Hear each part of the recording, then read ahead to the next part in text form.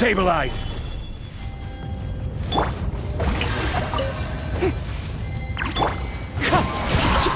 Bow your head!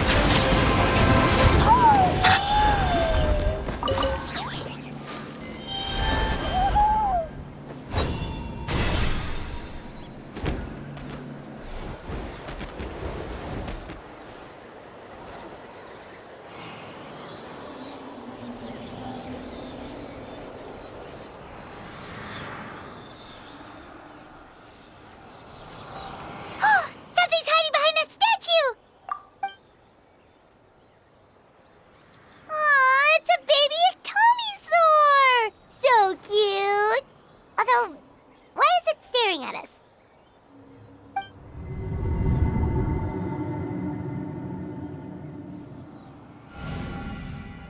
Traveler!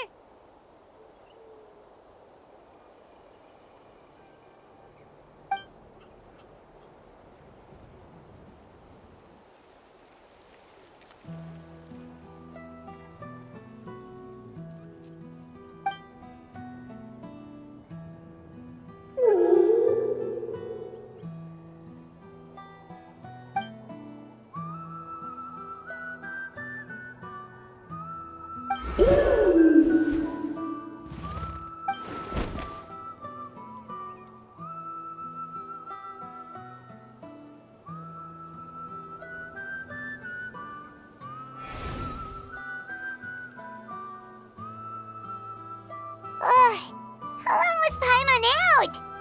Paimon locked eyes with that baby ectomisaur for like a second, and then she was suddenly pulled into this strange place with a huge ectomisaur. Any idea what happened?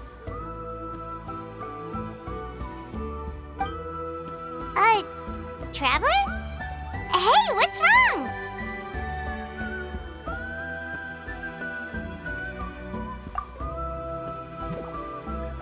Look! It's that baby ectomisaur! Seems like it wants us to follow it.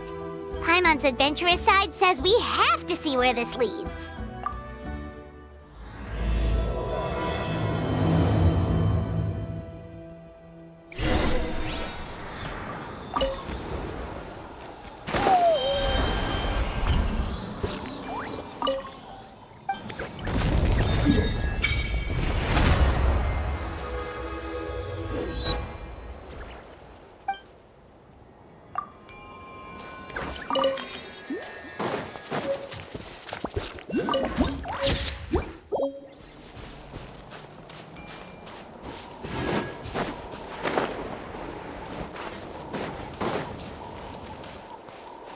Whoa, check it out! The graffiti on the wall is glowing! Masters of the Night Wind. And by the looks of it, masters of nightlife, too.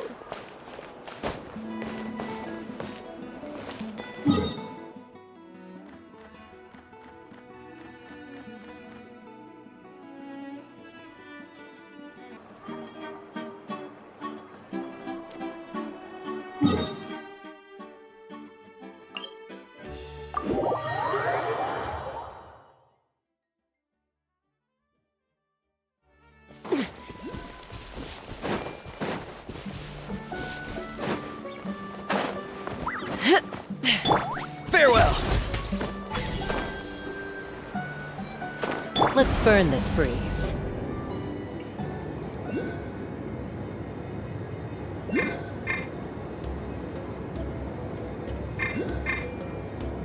Time to go!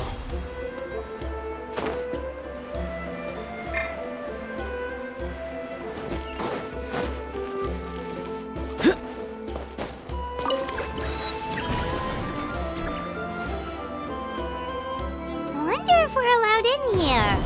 Oh, the door opened all by itself. Taking that as a yes.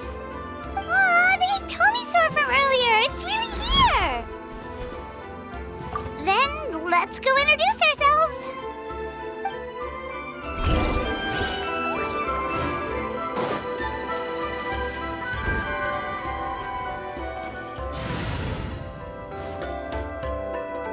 Hello there. Okay. Probably doesn't understand what we're saying. Doesn't look look like any cogs are turning in there. Whoops! Sorry! No offense intended! You there! You dare disrespect our elder?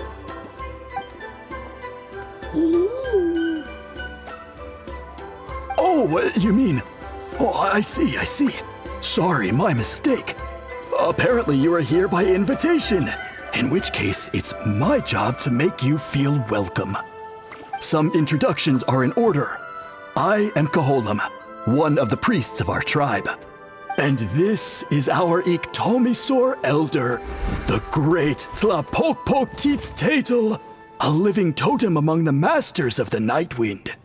Whoa, that's quite a tongue twister. In truth, we usually go with Elder Tlapo for short. You're welcome to do the same. Ah, I assume you're referring to our elder's special ability. Elder Tlapo has been alive for many centuries and harbors secrets that even we priests are at a loss to explain. So your reaction is entirely natural. But one thing I can say for sure is that Elder Tlapo has appointed the two of you to an extremely important task. For this reason, I would like to ask you to undergo a test. What sort of task? And what kind of test? If it's all right with you, I'll take you to see our chief. He's in a much better position to answer your questions. Okay, sure. Very well. Then please follow me. You can use this scroll to go directly to the obsidian altar, where the chief is. Don't worry, it's just one of the many mystical abilities of our tribe.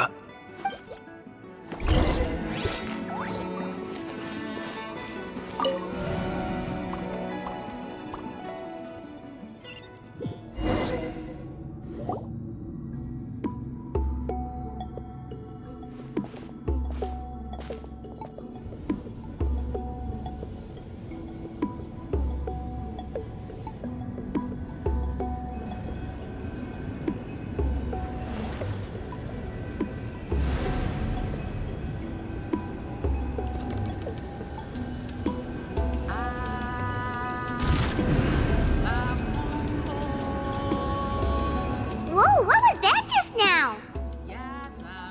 One of the routine duties of a priest. We attempt to contact the spirits of our ancestors to seek epiphanies and revelations. The chief is just over there. Please wait here while I have a word with him. I'll just be a moment. Well, the Masters of the Nightwind are definitely living up to their reputation as the mysterious ones.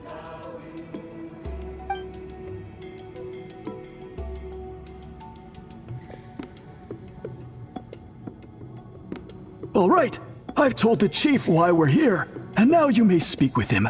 Right this way.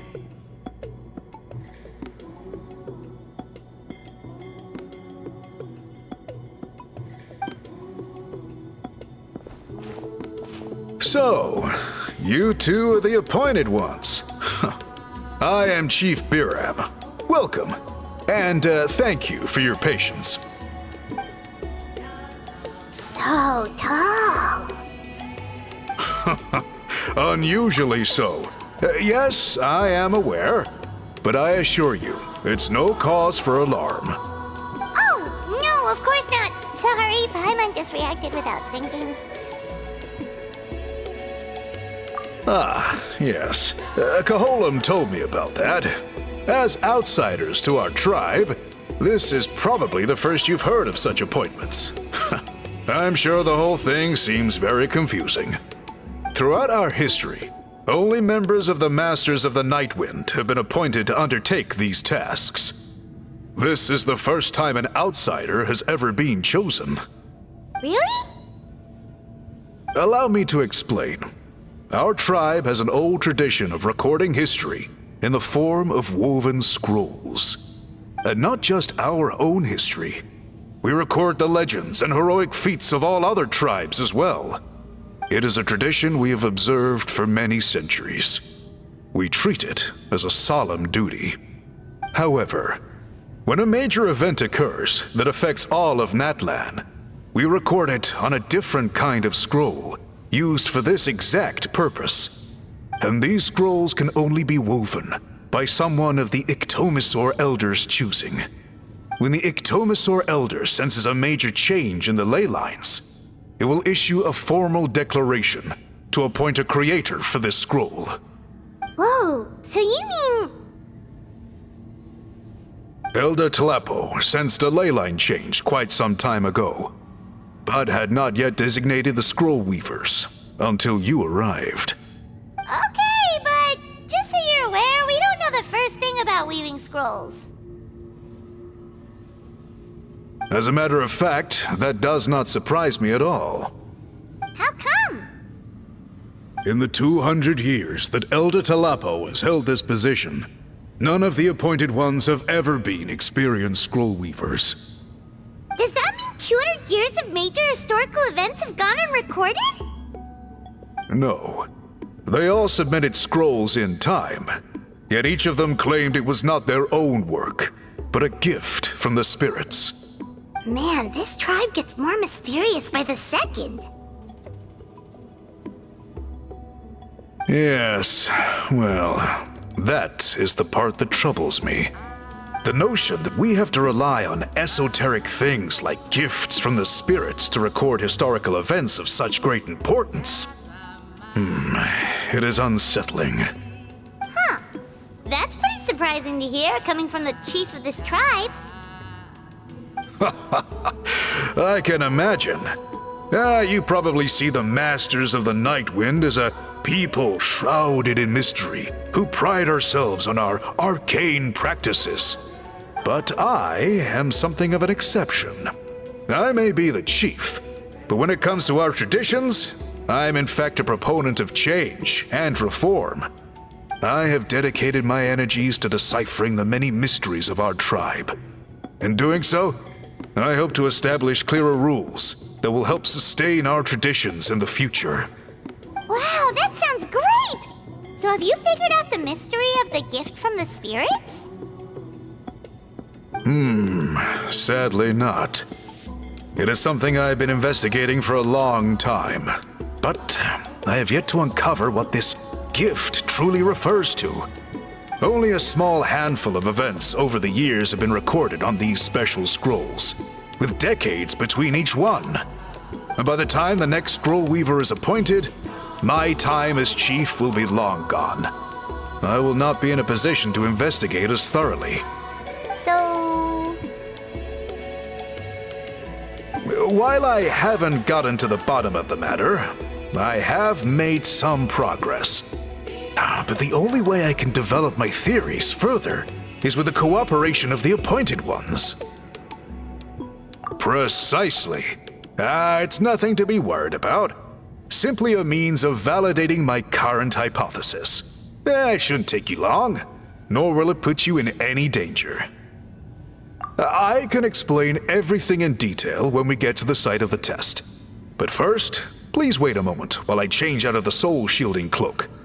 This garb is one of our important cultural relics, handed down by generations of chiefs. It is only to be worn when conducting certain ceremonies. Oh!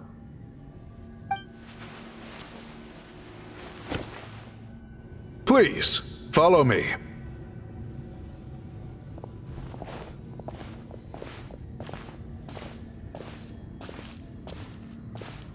Do you see this scroll? If you touch it, you will enter a hidden space. Today's test is, quite simply, to find a way to escape that space. That's it? I assure you, it's not as easy as it sounds. If you cannot find your own way out, I will of course intervene to bring you back here. But then, we will be no closer to solving this mystery. Good. Simply touch the scroll to begin the test.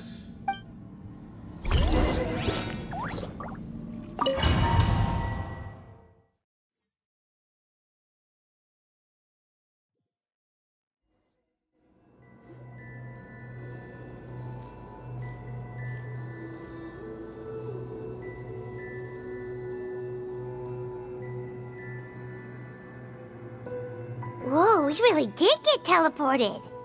It seems like this place is completely sealed off. Doesn't look like there's an exit anywhere. Let's take a look around and see what we can find.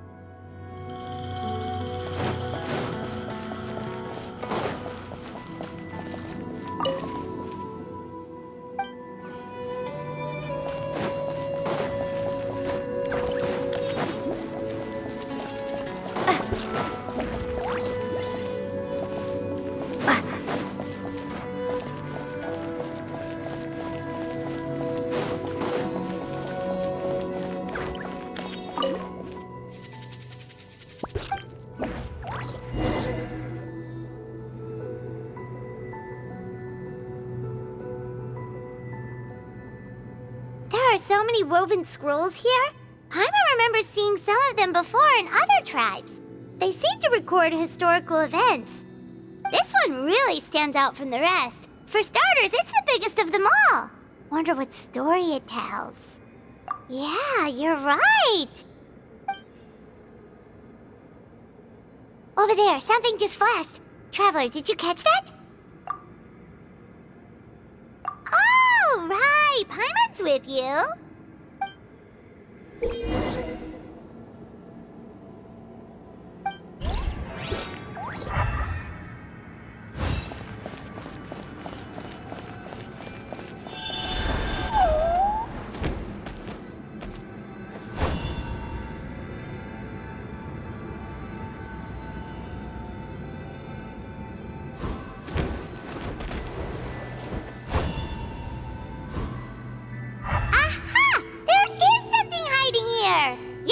Looks like our ticket out of this place.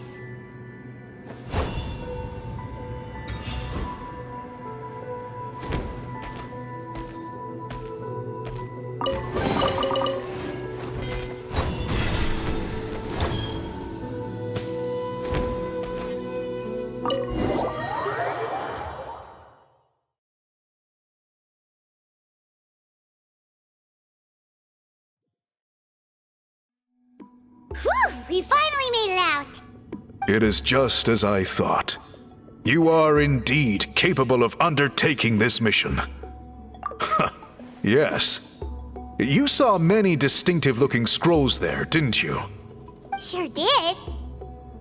This specific kind of scroll was left to us by our ancestors.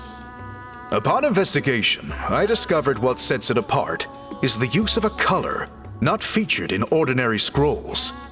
It is a most mysterious color that most people cannot even detect. I myself had to employ special techniques to confirm its existence. Yet there are those who are born with a natural ability to perceive it. And that is why I wanted to test you. You mean... That space you just entered was an exhibition room for storing this variety of woven scrolls. Centuries ago, a great shaman by the name of Huitzilin put in place a security measure so that anyone who entered the room without permission will become trapped inside. It exists to this day, and although I have not managed to decipher how it works, I have at least found out how to turn it on and off. Once someone is trapped inside, it is all but impossible for them to escape without outside help, unless they share the great shaman's ability to perceive that strange color. Clearly you must have this ability, which leads me to believe that our Ictomisor Elder can sense this ability in people, and that it appoints a scroll weaver on this basis. Another secret power? Traveler, you are full of mysteries. Still, having this ability doesn't change the fact that neither of us know where to start with weaving a scroll. Don't worry about that. The method for weaving this kind of scroll appears to be largely the same as for an ordinary scroll. The main difference is in the dye that gives it its unique color. If my suspicions are correct, This dye is the key to weaving the scroll, and your special ability is the key to obtaining it. The dyeing process is also a little different from the norm, but I don't anticipate any major issues there. As long as you two can source the dye itself, I can assist with the application.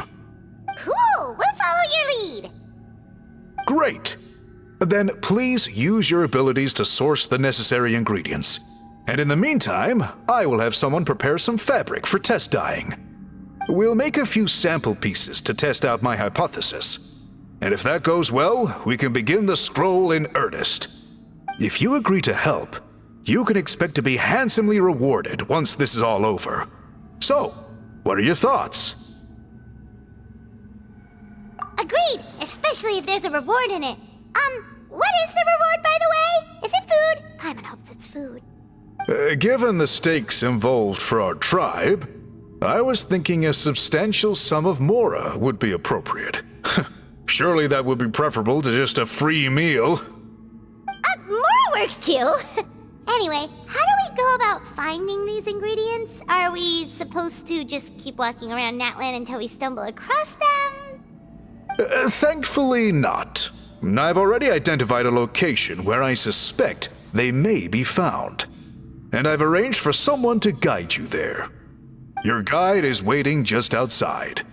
You can set off at your leisure.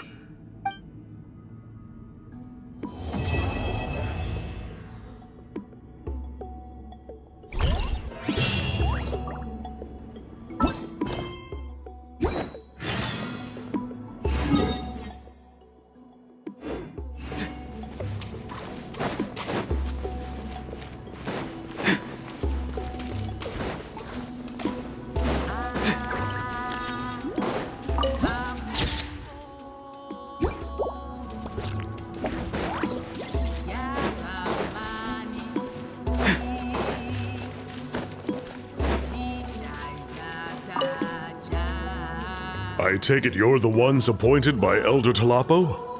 Yep! And you are... Call me Toltec. The chief asked me to be your guide for the day. His messengers already filled me in on the situation, so just follow me.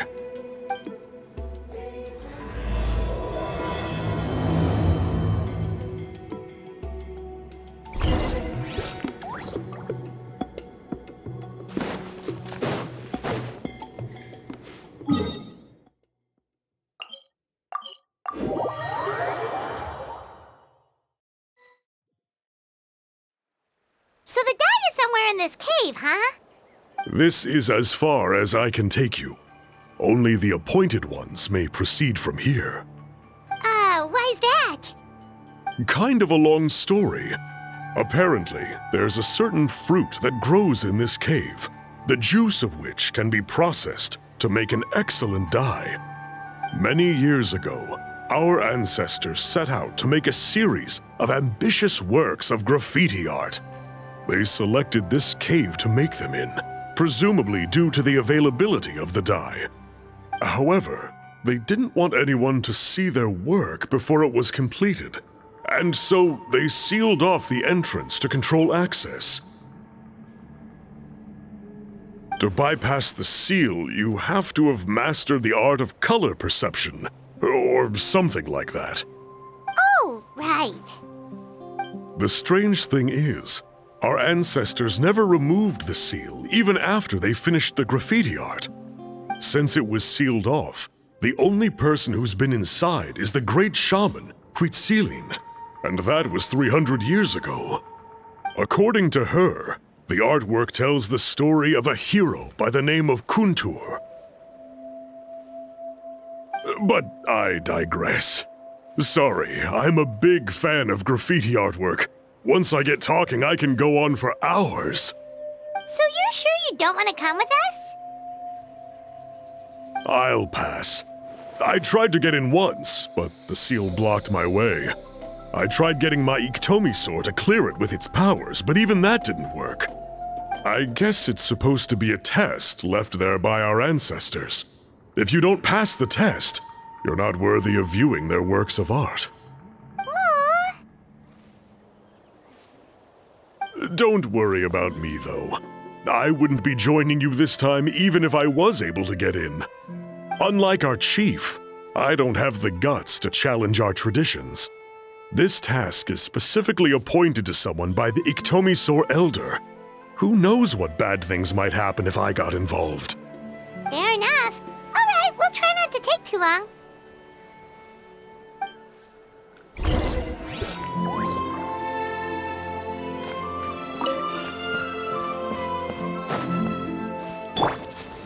Gather!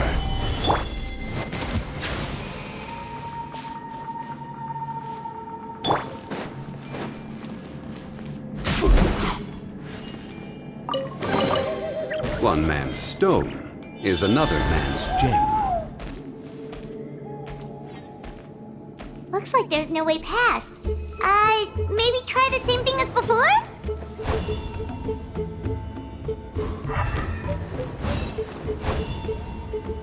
Hey, it worked! Let's head in and take a look.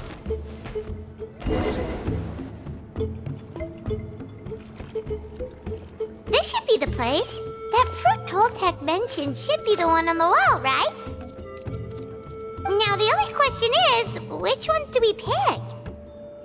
Well, go ahead, try it out!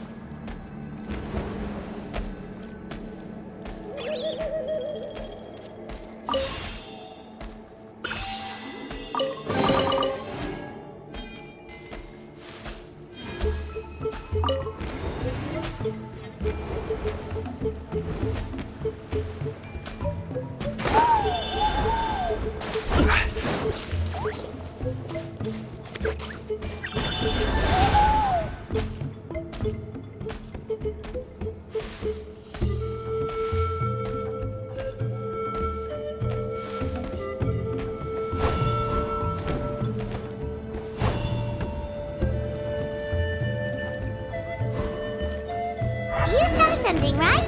Whatever it was, grab it!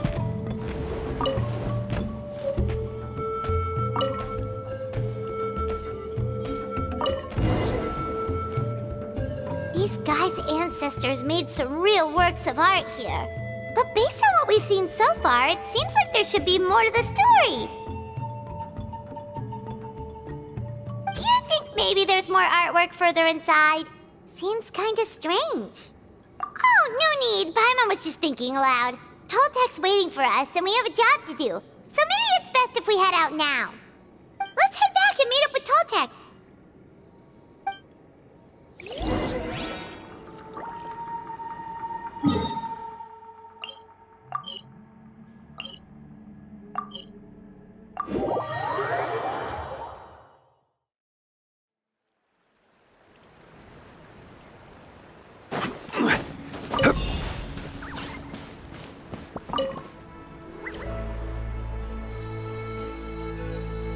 We're back, and we found the ingredients for the dye. Sounds like you made it through the seal then. Our Iktomisaur Elder was right about you. It's getting late. Follow me. I'll take us back.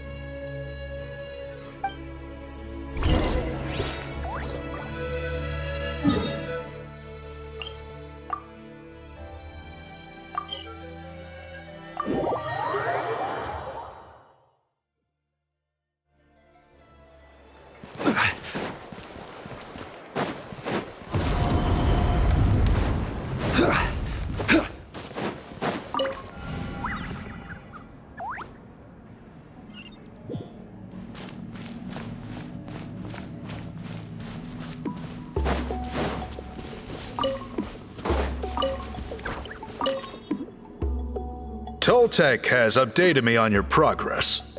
Well done. I appreciate your efforts. Sure thing. Here's the stuff for the dye.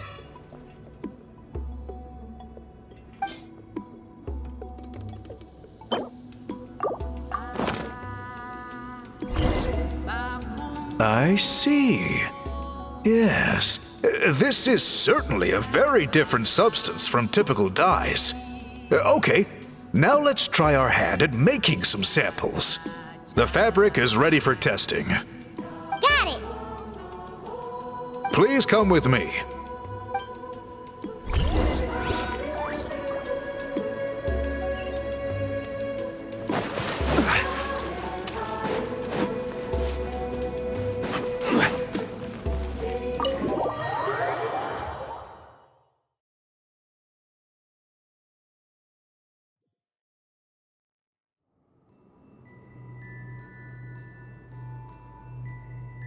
Take a look at this. It's a woven scroll made by one of our ancestors. This is the kind of thing we're trying to make. Ooh. The person depicted is the legendary shaman, Huitzilin. She lived 200 years ago and was once appointed by the Iktomisaur Elder, like yourselves. She was especially skilled in the art of color manipulation, and of course completed her task with flying colors. This scroll is a record of her deeds, and was most likely the work of her own hand. The quality is simply breathtaking, even compared to other scrolls of this variety. Sadly, since she passed away, all of our Iktomisaur Elder's subsequent appointees have had to rely on the gift from the spirits to complete their work. That's a good way of putting it. My only quibble with your phrasing would be, it's not just me, but us. Now Paimon's getting excited.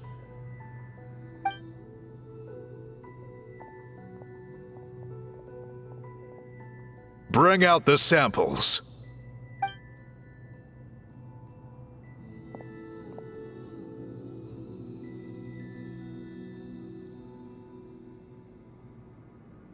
Now, as I mentioned, the dyeing process is a little complicated, but I am confident you will manage. Just make sure to follow my instructions carefully.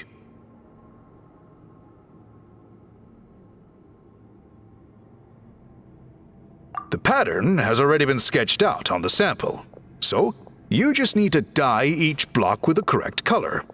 But you'll need to wait for the dye to fully soak in between each step to make sure the colors don't run.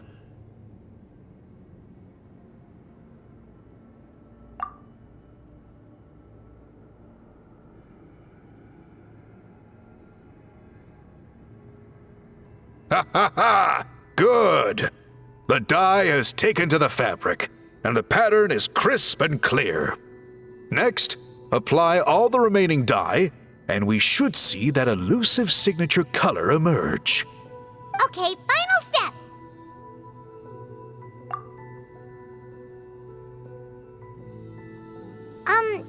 Did it work? Paimon doesn't see it. Oh, that color isn't showing up. Oh, the dyeing has failed. No, your technique was flawless. You did everything exactly as instructed. It would have made no difference if I'd done it myself. Then what went wrong? It could be the weaving technique, or maybe the dye has to be applied in a different way. Oh, whatever the case, it looks like I have failed to get to the bottom of this mystery. Sorry, Paimon wishes we could do more to help. I am the one who should be apologizing. I made you do so much work, and it was for nothing. I will, of course, honor my commitment to compensate you for your trouble, but I do hope you won't give up on this task. I plan to keep investigating, and will be sure to keep you updated with any progress. Don't worry, we're not quitters. Paimon does have a question, though. This whole process of recording history on woven scrolls seems so complicated. Why don't you just write it down instead? You said yourself you're all about change and reform. Well, this seems like a pretty good place to start, don't you think? Writing things down would be easier for everyone, and your records would be more detailed. I think you've perhaps misunderstood my philosophy, but that's okay. I can answer your question, but there's somewhere I need to show you first. Oh, sure.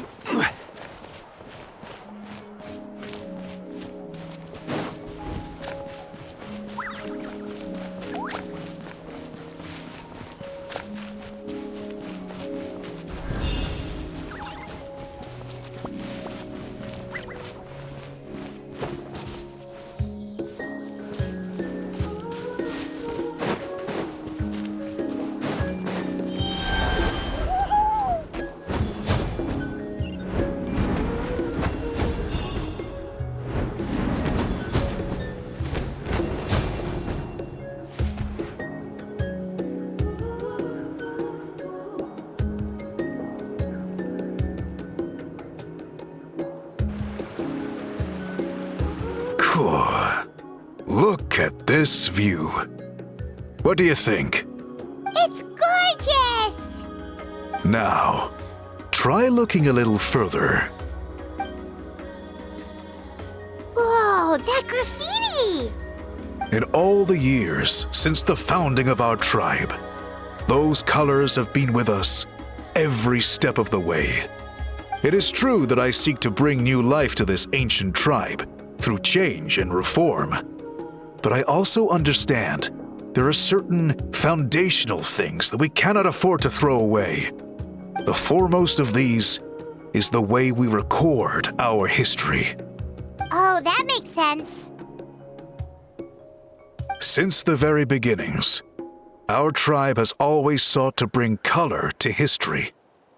And I have a deep sense that this is one part of our heritage that we should not give up. So, whatever it takes, I must find a way for us to continue producing our traditional woven scrolls. You're completely right. Paimon's sorry for what she said earlier. It was out of line. It's quite all right. I'm just grateful you're able to understand where I'm coming from. Then let us hope that when we next meet, we succeed in reviving this tradition.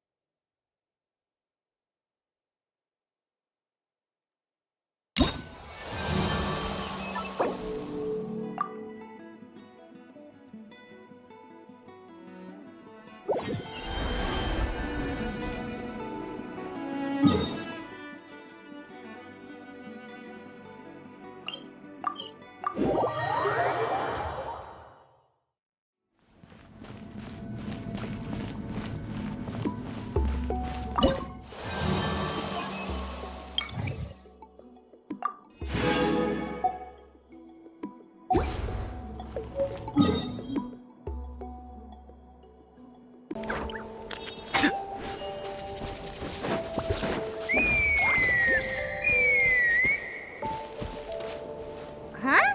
What's that sound? Seems like it's coming from that bridge.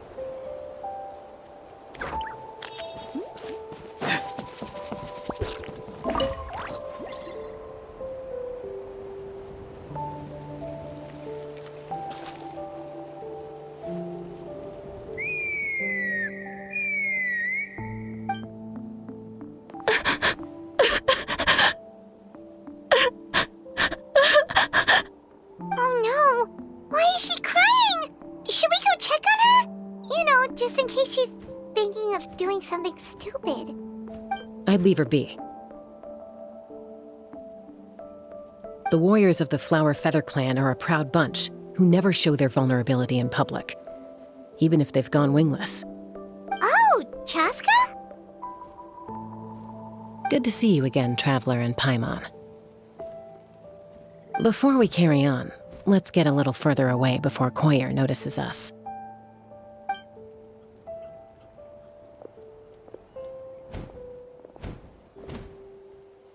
So, that girl on the bridge, Koyer, you said?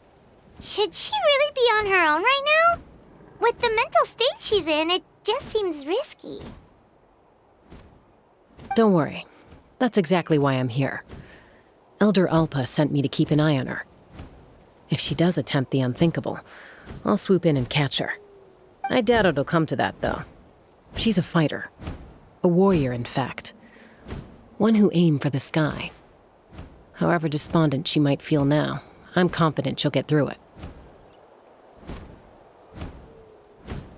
Well, in the Flower Feather clan, there's an elite flying squad made up of Kukasaur riders. But it's an extremely selective squad. To become a rider, you need to undergo a trial where you not only demonstrate mastery of the relevant skills, but also win the approval of the Kukasaurs. Very few candidates make it through the process. Koyer has spent years training for her most recent attempt, but unfortunately she didn't pass. So it's not hard to see why she's so upset.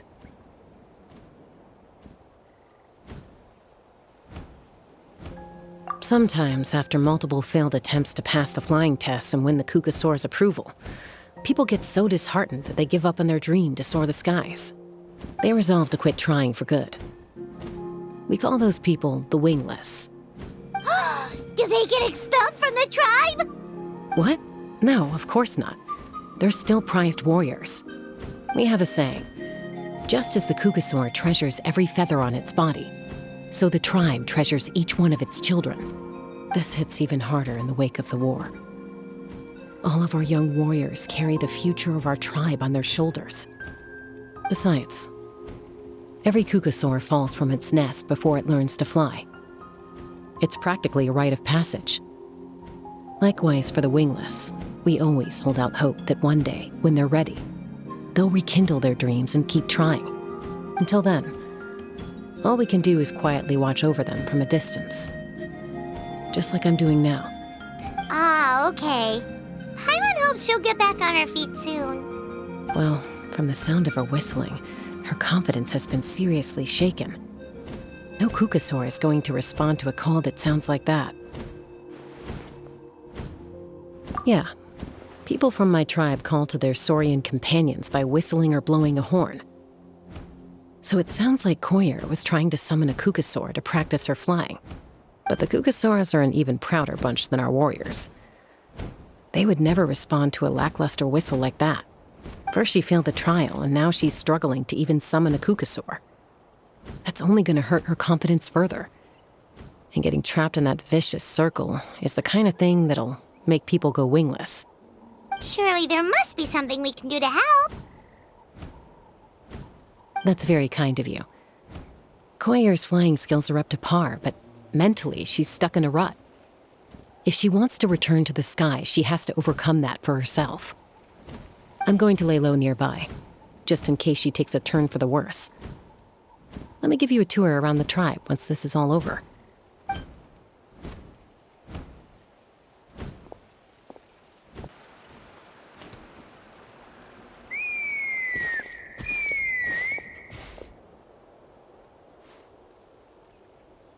Koyer still isn't giving up. Even though Chaska said that she has to do this by herself, Paimon can't help feeling like maybe we can nudge her in the right direction. What if we could get a Kukasaur to fly up to her? That might give her the confidence boost she needs.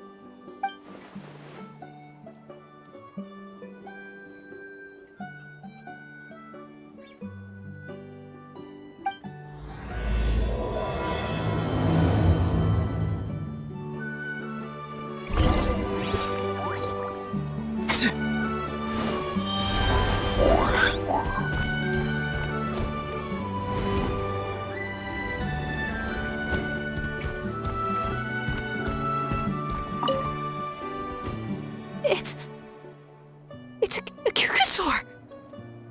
Oh my gosh! Is this really happening? I did it! I summoned one! I was beginning to think you'd all given up on me completely. Thank you. Oh, thank you!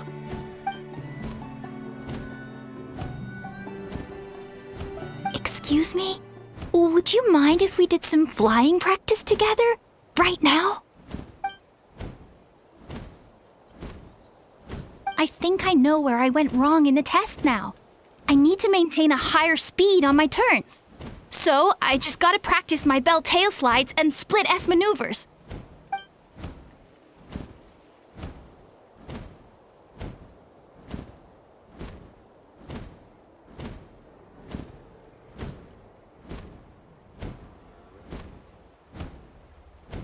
Also, I really want to try some stall turns and cobra maneuvers.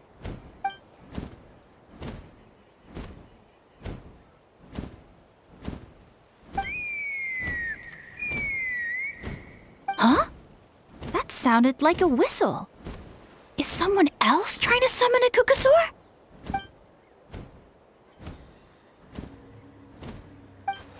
Hey! Wait! Wait!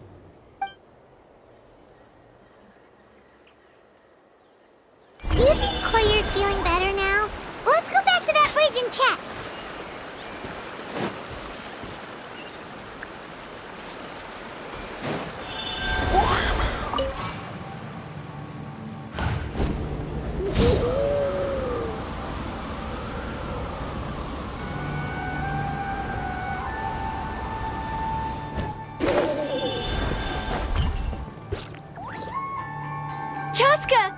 I summoned a Kukasaur! They do still respond to me after all! Although, unfortunately, someone else summoned it away again before I had a chance to go for a flight. Oh, really? That is unfortunate. But if you can do it once, you can do it again. Keep at it, and you'll pass the trial eventually. You're right. You know, I almost thought about giving up, but I'm glad I didn't. Hey, Chaska, how's Koyer doing? Huh? Who are you? And how do you know my name? These are my, friends. The Traveler and Paimon. You came up in conversation the other day because I was telling them about up-and-coming warriors in our tribe. Oh, the Traveler, huh? So that's you. What do you mean up-and-coming? I'm closer to being wingless than I am to passing the trial. Anyway, we haven't met before, have we? You look so familiar somehow. Maybe you saw her in the stadium? Or anywhere, really. She's been all over Natlan lately, so it's not surprising that you've seen her around. If you say so. Koyer, Chaska.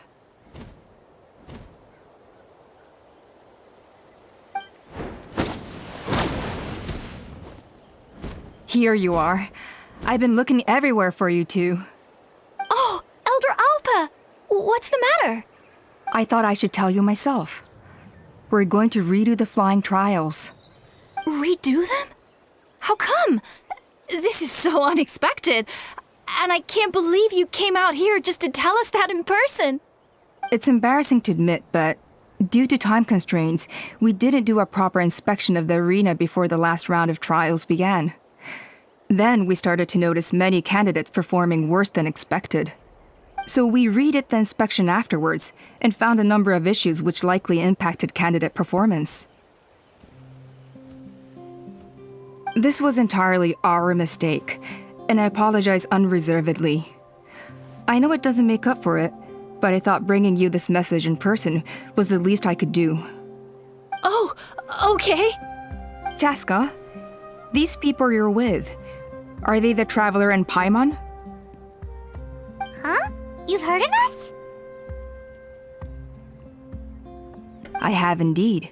Gathering intel is an essential part of being a warrior. Plus, you've already made quite a name for yourself in Natlan. Actually, I've been meaning to invite you to enjoy our tribe's hospitality for some time. Hospitality? Oh, that includes food, right? Of course it does. If you let us host you, you'll be treated quite lavishly. Mighty warriors are highly revered in our tribe. Besides, we still owe you for your help during the war. Without you, we would have suffered far worse at the hands of the Abyss. So I like the chance to show you our gratitude on behalf of the whole tribe. Mighty warriors, plural? So Paimon counts too? Paimon's starting to like you a lot. That should go without saying. Your flying skills are the envy of our tribe.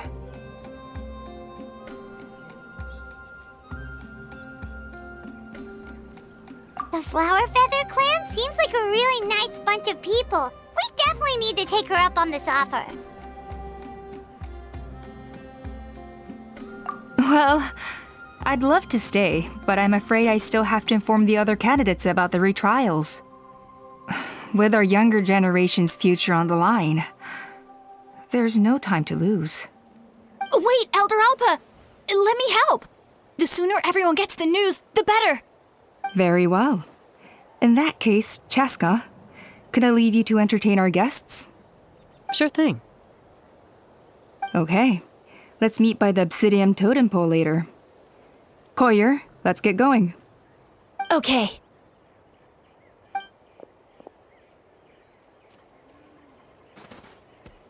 All right, they're out of earshot.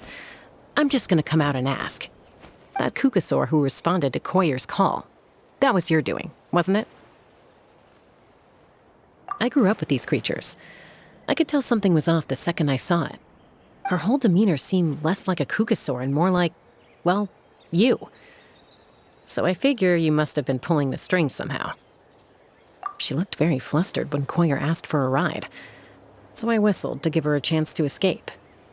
And judging by the look on your face, that was a welcome intervention, huh? It's all right. If you'd rather your hidden talents remain hidden, I respect that.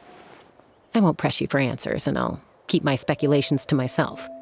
You're the kind of person I'd still trust even if you had superpowers. I know you'd use them for good. I think the ends justify the means in this case. She just lacked confidence, and you helped her resolve her internal conflict.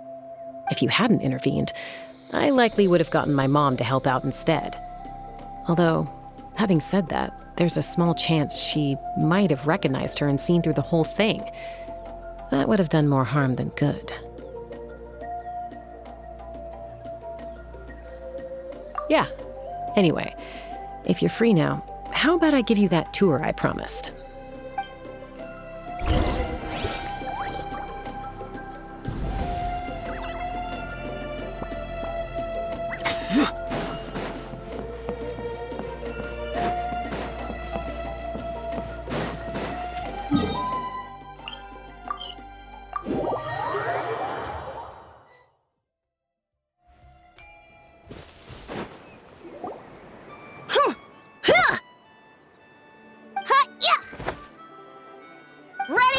I'm gonna get you!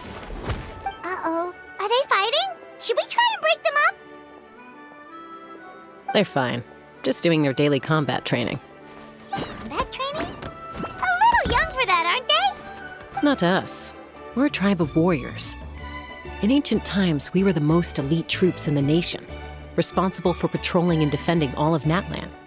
And even though times have changed, we've kept our martial spirit alive. Hey, is that Chaska? Chaska, you're back! Oh, can you come train with us? Now's not a good time, I'm afraid. I'm showing the Traveler and Paimon around. Maybe next time. The Traveler and Paimon? Wait, you mean that legendary warrior and legendary flying expert? Legendary? Yep, that's us, all right. Awesome. It's so cool that you can fly without having to ride a cuckoosaur. Even Chaska could only do that for short distances. Miss Traveler, can you teach me some cool sword tricks? Oh, Miss Traveler, my family's shop makes the best volcano cake. You gotta try it. Let's behave ourselves, everyone. These people are here as our guests. They're going to meet Elder Alpa in a few minutes anyway. Kotini, instead of being jealous of other people's talents, why not work on developing your own? Kapak, there's no point in trying any cool sword tricks until you've mastered the basics. Have you done all your sword drills today? And Yatlan, easy does it, okay? Not every conversation has to turn into you plugging the family business. Okay.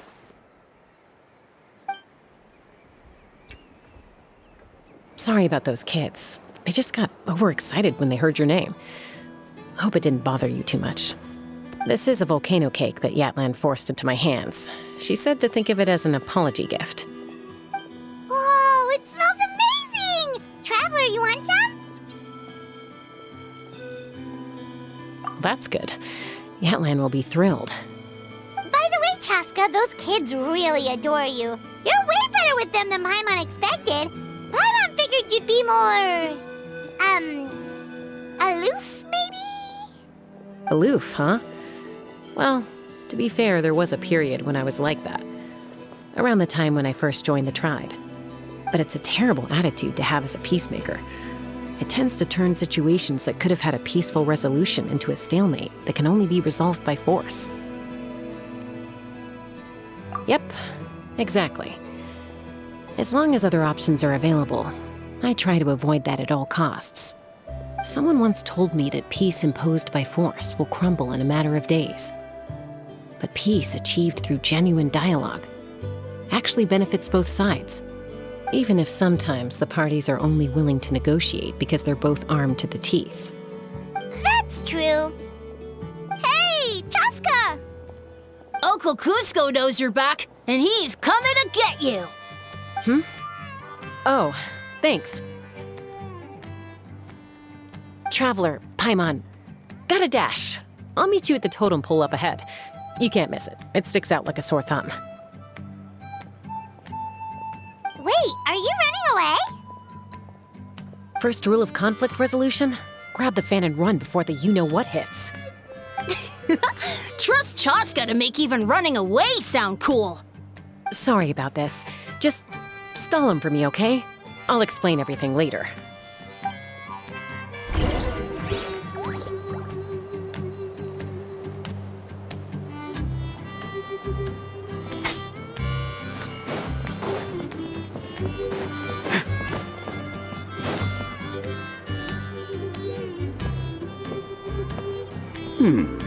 A golden-haired outlander and a white flying object.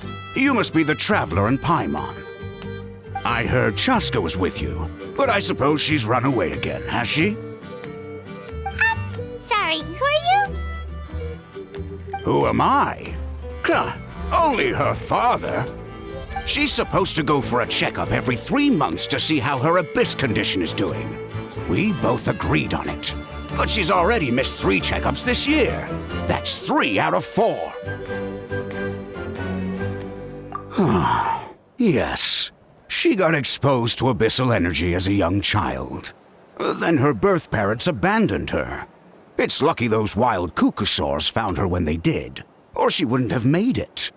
They took her under their wing and raised her as one of their own. Eventually, some riders out on patrol spotted her and brought her back to the tribe. But she was practically feral at that point.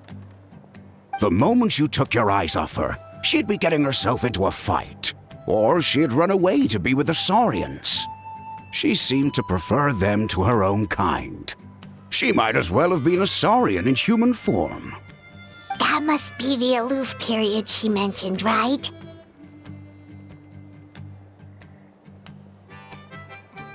We later discovered that her exposure to the abyss had planted seeds of conflict in her heart.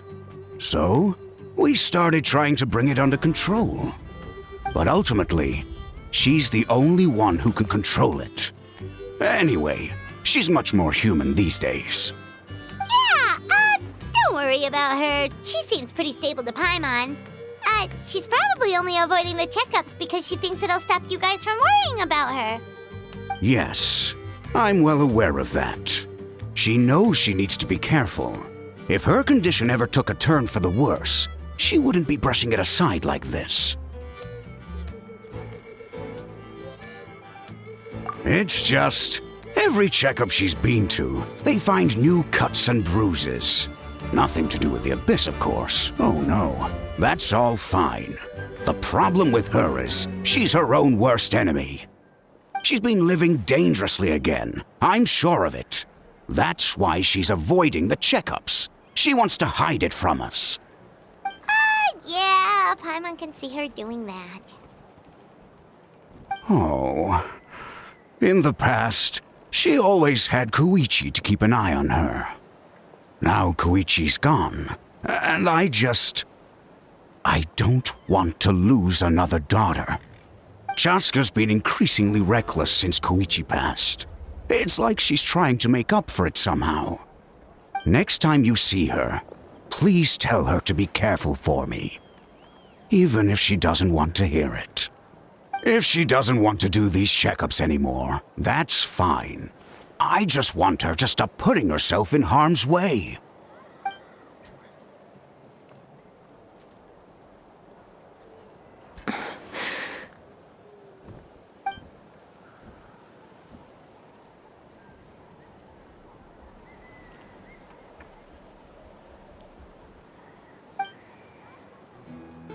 Whoa, where did the time go? We should be back up with Chaska before it gets any later. To get to the totem pole, we need to head north, right?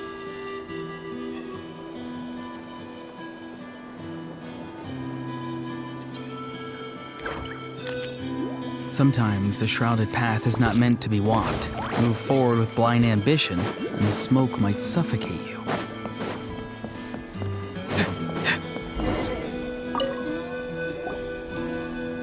Hey, Chaska! Hey, Alba!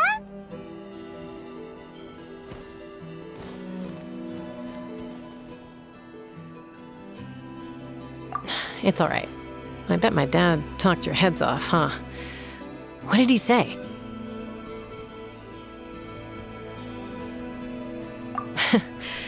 I was sometimes a little impulsive back then.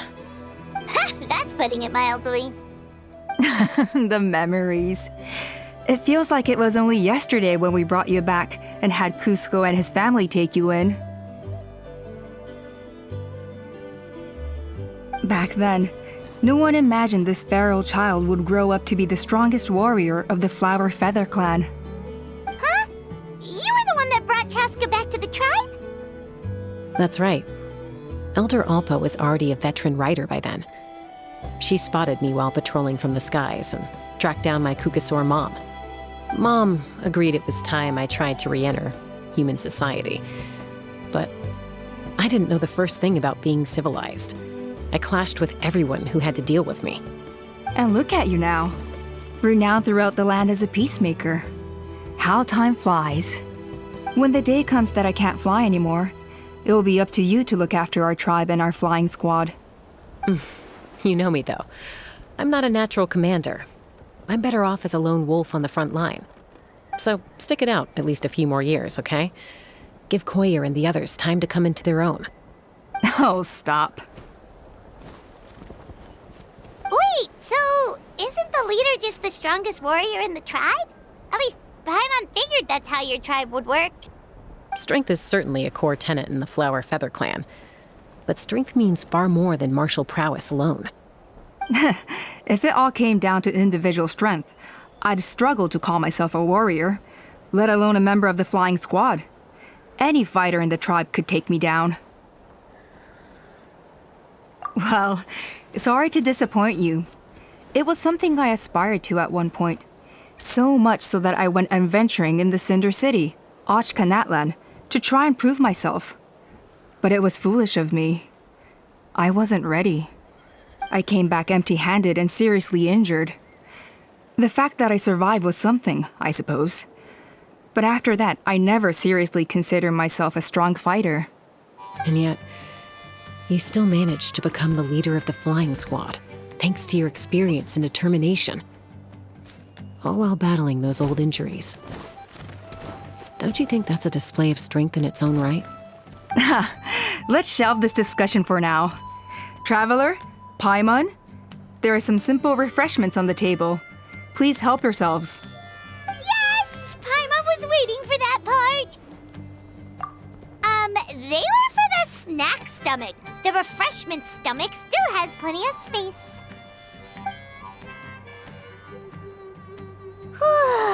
Paimon is so full. Well, if you're enjoying our hospitality, feel free to stay with us as long as you like. Elder Alpa? There's, something's come up.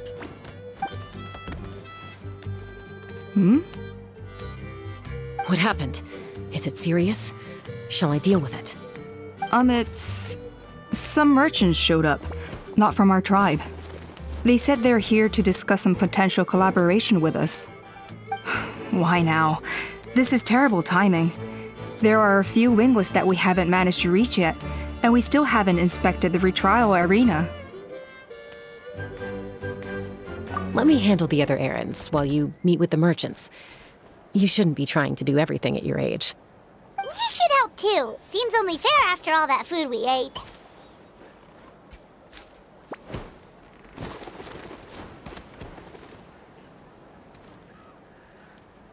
Huh. Well, much obliged. Chaska, the remaining winglets are all people you know. Let's see. Pishika now manages the floating target balloons.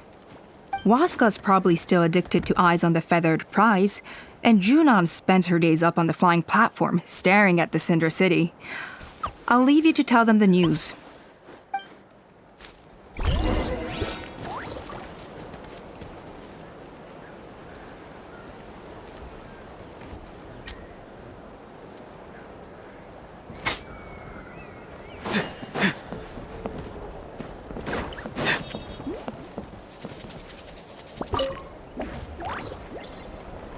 Are you sure you don't want to reconsider, Pashika? I appreciate it, boss. But honestly, I'm pretty happy with my life nowadays. Pashika, they're redoing the flying trials. Huh? Mutoda? Ah, did Alpa send you? I was just telling Pashika the news, actually. The way things are with the tribe these days? I mean, you don't need me to tell you. This here is no future for a seasoned warrior like you. Ah, come on, boss. Do you have any idea how long it's been? I've been wingless for years now. I'm not cut out for that anymore. Of course, I'll do my part if we ever need to defend the tribe. But there's really no point in me trying out for the flying squad now. I've already made my peace with it. Not everyone has what it takes to return to the sky after going wingless. Elder Alpa's perseverance is something else. And it's okay if I'm not destined for greatness. I might not have the Kukasaur's approval, but with my hot air balloons, I can still reach the skies. Handling these balloons every day, seeing how the customers react, the looks on their faces, that's enough for me. Finding something you love doing can be just as hard as passing the flying trial. It's worth holding on to. Fair enough. It's your choice. I won't force you. Oh, by the way, you should try taking a balloon ride if you've got the time. Once you've been up there for yourself, you'll see why I love it so much. No problem. If you ever want to give it a try, you know where to find me.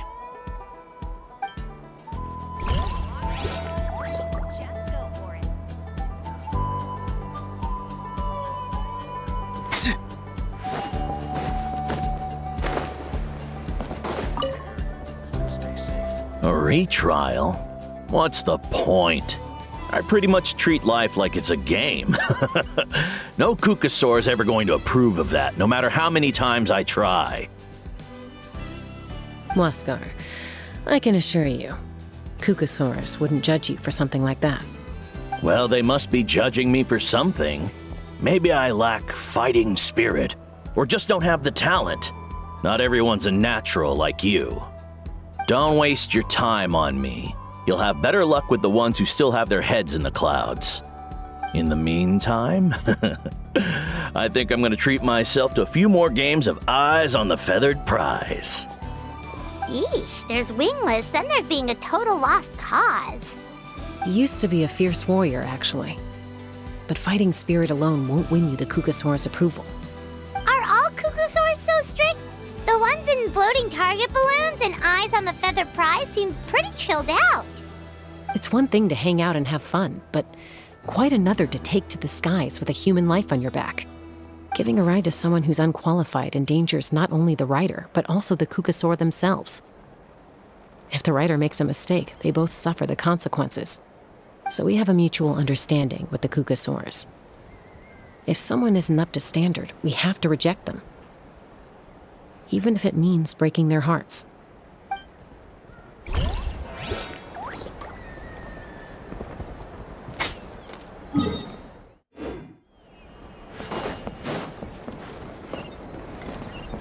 Let's fly! Time to go.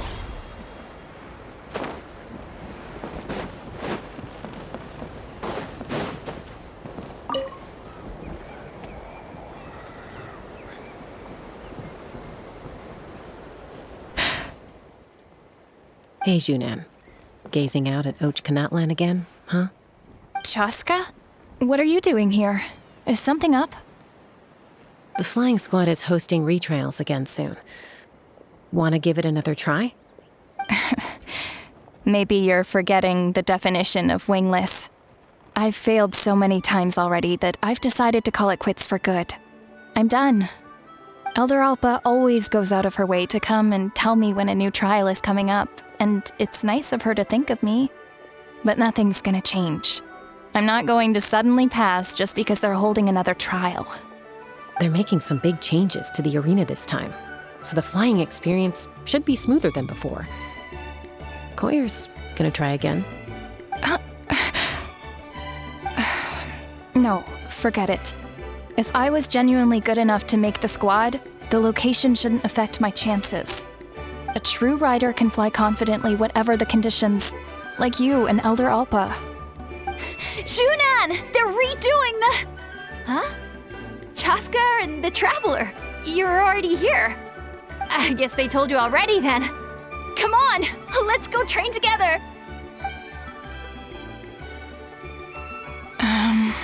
I'm gonna sit this one out. What? Why? But you've always looked up to Elder Alpa. She went wingless after her injury and spent years drifting, but even she came back and made it in the end. If she can do it, why can't you? I mean, I don't have that kind of perseverance. And besides, the last thing I want to do is fail in front of her yet again. Oh, come on. You know you don't need to worry about that. All right, well, how about we just treat this as you being my mentor? Then will you train with me? I mean... Enough umming and ahhing. Let's just get up in the air and figure it out as we go. Wait! Hold on, slow down. I can't keep up. Well, that's one way to do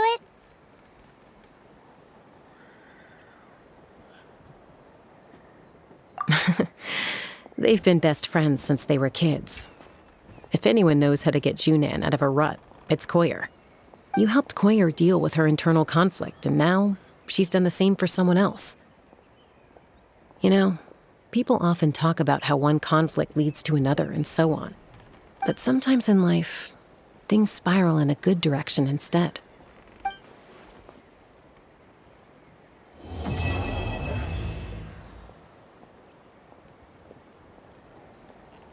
We've notified all the wingless on the list now, right? Where to next? The trial arena. It's not far from the tribe.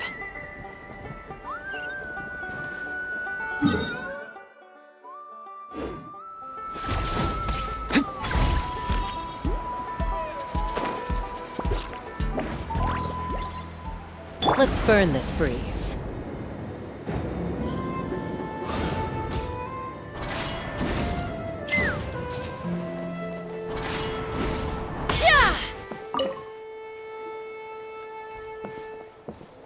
Oh, hey there, Chaska. Did Elder Alpa send you? Yeah, she's got other things on her plate right now. How are things looking here? Well, the inspection revealed numerous blockages all over the trial arena. It looks like they're the result of ley line disorders caused by repeat abyss invasions. Theoretically, we just need to clear those obstacles, and the arena will fill up with gaseous phlogiston again. But that's proving difficult to achieve in practice, for all sorts of reasons. Why don't you head on down and check things out for yourself? Feel free to ask the staff for more details.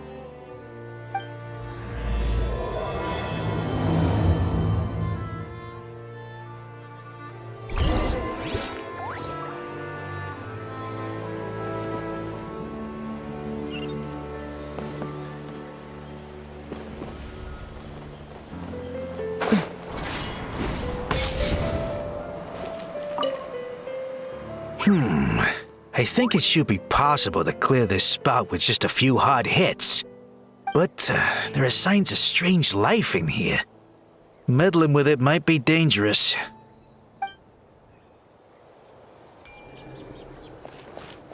Settle down! Hey! Monsters!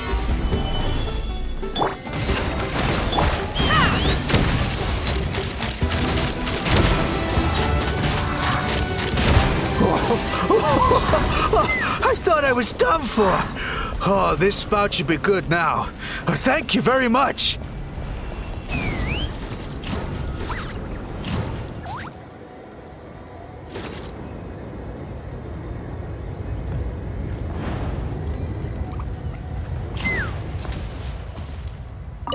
How strange. Why is there so much solid phlogiston here? Well, could be from the Children of Echoes. Maybe it got swept up here due to the ley line disturbances? And I did see those strange markings on the cliff. I can't think of a way to resolve this. Short of going all the way to the Children of Echoes to borrow it to Petlisaur.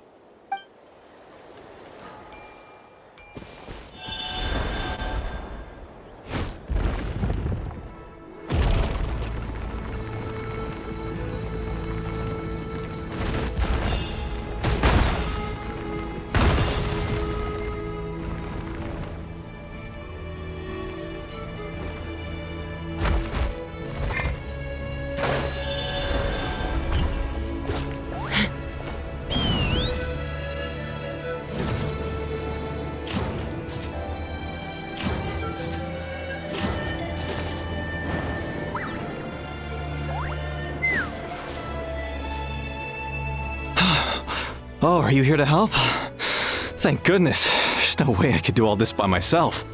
So the blockage here has to be cleared using a special bomb, but carrying explosives up that steep slope would be a recipe for disaster. If I dropped it or slipped and fell, I'd be blown to bits in an instant.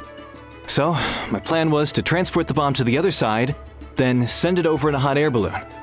All I need now is for someone else to strike the balloon at the right moment, dropping the payload right on top of the spout, and problem solved. What do you think? Simple enough, right? Huh? Oh, that one. No, I've got no idea who that belongs to. Or how they got it up so high. I just wish I could fly up there and check out what kind of tech they're using. Ah, well. Getting the trial arena back in order is more important. I'll head over and set up now. Let me know when you're ready.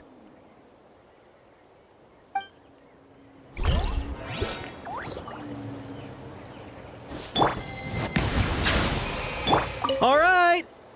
Get ready! Let's fly.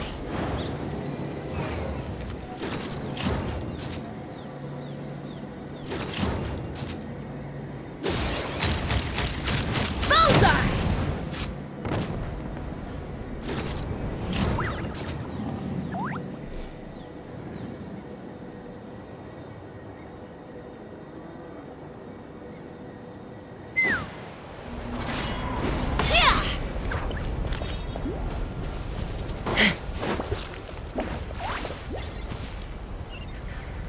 Take me up!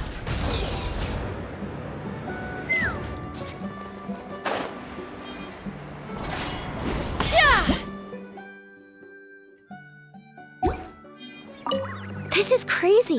I put all of my strength into it, but it just won't break. Maybe Inkanak was right after all. If a stable structure is formed inside the solid phlogiston, I'll need to hit all the weak spots at the same time to break it. But how am I supposed to do that?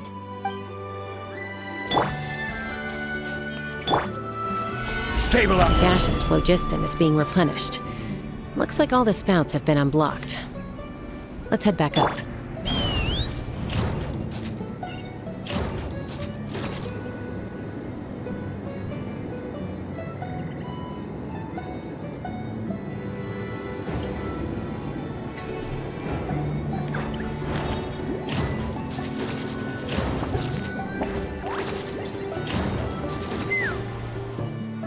Wow, you took care of everything in no time at all. Incredible work. Now we just have to wait until the gaseous phlogiston is fully replenished. Then we can kick off the retrials. Actually, Inkanak, I'd like to do a test flight first, just to make sure we're not missing anything. Could you arrange that for me? Huh?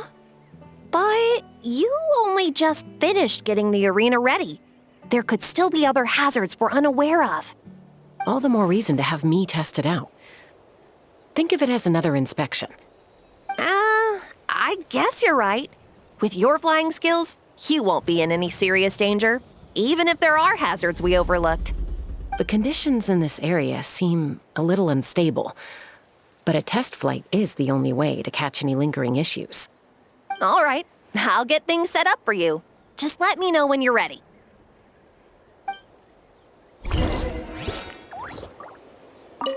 Are you ready? This should be a piece of cake for Chaska, but still, try to be careful. All right, then spread your wings and fly.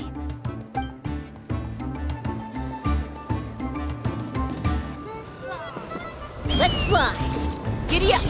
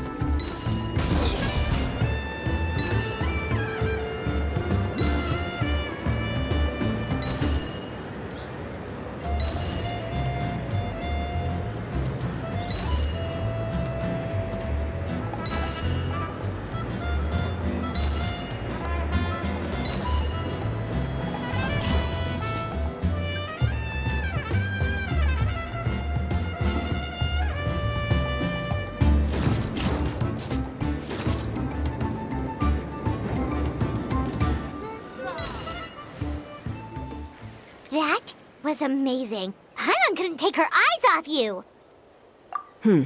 No, nothing major. Give it a few days, and we should be able to conduct the trials. Help! Help me! You're from the Flower Feather clan, right? Please, come quick, you've got to help us! Catch your breath first. What's the situation? We got attacked by a Kukasaur. My friends are still stranded in the middle of the road with the goods we were transporting. Please, I'm begging you, save them! Huh? Are Kukusaurs really that aggressive?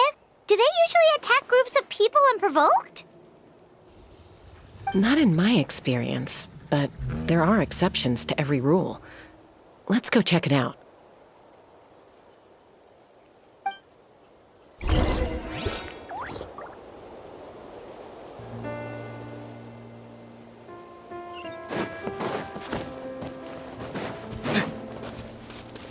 Ouch! I've never seen such an aggressive Kukusaur.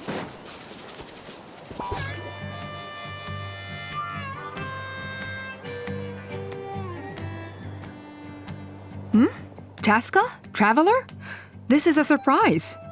Elder Alpa? Huh. So, where's this aggressive Kukusaur we've heard about? Already flew away. Looks like it backed off once it realized that reinforcements were coming. So why do you think it attacked these people in the first place? Was it after the food? No. These merchants are even transporting food. Ah! Thank goodness! The phlogiston wings are intact! Phlogiston wings? Thank you so much for coming to our rescue. These phlogiston wings are our most prized goods. If anything happened to them, it would ruin us. Wait a minute. Are you the merchants that were looking to collaborate with us?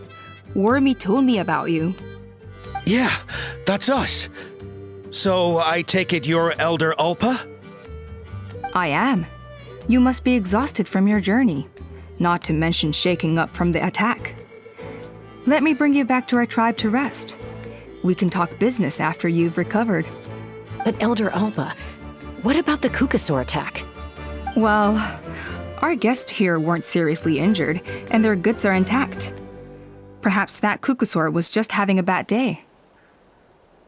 There are so many of them around here. You'd expect something like this every once in a while.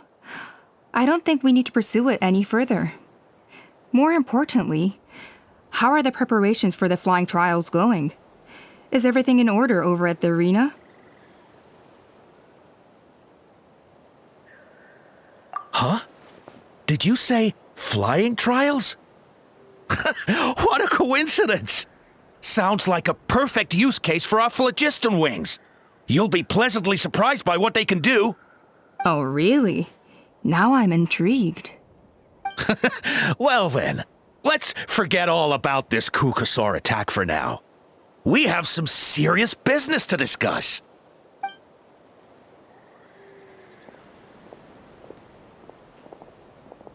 Huh?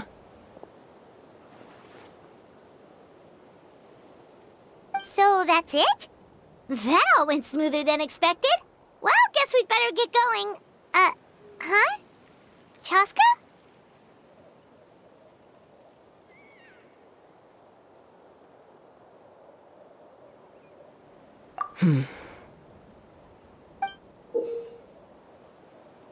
A blood-stained feather.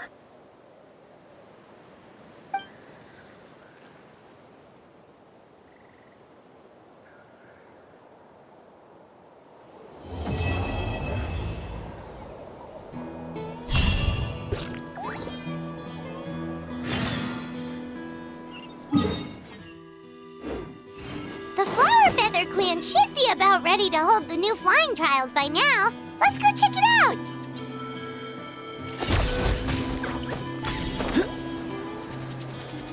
Let's burn this breeze.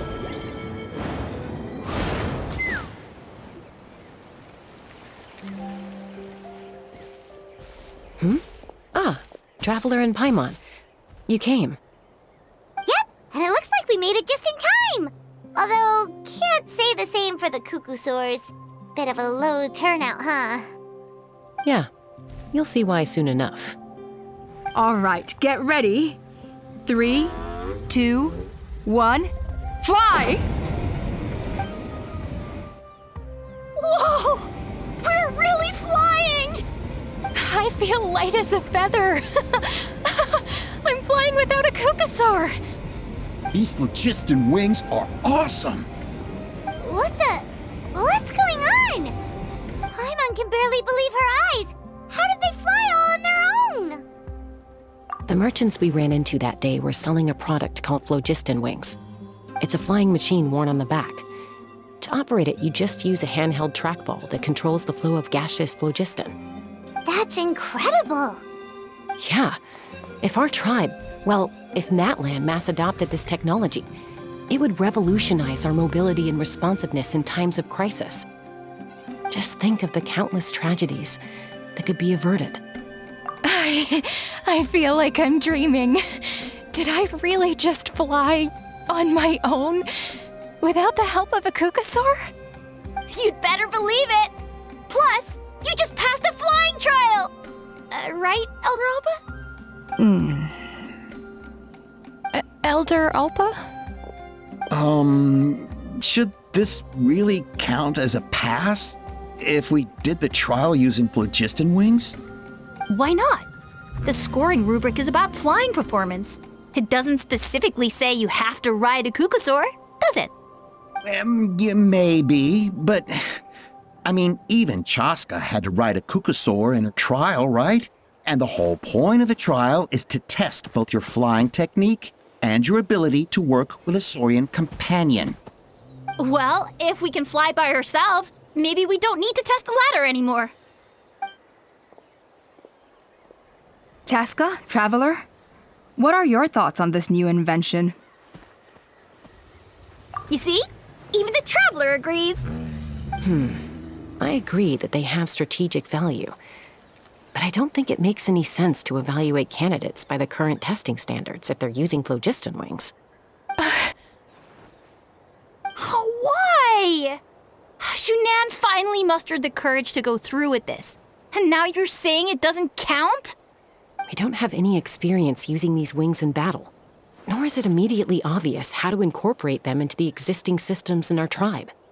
Taking a longer-term perspective, I think we need to start by getting thoroughly acquainted with how these things work. Then we can develop a new trial format with new assessment criteria, tailored to candidates using the phlogiston wings. You all raise valid points. But Chaska, while your proposal sounds perfectly reasonable, it would probably take years to put it into practice. We lost so many people in that war. These phlogiston wings could be exactly what we need to strengthen our forces and boost morale in this trying time. And as for real-world battle experience, there will be plenty of opportunities to gain that. I have high hopes for you, Junon. Huh? Hey, stop staring into space! Say thank you! Oh, thank you. Thank you, Elder Alpa. You have nothing to thank me for. Remember, the way you got your wings back was by relying on yourself. Oh, Elder Alpa! Bad news! Cuckoosaurs are attacking the merchants again! Again? Okay, everyone, stay put while I... Huh? Chaska?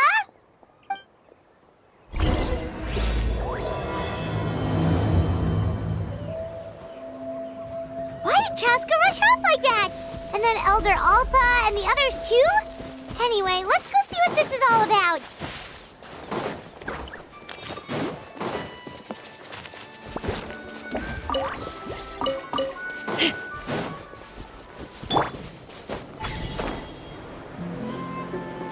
Let's burn this breeze.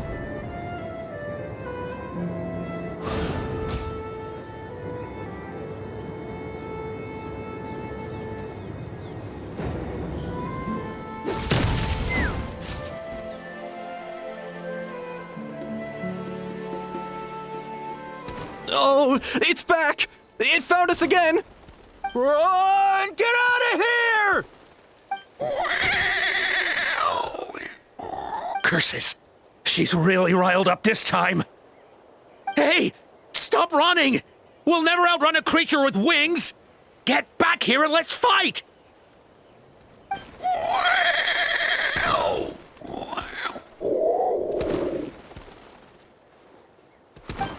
Stop! All of you! Chaska! Oh, wonderful! Quick, get rid of that thing!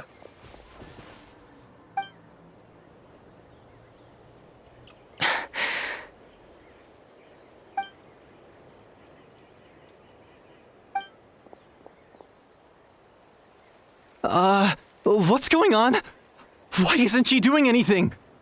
So it really is you. Sister. Wait, sister? That Kukusaur is Chaska's sister?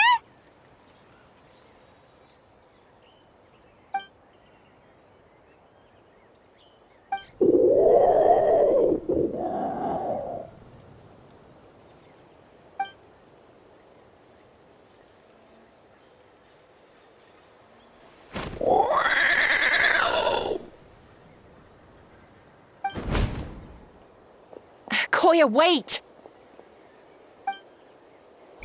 Is Chaska gonna be okay? Should we go check on her? Is everyone all right? We're okay. No serious injuries. Thank goodness you all got here just in time.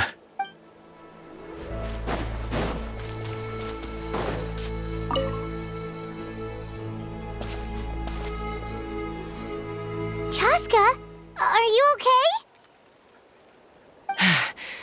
I'm fine. Sorry for making you worry. No point. She's an expert at hiding her tracks. Once she's shaken you off, you'll never catch up to her. At least, I always used to lose to her at hide-and-seek when we were kids. Well, yeah. You know I was raised by Kukusaurs. Anyway, she and I grew up in the nest together.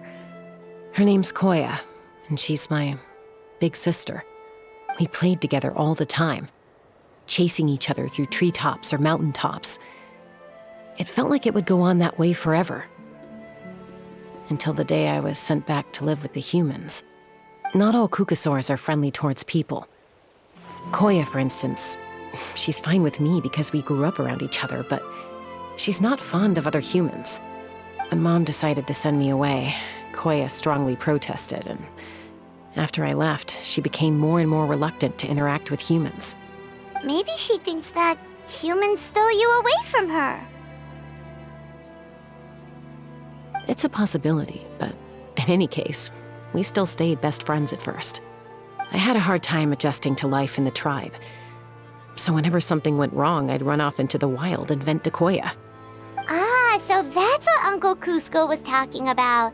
He said you seemed to prefer hanging out with Saurians to your own kind back then. Yeah, I did. But then, gradually, everything changed. With a new mom and dad, a new tribe, and Koichi, I started getting curious about these humans and made an effort to understand their behavior. The more time I spent with them, the less I spent with Koya. And then, one day, it was Koya's turn to leave the nest. She sought me out and asked if I was willing to leave the tribe and go live in the wilderness with her. As far as I can remember, that was the first time she ever approached a human settlement on purpose. So, how did you answer her? Well, I wouldn't be standing here talking to you if I'd said yes. No, I was torn. On the one hand, I'd already made up my mind to embrace my new family and accept my human identity. But I also knew that Koya wasn't a fan of humans, and I didn't want to disappoint her. She took my hesitation as an answer. She saw it as a personal betrayal, threw a huge fit, and then flew off. We hadn't seen each other since, well, until today. Not for a lack of trying, though. I tried asking Mom where Koya's new nest was so I could talk things out with her. but Koya had already asked Mom not to tell me where she'd moved to. It must be hard for Mom, being stuck between her two daughters. So I didn't press the issue. And I didn't go looking for her. If things carry on like this, I need to make sure I find her before anyone else, even if she doesn't want to see me.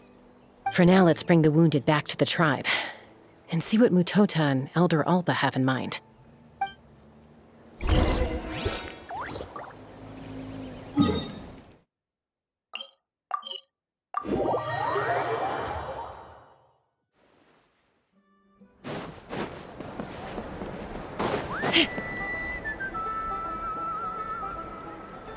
So, I hear there's been another Kukasaur attack. Ha! I knew it! They're wild animals, and they can't be trusted. Hey, show a little respect. The Kukasaurs are our partners. Maybe in the flying squad, but they don't give a hoot about the rest of us. Well, now that we have the phlogiston wings, do we even need the Kukasaurs anymore? Are you kidding? How are we supposed to protect our tribe without them? I didn't mean it like that. Huh? Protect our tribe? Or are you just scared that your precious flying squad will lose its prestigious position? You take that back! Things are changing so quickly. Chaska, there's a conflict emerging there. Aren't you going to nip it in the bud? The whole tribe's talking about this now. Breaking up a single fight won't solve anything. The real source of conflict here is the phlogiston wings, and what happened with Koya. On any other day, people would just brush this attack aside. After all, clashes between wild Kukasaurs and humans are no more common than those between people. But now that the phlogiston wings have entered the equation, it's sparked a debate over whether our tribe needs the Kukasaurs at all. I worry that we risk repeating the mistakes of the Cinder City. Back then, Lord Ochkan's hatred of the Saurians nearly destroyed the peace forged by the Pyro Archon.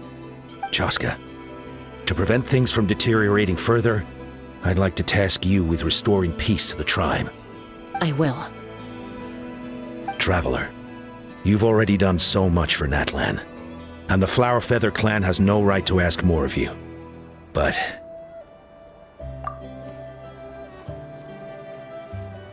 thank you. And don't forget about Paimon. Just leave this to us. This whole situation has unfolded so quickly that it's put us on a back foot. To tell the truth, it makes me a little suspicious. You think someone might have orchestrated all this? It's possible. Leave it with me. I'll look into it. Also, Chaska, could you try to keep a low profile while you're out there digging around? We don't want to give our hand away. I'll do my best. Okay, so where should we start? This all began with Koya's attacks. If we can find out what led her to do it, that should give us something to work with. Unlikely. Given how she reacted when I showed up, I don't think she's forgiven me. If you want to resolve a conflict through dialogue, sometimes you need a third-party facilitator. Let's go see my mom.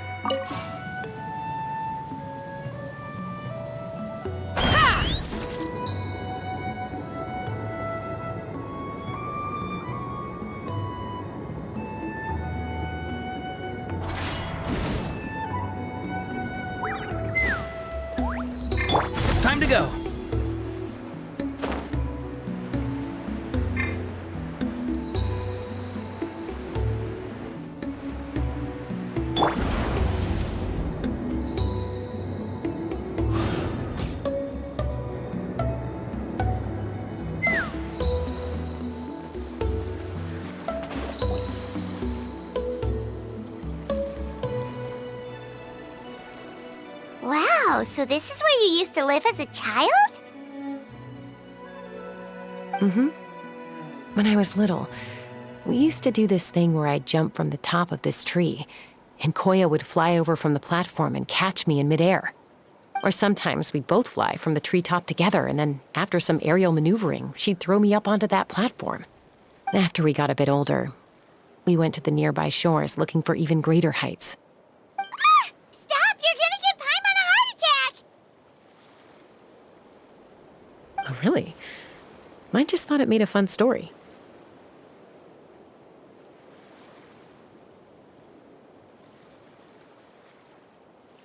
What? You too? All right, fine. Let's focus on the matter at hand.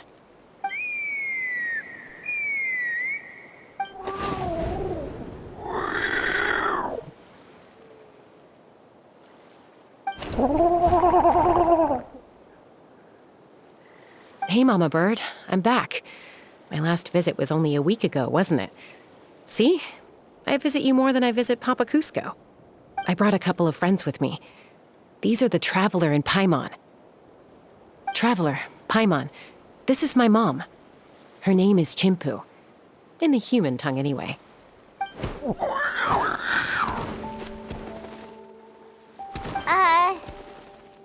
Hi!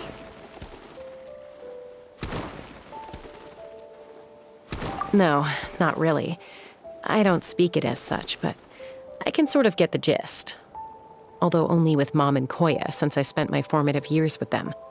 Even then, it's basically a best guess based on their sounds, body language, and expressions. Seems to work about 9 times out of 10, anyway. As for whether Mom understands me, I can't always tell.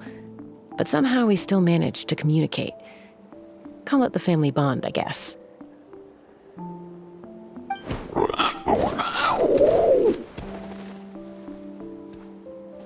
Don't worry. I'm doing well, but I think Koya might be in some trouble.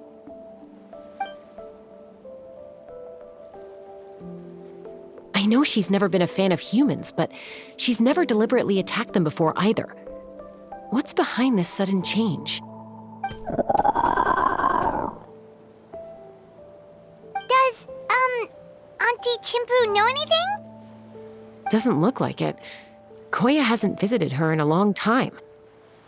Then, could you please tell me where she's living nowadays? I really need to talk to her. If this animosity between her and the tribe continues, then the next time there's an incident, I don't know if I'll make it there in time.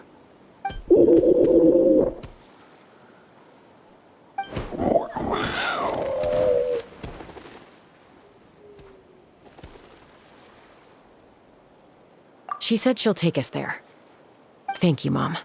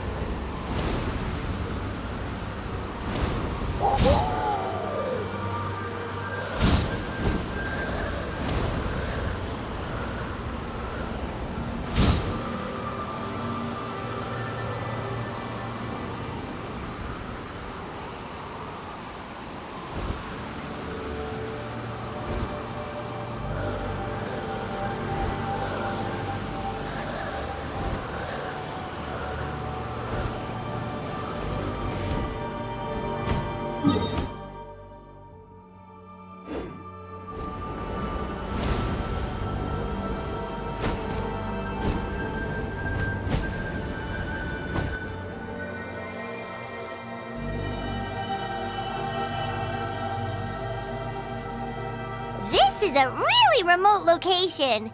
Because she was trying to get as far away from humans as possible. We stay here? Okay. Got it. Traveler, Paimon. Mom says we should stay out of sight for now. She'll talk to Koya first. Koya is very hostile toward humans right now.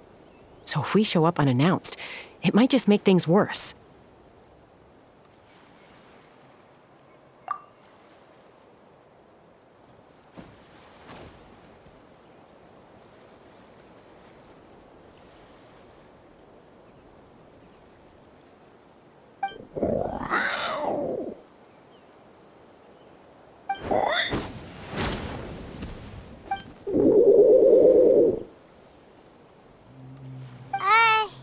Any idea what they're saying? Sounds like things are more complicated than I imagined. There's evidence in this area suggesting that Koya might have been the victim of a human attack.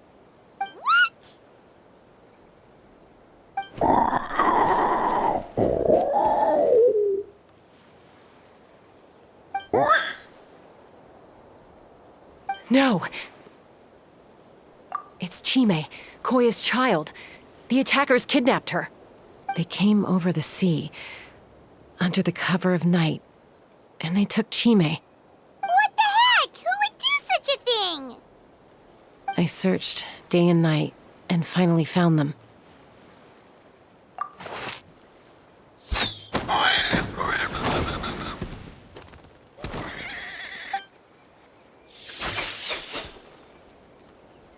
Oh, yeah! T'Pol's contraption is working like a charm! Got her in one! Hey, there's another one! Wait, is that the one that got away last time? Who cares? Just get them all! T'Pol pays us per catch!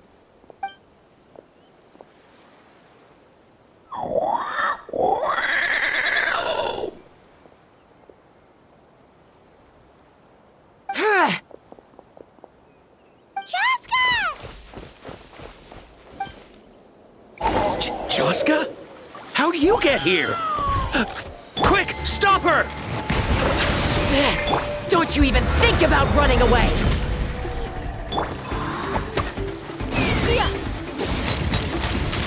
Locked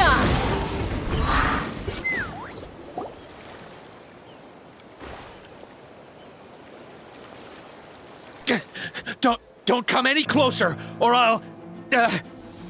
Go, Phlogiston Wings! Take me out of here! Ah!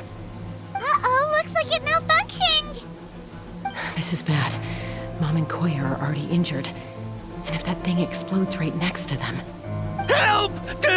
Elemental energy suppresses it! Please, someone! Get back!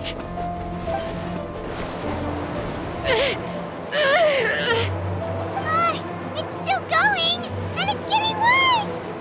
Guess we need a more permanent solution. All right then.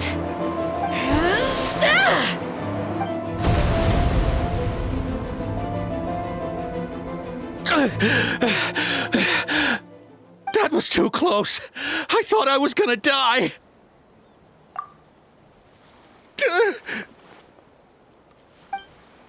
Answer us honestly. Were you the ones who attacked Koya before?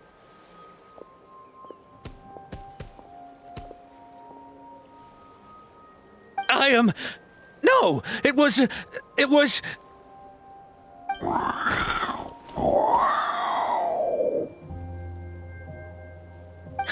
Well, she says it was you. Just tell me, who sent you here? It was T'Pol. He told us to catch all the wild Kukasaurs we can find. And he also said that this Kukasaur has become a thorn in his side, so it needs dealing with urgently. T'Pol? Huh. Sounds familiar. But where from?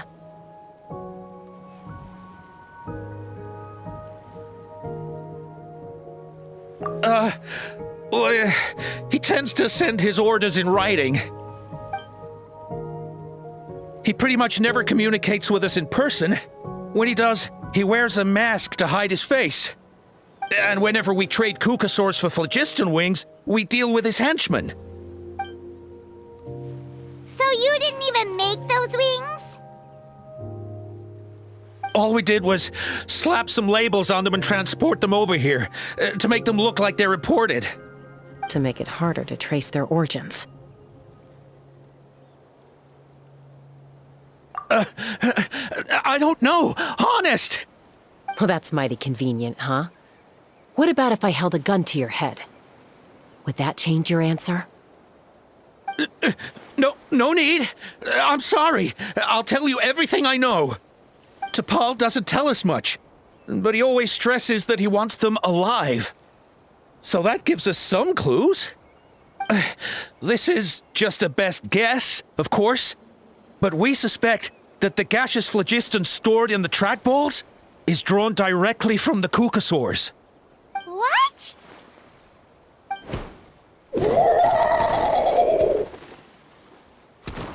Easy now. You're still injured. Hey, keep talking. Yes, ma'am. So, the gaseous phlogiston has to be highly refined in order to power the phlogiston wings. The slightest imperfection can have disastrous consequences, as you just witnessed. But the Kukasaurs have a natural ability to process gaseous phlogiston. So, if you use them as an intermediary, then...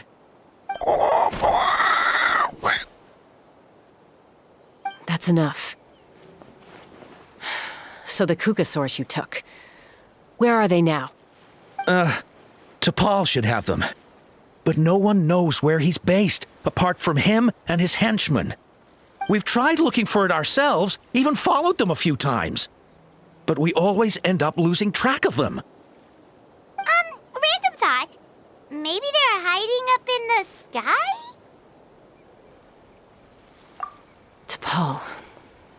T'Pol. I'm sure I've heard that name. Maybe it was... Chaska, Traveler!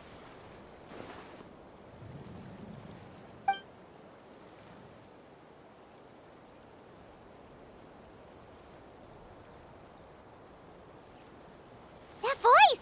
It's Oppa!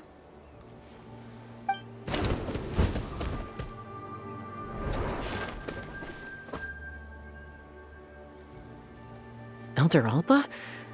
What brings you all the way out here? Well, I was patrolling nearby when I heard the sound of an explosion. What's going on?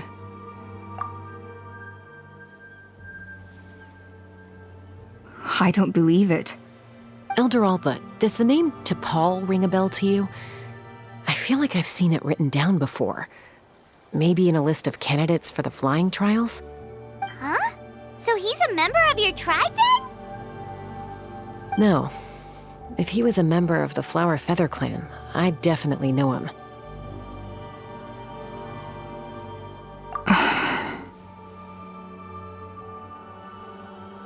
Now that you mention it, I do remember a young man from outside our tribe who came to participate in our flying trials once. You were away on a mission at the time, which is probably why you don't remember him. He was a craftsman from the Children of Echoes, but he'd always dreamed of soaring the skies, so he wanted to join our flying squad. The Children of Echoes? That's rare. But despite his best efforts, he unfortunately failed to pass the trial and gain the Kukasaur's approval. In the end, he went wingless and returned dejected to the Children of Echoes. Wingless, huh? Maybe he invented the phlogiston wings to get revenge on the Kukasaurs.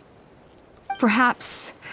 Or maybe it's simply his way of dealing with his regrets over his past flying endeavors. Either way, it doesn't excuse his abuse of the Kukasaurs. I'm gonna take these guys back and expose the truth to the tribe. It's time for this conflict to end. Easy, Chaska. Remember what I said about keeping a low profile? The ringleader still hasn't shown himself, and this man's allegation about powering the phlogiston wings with Kukasaurs is only speculation. Bringing these men to the tribe now won't win over any current supporters of the phlogiston wings. In fact, it may even escalate the conflict further. After all, Many are mistrustful of the Kukusaurs after recent events. Is that why T'Pol waited until now to try to capture my sister? I don't know. I mean, he did tell us to spread negative rumors about the Kukusaurs and slip some Mora to anyone opposed to them, but... But Koya only attacked humans because they stole her child! Nevertheless, we will be hard-pressed to change people's minds while emotions are running high. Unless we have irrefutable evidence. Bravo! My thoughts exactly. In the meantime, leave these men with me. I'll escort them back to the tribe. I'll take the other members of their crew into custody too.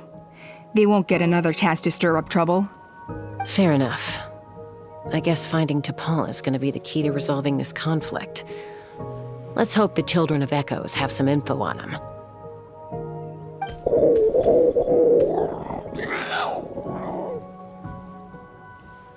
Sorry, whatever it is, it'll have to wait till this is all blown over. I have to fix this situation before it spirals out of control.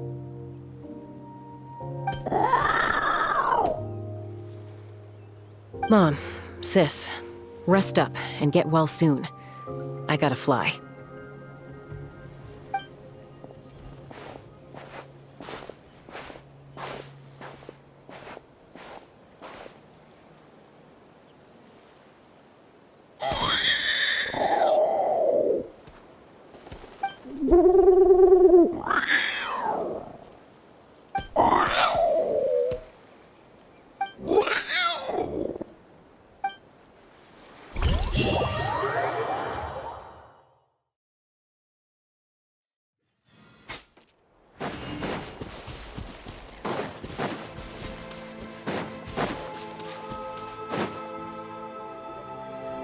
So Alpa says that T'Pol's from the Children of Echoes.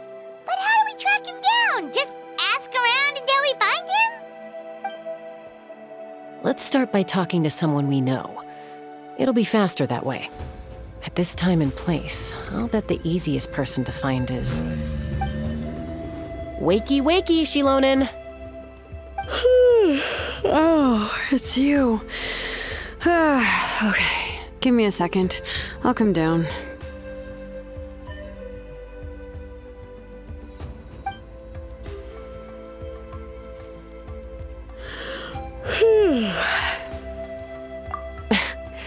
I climb trees to fly further and see farther. I don't usually stop for a nap. Well, we're not all like you. Always full of energy, even after flying around all day. Yeah. So, you've come all this way and interrupted my precious nap time. Might I inquire as to, why? I'm sorry, Shilonen, but it couldn't wait. Does the name T'Pol mean anything to you? He's a craftsman, apparently. Huh. T'Pol. Yeah, that rings a bell. I think that's Puma's child. Nope, I'm afraid you're a few years too late. Why are you looking for him?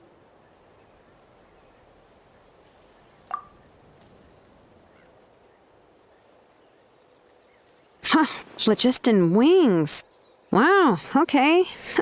The kid actually pulled it off. Well, looks like no more rest for me today. Pulled it off? You mean he's tried making something like this before? Yeah, he started trying to build a flying machine right after he got back from the Flower Feather clan. So right after he went wingless, then. Was this flying machine anything like the gun you made me? You mean your gun that's harder to tame than the proudest Kukusaur? No, he wanted to build something that allows anyone to fly freely, even if they're not naturally gifted. But he never got very far back then, though. Blew up his workshop a few times and barely made it out alive. I never really kept up with him after that. His parents traveled a lot in their youth and only returned to the tribe after he was born. But they settled in a remote area and don't interact with other people much. Which means most people in the tribe don't know them very well. Your best bet is to chat to his direct family. I'll go get Puma. Wait for me in front of the workshop. I won't be long.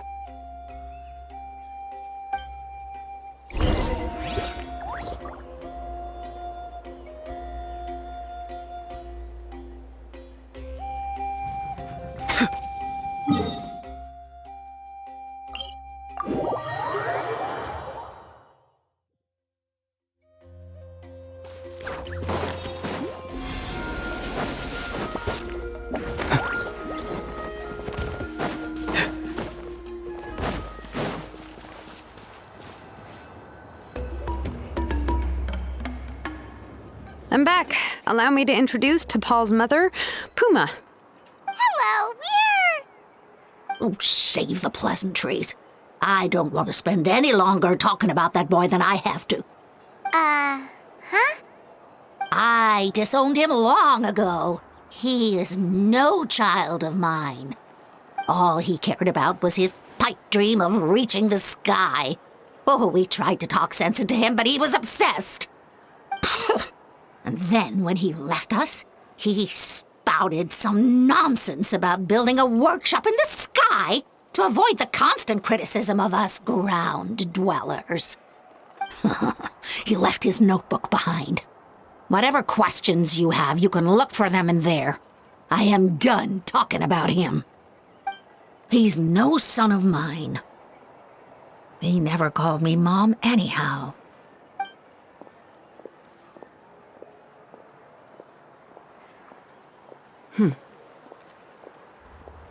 Wow, they've really fallen out. Paimon sure wasn't expecting that.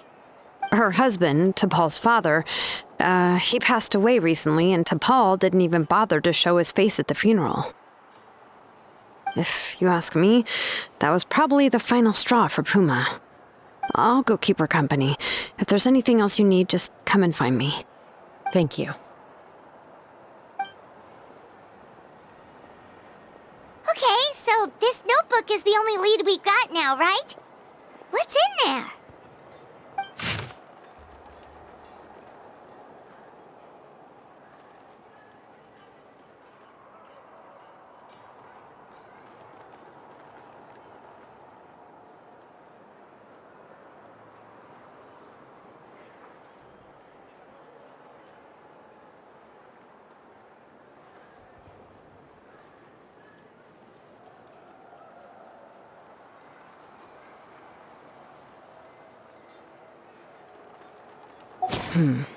Some early designs for the phlogiston wings, and some theorizing about an airborne workshop.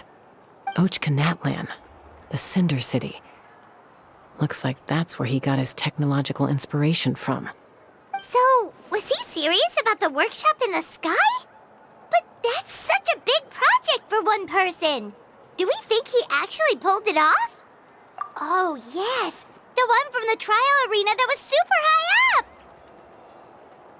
That balloon has been there for a while, and everyone's been wondering how it got up there, but what if that's the wrong question? What if it started off even higher up, above the clouds and out of view, and it only descended to its current height due to some kind of malfunction? Part of T'Pol's workshop? Seems likely. If T'Pol's base had been hiding above the clouds this whole time, that would definitely explain why Isidore couldn't find it. I totally called it! But how do we get up there? Chaska, can you even fly that high? By myself? Possibly. But with a passenger, no chance. I doubt even phlogiston wings could take you up that high. At least, not without that relic T'Pol mentioned in his notebook. Yeah, and he's probably holding on to it. We'll have to find another way. Nope. That's way beyond Paimon's altitude. Also, would you really expect Paimon to go up there and take on T'Pol all by herself? Let's not worry. Just because we can't think of a solution doesn't mean no one else can. I'm not the only flying expert in my tribe, you know. Oh, good point. We should go ask Elder Alpa. And Mutoda. He was quite the flying ace back in the day, too. Let's head back and see what they suggest.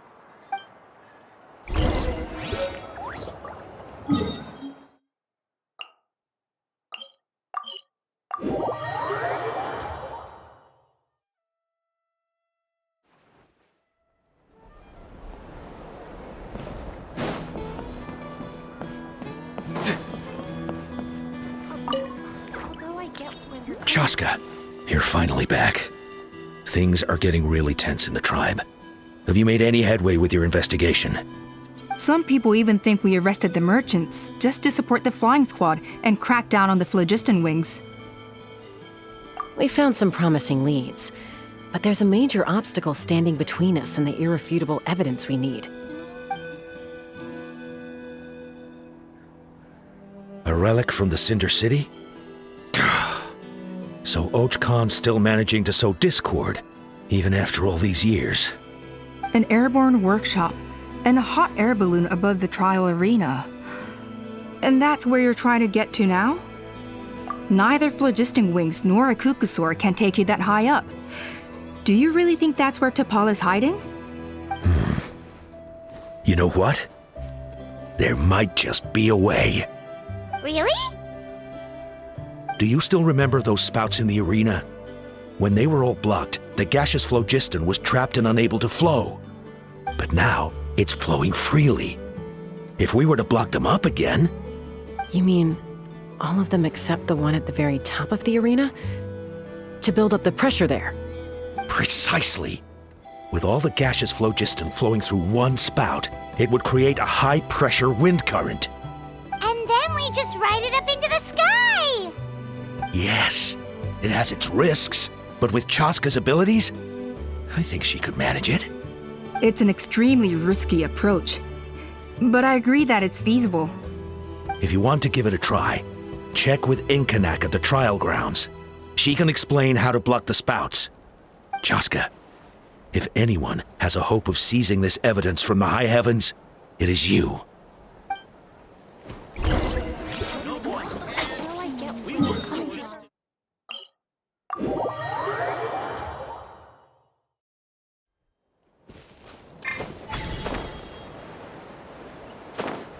Let's burn this breeze.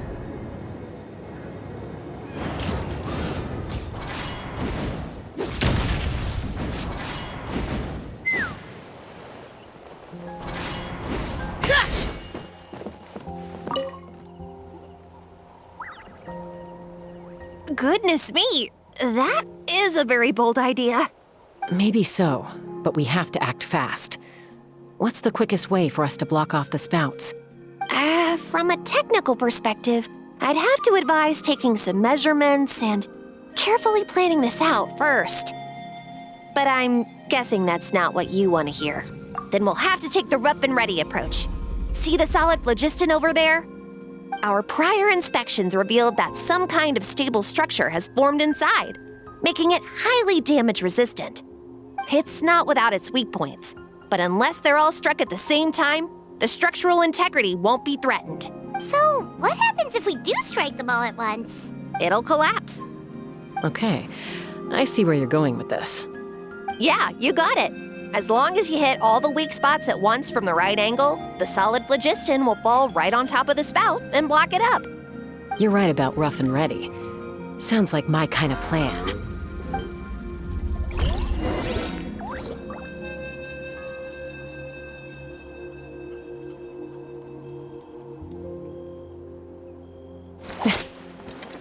Let's fly!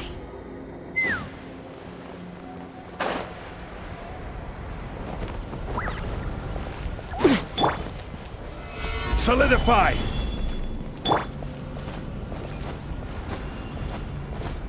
Take me up! Bullseye!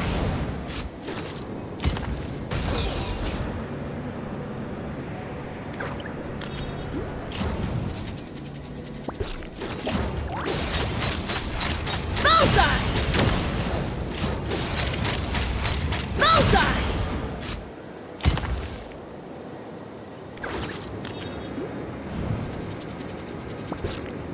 Look!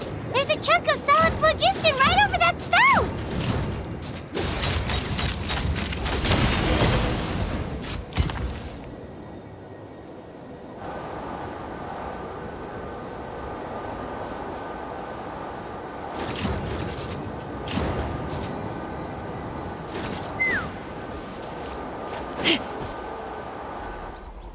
It actually worked! But wait, how are Paimon and the Traveler supposed to get up there? Koya can give you a lift. She's actually been following us this whole time.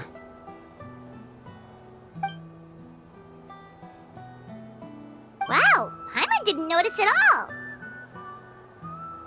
Well, probably because she didn't want to get too close to humans. Or maybe just me. But right now, we need her power.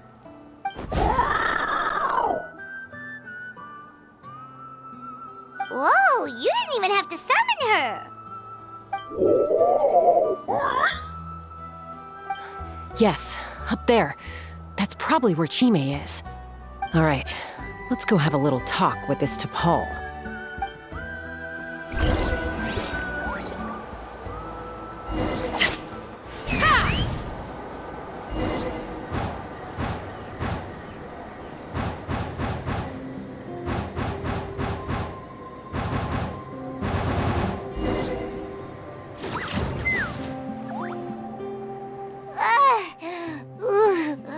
Haven't ever flown that fast before. She feels so ready to throw up. Aha. Just as I thought. It might look like a regular hot air balloon from the outside, but up close, it's clearly been heavily remodeled. And sure enough, it only descended below the cloud line because the custom-built machinery malfunctioned. I should be able to figure it out with T'Pol's notebook. Thankfully, I know a little DIY from fixing up my guns when they're having issues. That should just about do it. Now all it needs is a nice hard kick. Maybe that works on your guns, but, huh? We're really moving!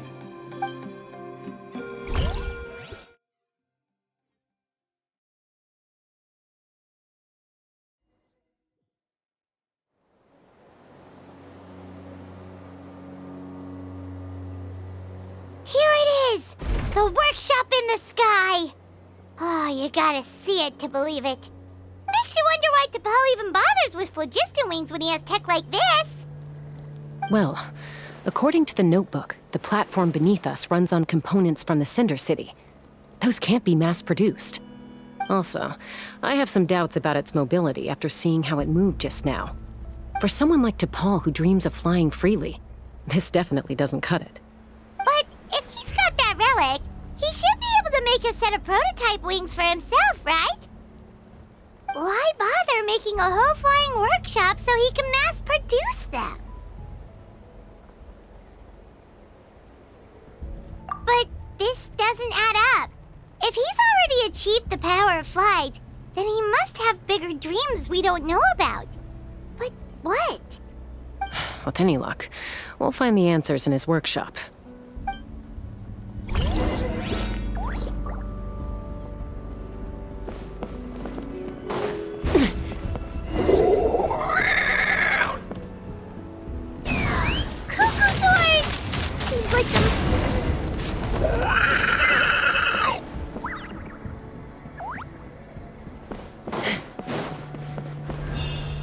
Take me up!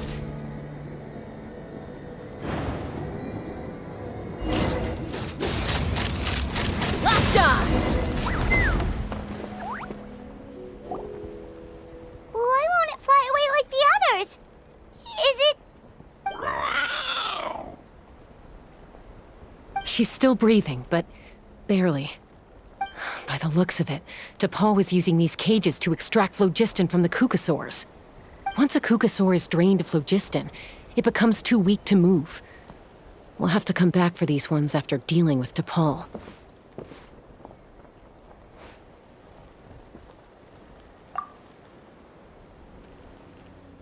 Let me see. Looks like a record of his phlogiston research. Log number 330.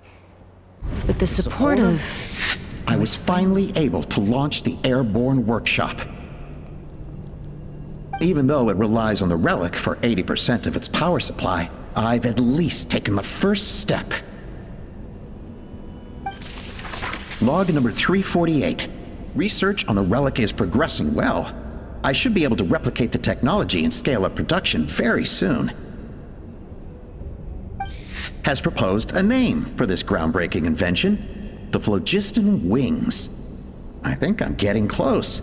Soon, I will achieve my dreams. Log number 377. Encountered some issues with the new, smaller model phlogiston wings. The gaseous phlogiston showed some volatility during the refinement process. Thinks we should proceed at a more cautious pace with the refinement experiments. But after so many past failures, I have to prove that I will succeed this time. Log number 114 ran an experiment using cucosaurs to refine gaseous phlogiston. It was a success. Log number 117. I have started recruiting merchants and hunters to capture wild cucosaurs. Log number 121. Major breakthrough in the efficiency of phlogiston yield. Huh? So many parts have been crossed out! Yeah, probably the contact he alluded to in his other notebook. Guess he has a benefactor. Did anyone else notice how the numbering system in this notebook suddenly changed halfway through? We haven't got time for textual analysis, I'm afraid. Grab the notebook and let's press on.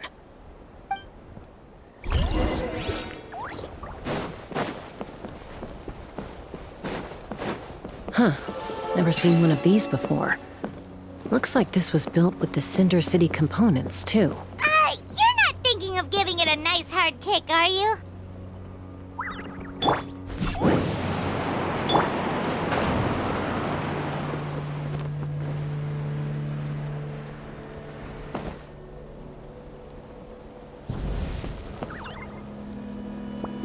Let's fly! Whoa! What's that mechanism doing? It's asking for a nice hard kick where it hurts. Aim for the weak spot.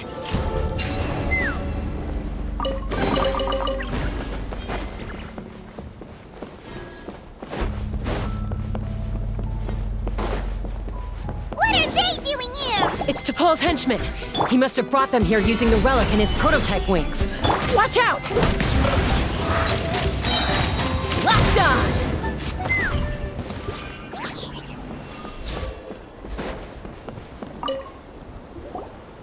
Hey, look here! More of T'Pol's notes!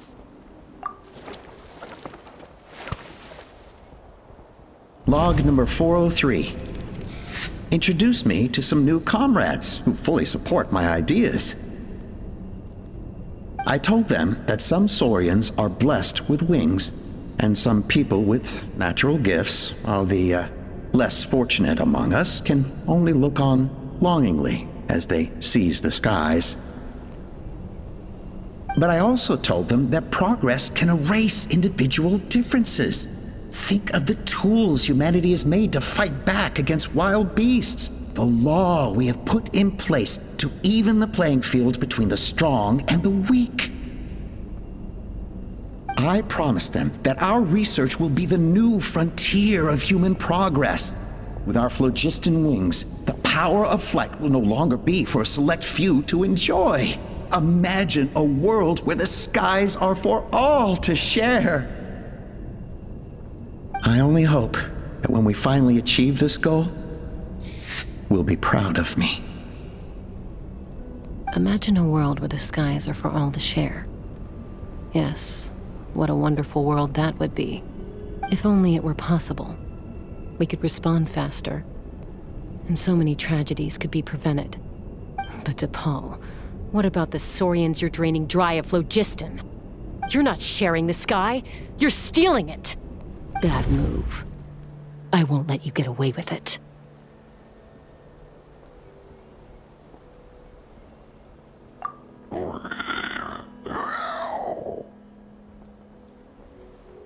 I'm fine. Let's keep moving. I don't think we'll find anything else here.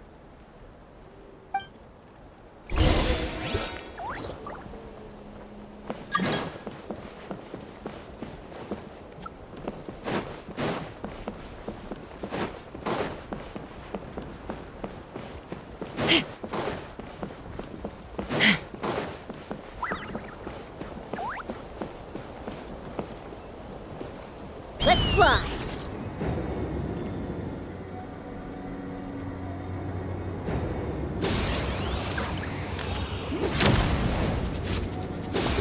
Bullseye!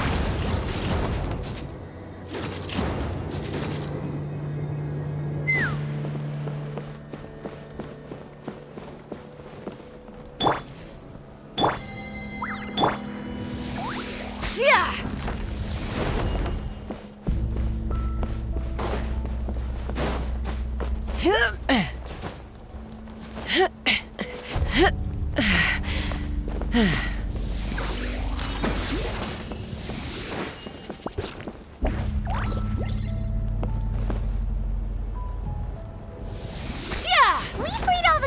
as we could, right?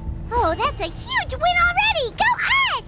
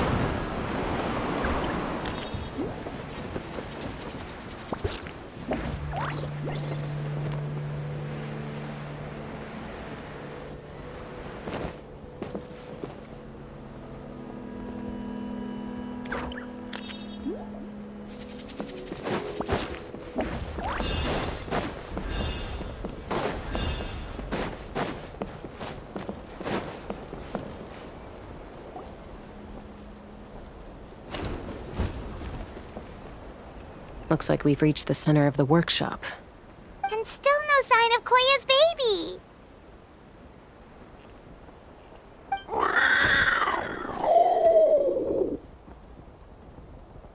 Let's search this area for now. If we still can't find Chime, we'll double back.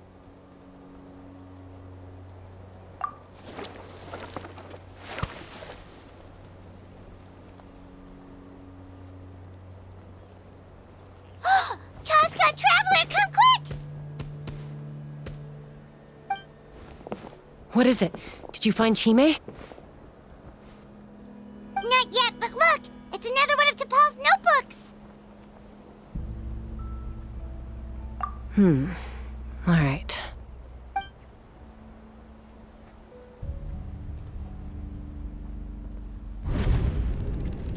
Log number 428. We decided to restart the experiments on phlogiston refinement, but without telling. This is the final obstacle to the success of the Phlogiston Wings project.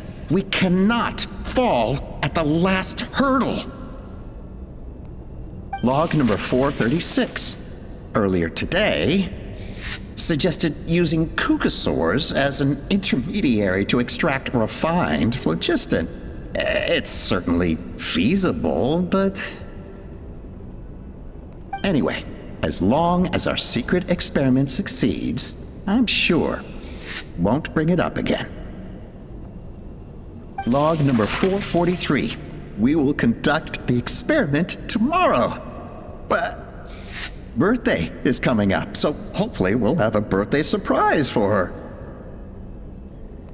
Log number 444. Huh? Why is this log empty? I guess whoever wrote down the log number was prevented from recording the results.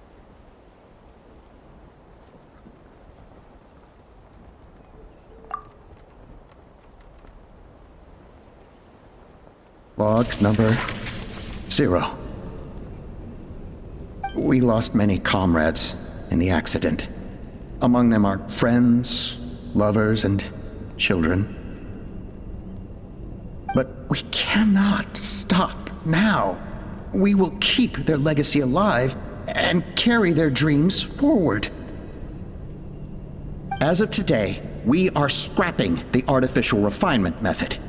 Instead, we will focus all our efforts on phlogiston extraction from live cucosaurs. They are arrogant beasts whose existence in the wild serves no one but themselves. Their true worth lies in their sacrifice for the sake of human progress. To facilitate our operations, we will gradually move the airborne workshop closer to the Flower Feather clan, even as we continue to expand it. All this we do to create a world where the skies are for all of humanity to share. All this we do to make T'Pol's dream a reality. Given the way this is written, not to mention the fact that the numbering has started over from 0, it kinda sounds like this is someone new. Does that mean that T'Pol's already... There's also a letter tucked in the end of the notebook. It's from Puma.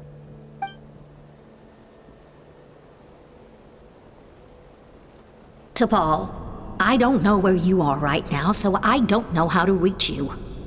My best bet is to send this letter to the Flower Feather clan. Your father is gravely ill. Oh, I know we've had our differences in the past, but he is still your father. Won't you come and visit him? Please. I know you never liked him and cared even less for me. All you ever yearned for is the sky. And your birth mother. But we'll still be waiting here for you if you do come back. This may be the last chance you'll get to see your father. So Puma's not T'Pol's real mom? Huh. Well, she did say he never called her mom, but Paimon assumed she was just venting. We know that T'Pol's father passed away quite recently, and this letter looks recent. By contrast, the writing in this notebook is old and faded. It looks like the real reason T'Pol didn't attend his father's funeral is because he'd long since passed away himself.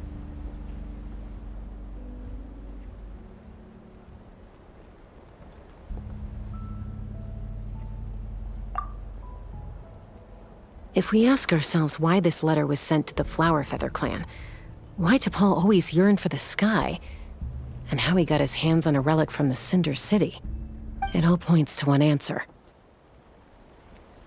That's right. T'Pol was my child. He was born during my days as a wingless wanderer. His birth gave me new hope. I wanted to become the kind of mother who spent her days as a valiant rider, soaring the skies. Not an aimless, wingless nobody. But his father wanted to settle down, to give his child a safe, sheltered life in his tribe. We fought about it constantly, until the love we once had for each other was gone. He started a new family, with another traveler who was also looking to return home. And I went back to the Flower Feather clan, alone. Alba? I had no idea that despite being raised among the children of echoes, my child still harbored dreams of the skies. Can you imagine, Chaska? The joy and surprise I felt when he showed up at my door, asking to join the flying trials. Or how proud I was when he said he wanted to prove his own worth, rather than relying on my position as elder.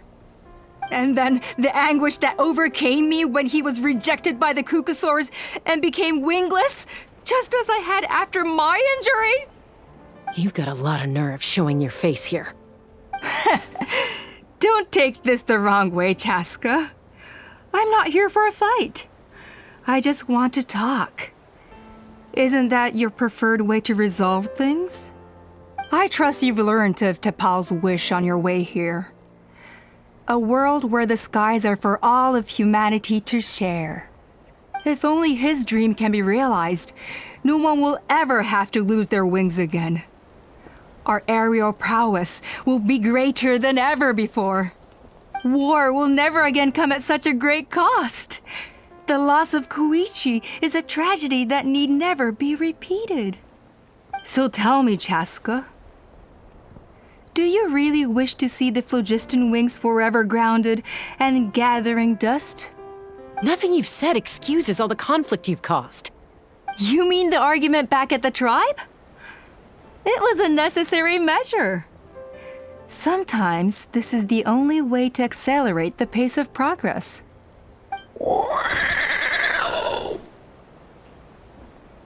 Is a mother harming her children when she coaxes them into swallowing a bitter pill?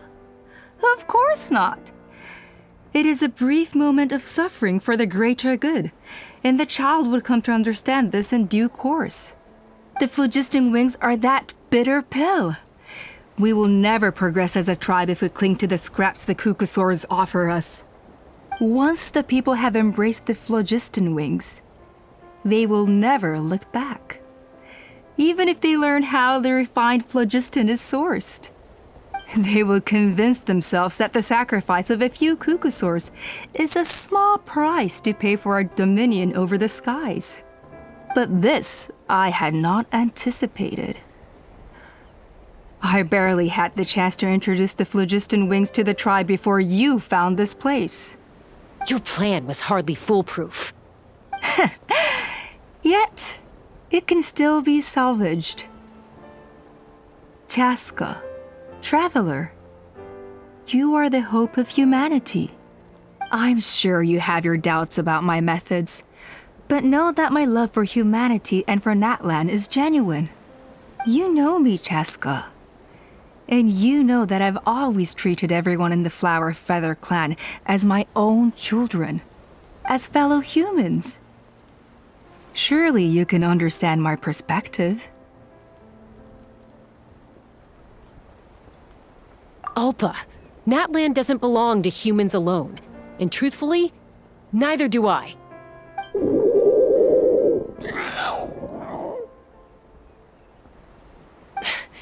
How many times has the Abyss invaded Natlan now? And yet despite how much stronger it is than us, Natlan still stands as a nation of humans and saurians. Peace imposed by force will crumble in a matter of days, because social bonds are what hold a civilization together.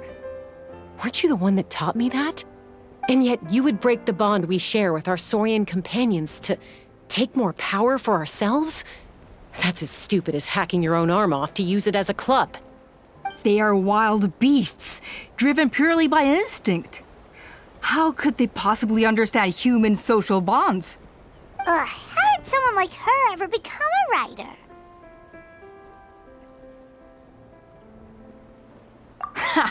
You overestimate them. They bow to the strong and shun the weak. That's all there is to it. They never gave Tepal a second glance when he was at his lowest, nor me when I returned injured from the Cinder City. It's all about survival of the fittest for them. Plain and simple. They obeyed me once I proved myself stronger than them, but the moment it serves them better, they'll abandon me in a heartbeat. You're wrong, Alpa. They only reject the wingless because they don't want to fly anyone to their death. Chaska, I will promise you this. Only the unruliest wild cuckoosaurs will be used for phlogiston extraction. The ones who have nothing else to offer to humanity. Well, that's too bad, because I know a few unruly wild cuckoosaurs who don't think that idea is gonna fly. Namely my mom, my sister, and me. And the others? To us, they're friends, family, even children.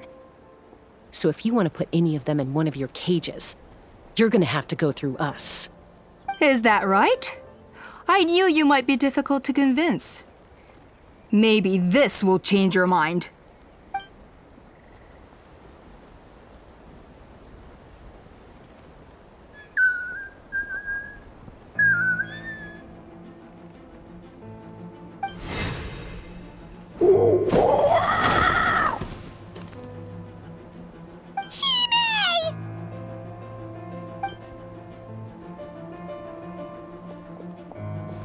Alpa! Careful! Don't make any rash decisions. Unless you want to see her suffer. Oh no, that's one of the extraction cages! I told my subordinates to take control of the tribe while I was away. Luckily for them, our strongest warrior and our most powerful ally aren't there to stop it. Take control? What are you planning to do with Mutota and his supporters? Merely accelerate their inevitable downfall. They cannot stand in the way of progress forever. It is not the move I wish to make, but I'm afraid you and your friends force my hand. And since you insist on imposing me too, I have no choice but to keep you here until the dust has settled. So that's what you meant by I just want to talk. You never intended to negotiate. You just wanted to stall us. No, Chaska. I genuinely hoped I could win you over. You are the strongest warriors we have. Put down your weapons, and I promise you that no harm will come to this young Sarian. I just need you to stay here for the next couple of weeks or so, while my people consolidate their power. Then, I will give her back to you, and you'll be free to leave. As long as the majority supports our vision, even the Pyro Archon cannot meddle in our internal affairs. Your vision is deranged, and the Flower Feather Clan will never support it. You sure about that? Then wait here and see. Time will tell. What do we do? Even if the whole tribe fights back, Mutota's in grave danger! Stop delaying the inevitable! Drop your weapons and get into the cages, now! She's still holding Chime hostage. Is there really no other way?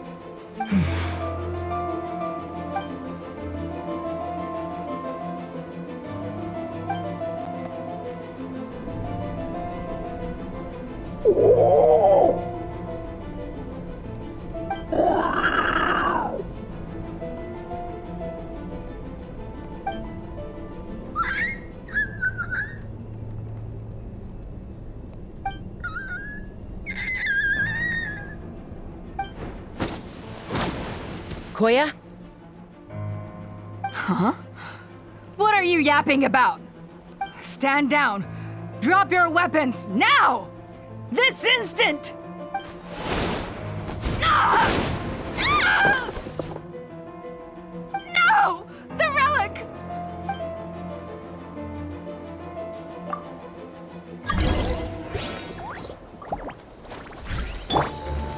Solidify! Farewell!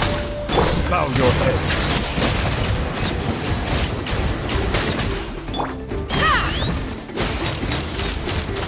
Give up, Alpha. Smash We're your scores! negotiating my What will way. it be?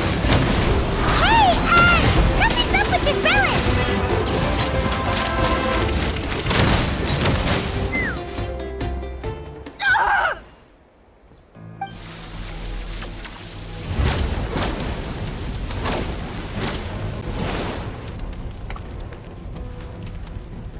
No!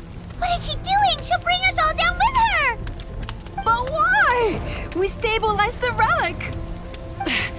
Maybe it got damaged in the fight. If we don't think of something fast, this whole workshop is gonna fall apart. No. They're directly beneath us. My beloved tribe!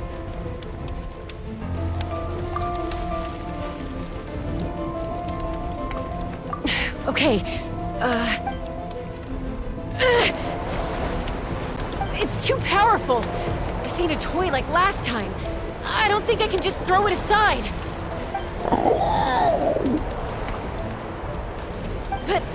But we need to get it far away before it explodes. Then the tribe will be safe, and so will this workshop. Koya, remember when we were kids? Come on, let's take this thing high up into the sky.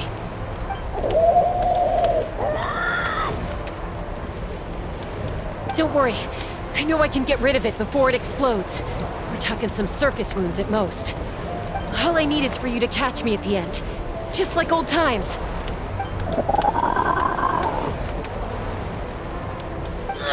I can't hold it back anymore. We have to go. Don't be insane! Alpa! What are you... You're a fool, Chaska! Why would you choose such a risky solution? We cannot entrust the safety of our tribe to this wild Saurian! I'm the fool. You really think you can stand a better chance than me? Sure, it may be asking too much for an ex-wingless to escape the blast radius in time. But I can fly it a safe distance away, even if it's the last thing I do.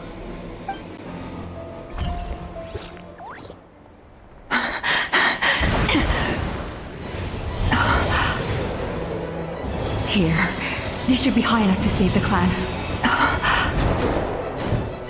What? You don't get to die a hero today.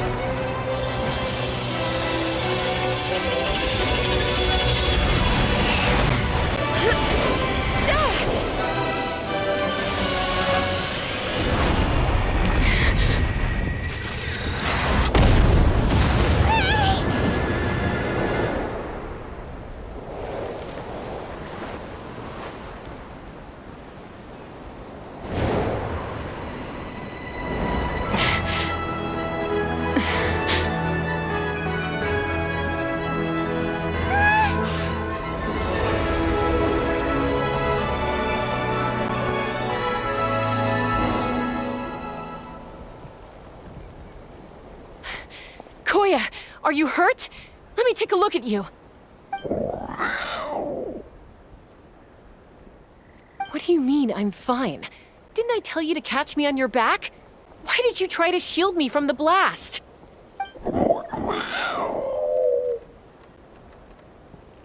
Accident? Yeah, right.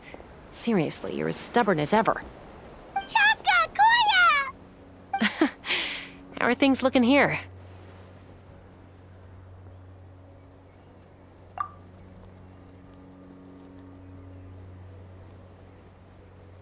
I think that's putting it mildly. I owe you one. Again.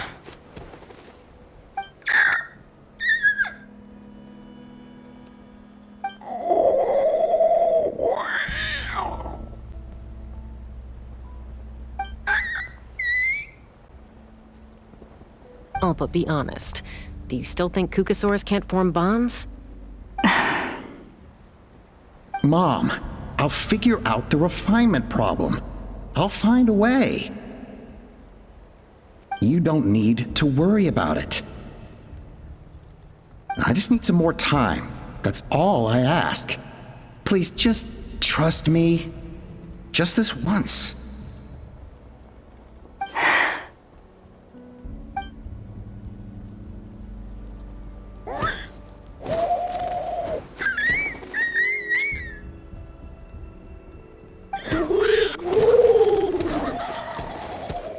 The Flower Feather Clan yield to the strong. And it's up to the winners to define what strength means.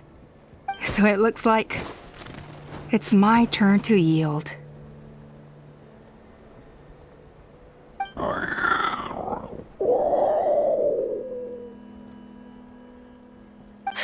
Koya!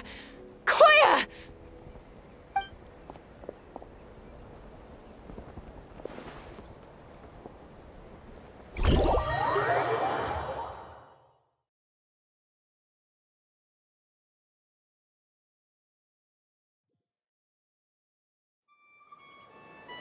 So, you're absolutely sure it's not because of the explosion? Yes, for the 10,000th time, I'm sure. The blast barely touched her. The reason she fainted was old injuries playing up, compounded by overexertion in recent days. The moment she finally relaxed, all the built-up stress finally caught up with her. And no wonder. Honestly, she's just like you. Anyway, now you know how we feel when you go off risking life and limb. Your mother and I would both appreciate it if you lived less dangerously. You know she wrote to me from the Masters of the Nightwind, just to scold me for not doing enough to keep an eye on you. If she wasn't so busy with work, you can bet she'd come back here and chew us both out in person. I'll find an opportunity to apologize to her. I promise. You'd better. No more avoiding us, okay? And don't get me started on all the checkups you've missed. Got it. Got it. Huh? Koya? You're awake. I'll go let everyone know. Hey, but we're not done talking. What are we gonna do with her, Even after everything that's happened, she still hasn't figured out how to start the conversation with you.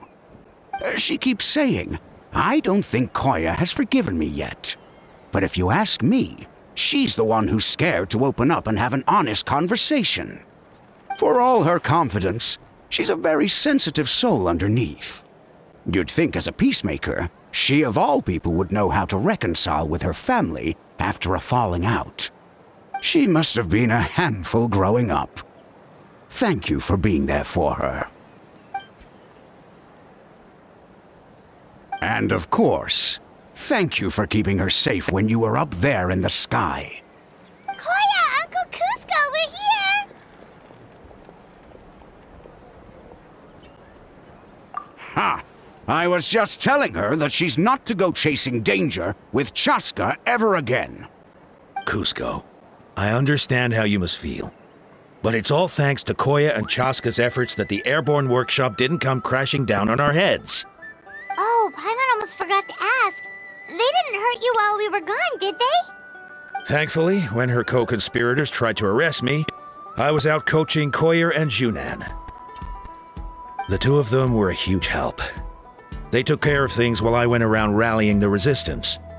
So, in the end, Alpa's would-be revolt didn't really get off the ground.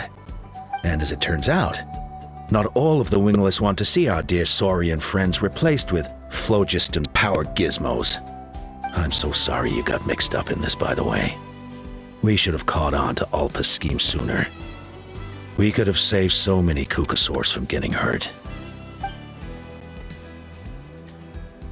Most of the airborne workshop has now been dismantled. We've just left one small, harmless part intact, and repurposed it as a jail for Alpa and her cronies. Let's see how they like being locked up in a sky prison! So, it looks like there's just one last conflict left to resolve. Peacemaker, you're up. I said I had to wait until things had blown over, didn't I? And now they have. But I still have no idea what to say. Koya, I just want to say, I'm sorry for how things went down back then.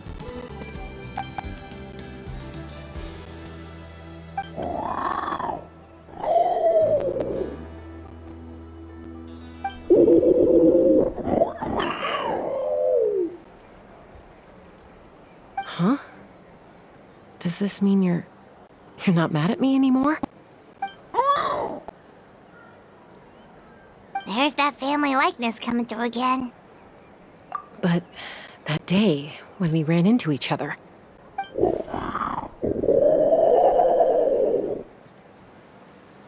Huh?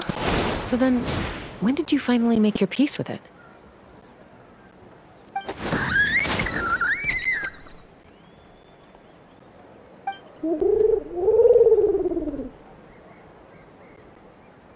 Oh, it's Chime and Chimpu! They're here too!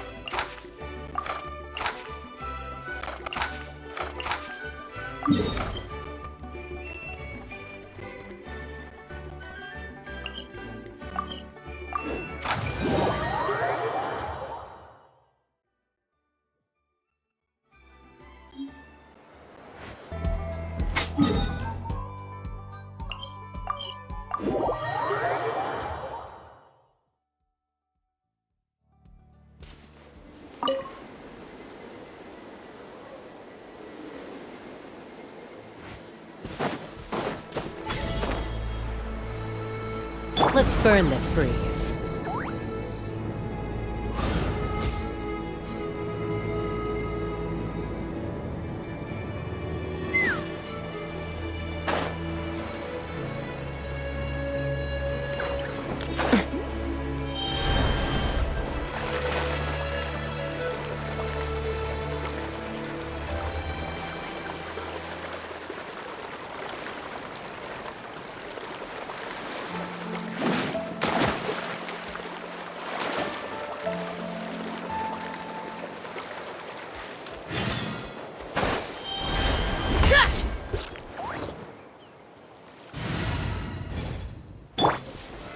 Solidify! Silence!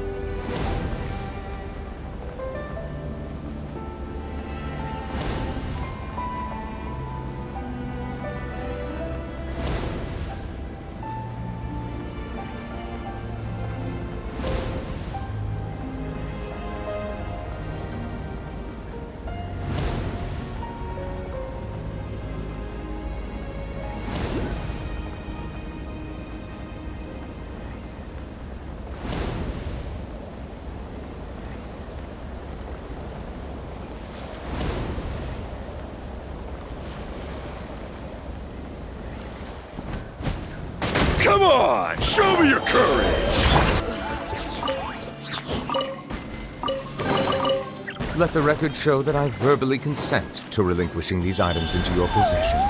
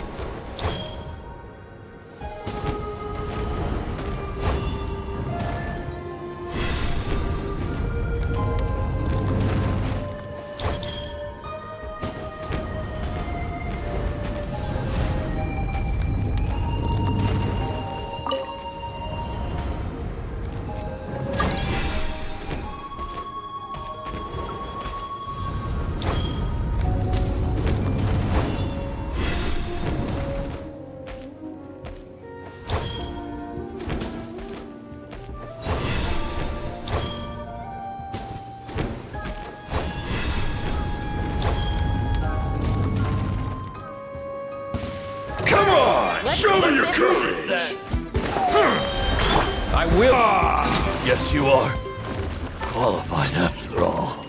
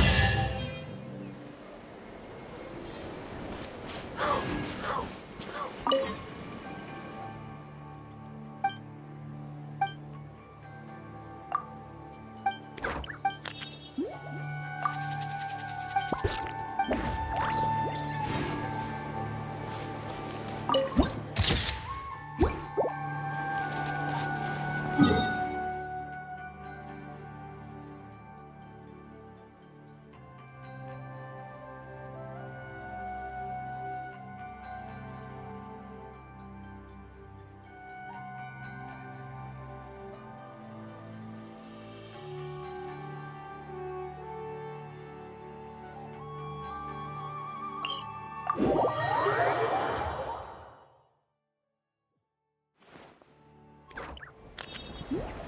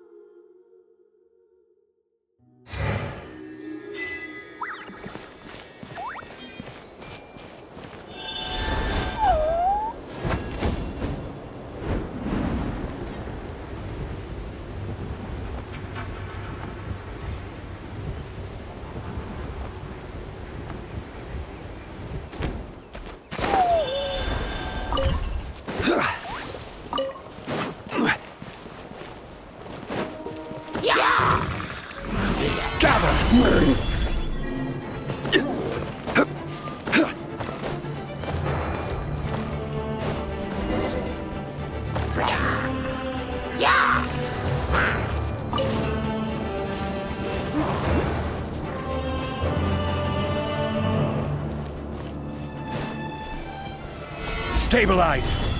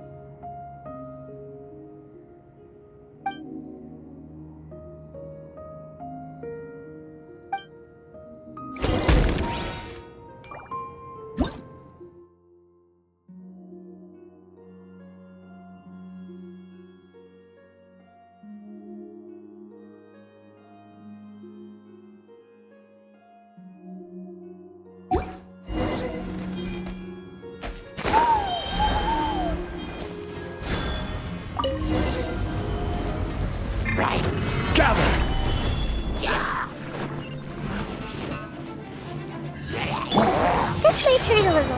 Right now, right here, right now. This is order. Everyone hold hands.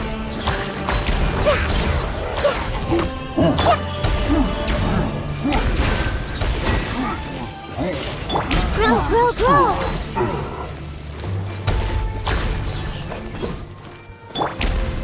Solidify. Right here, emerge. Just wait for it a little.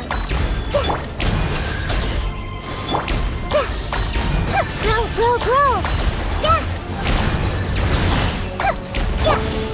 Gather.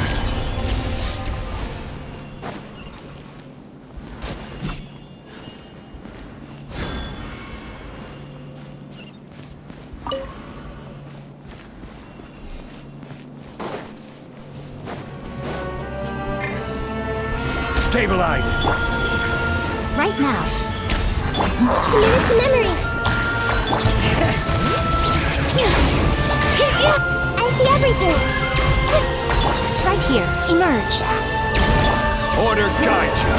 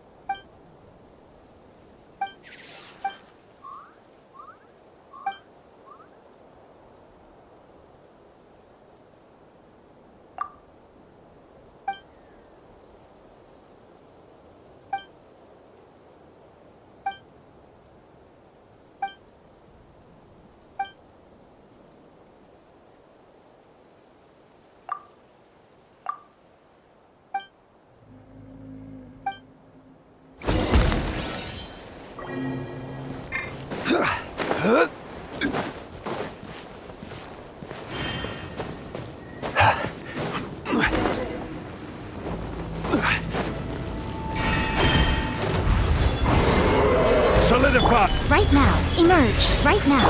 Grow, grow, grow! Let the mountain's veins boil! Right here. Right now. Emerge. Gather! Sharing my knowledge! Just my turn a little.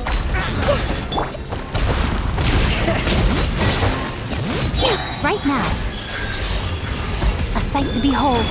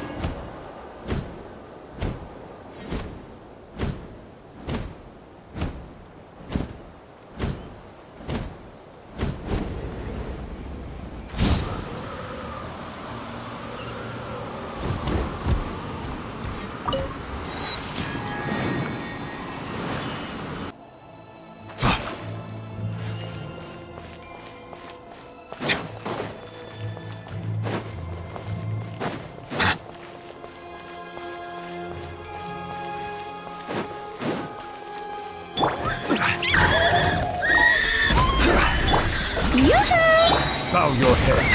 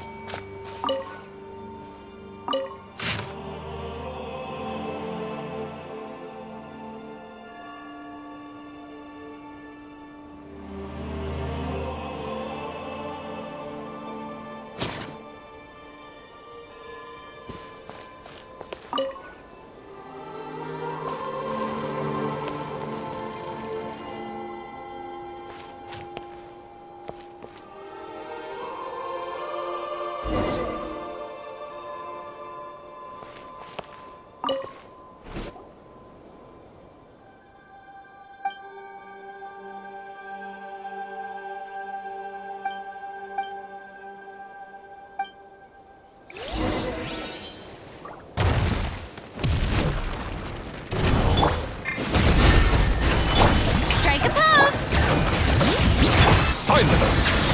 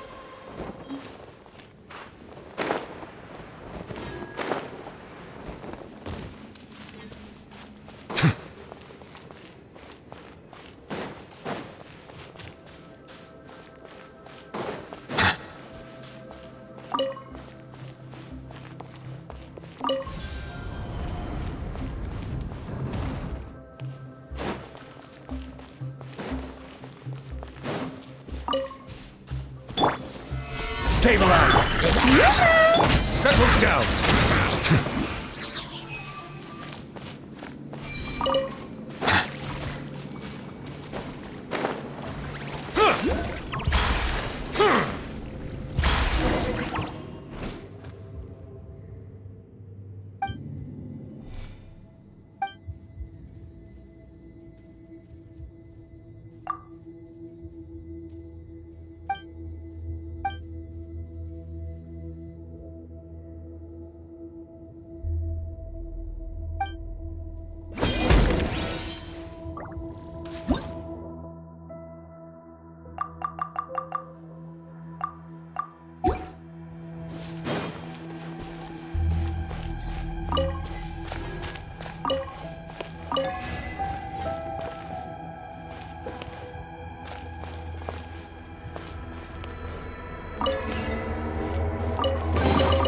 Abandoned property belongs to whoever finds it first, so it's legally yours now.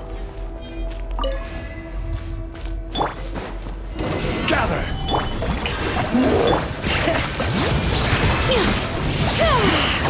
Silence!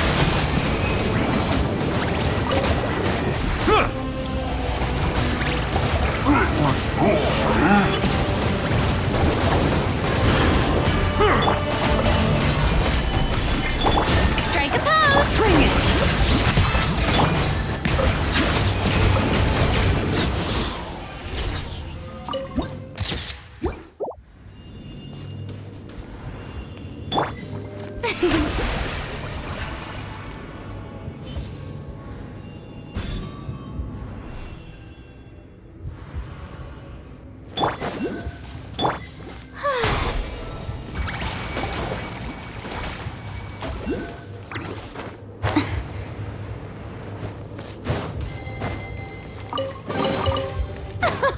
Splendid!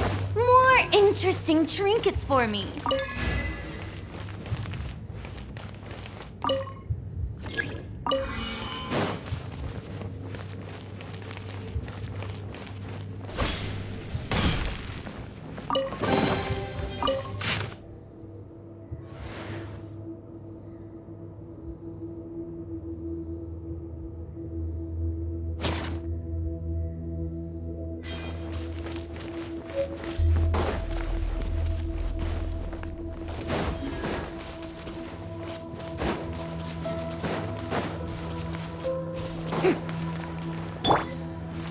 Crumble!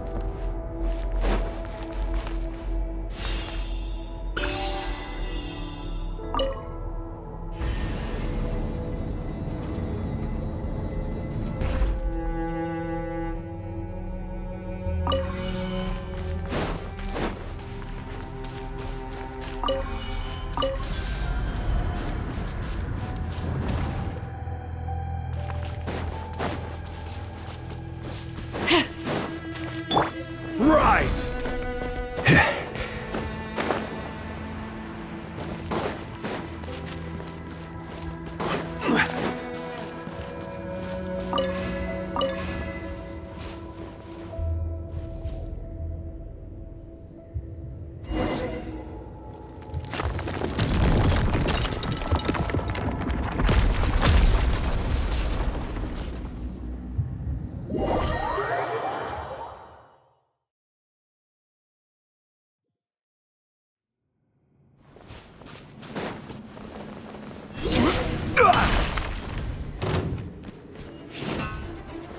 Stabilize! The tides beckon. Settle down!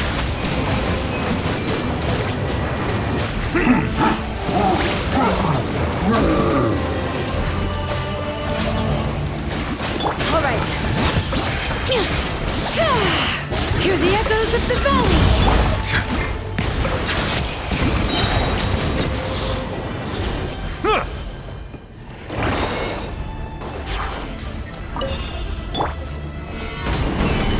Shower me with that! Let the mighty be humble! Bow your head.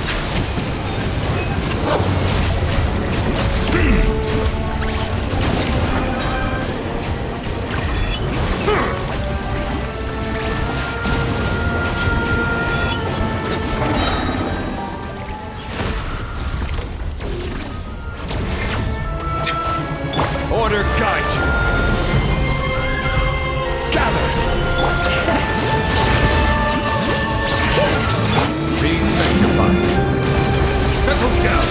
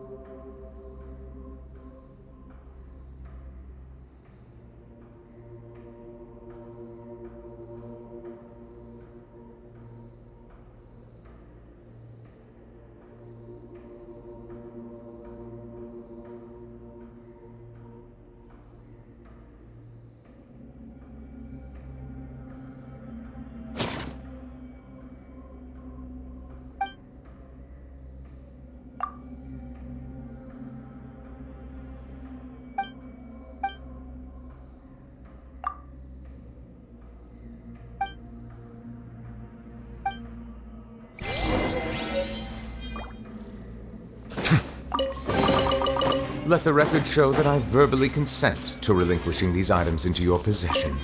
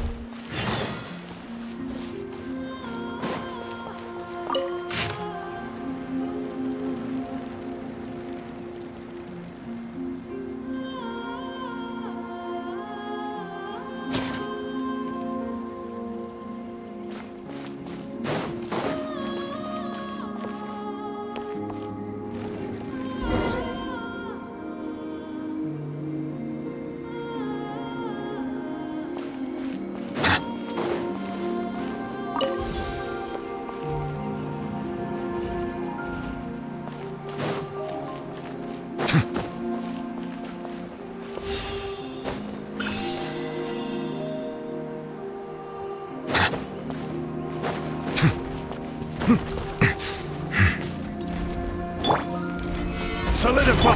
Strike a pose!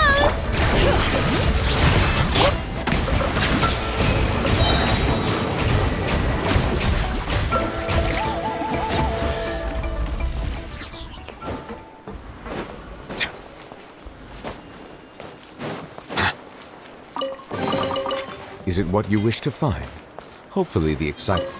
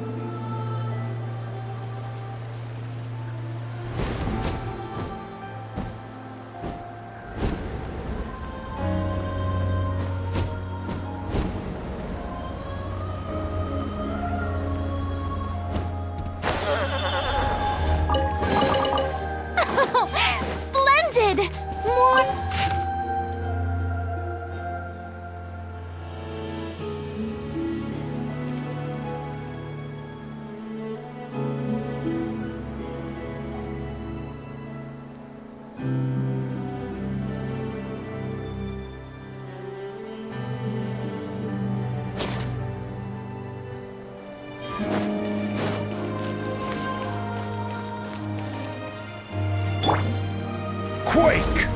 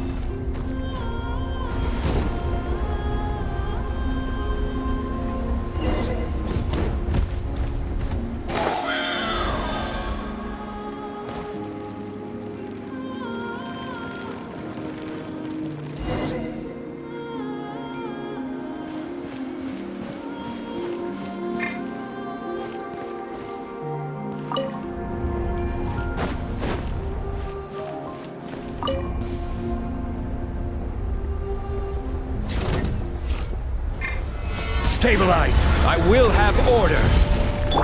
Shower me with... Bow your head.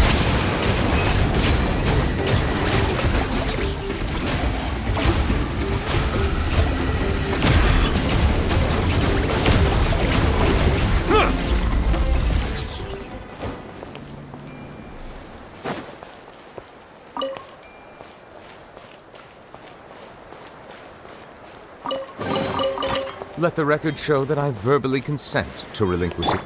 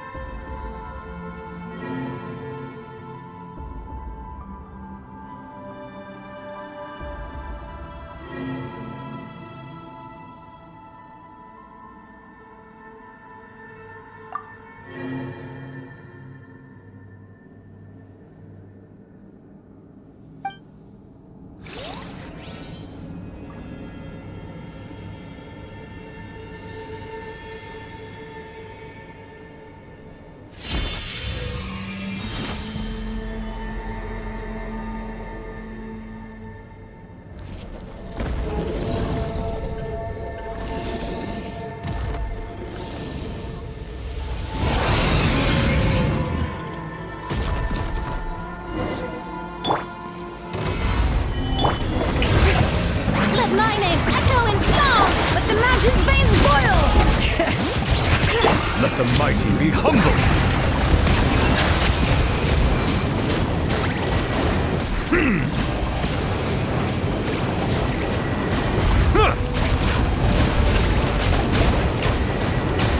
Silence!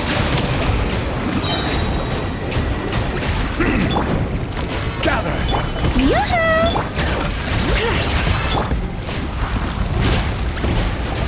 Settle down!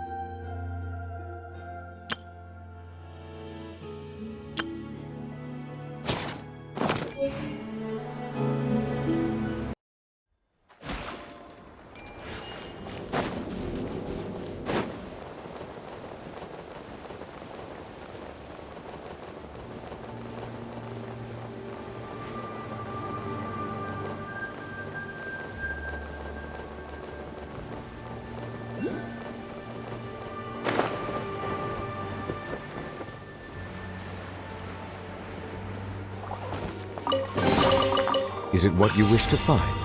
Hopefully the excitement of opening a treasure chest has at least made it a worthwhile experience.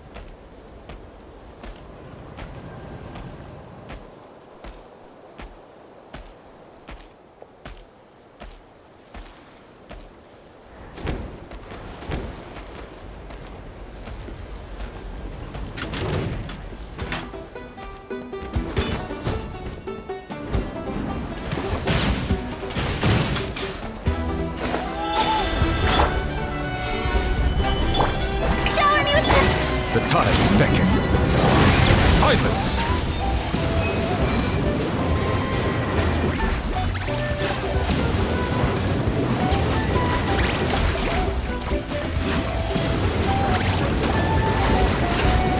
Settle down!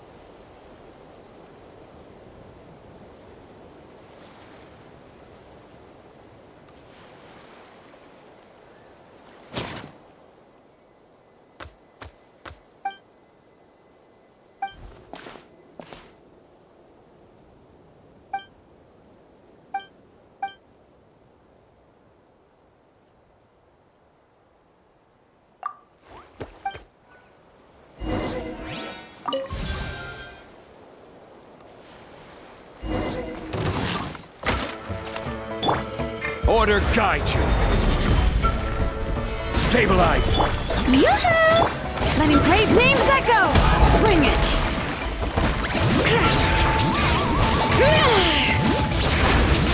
Let the mighty be humbled. Bow your head.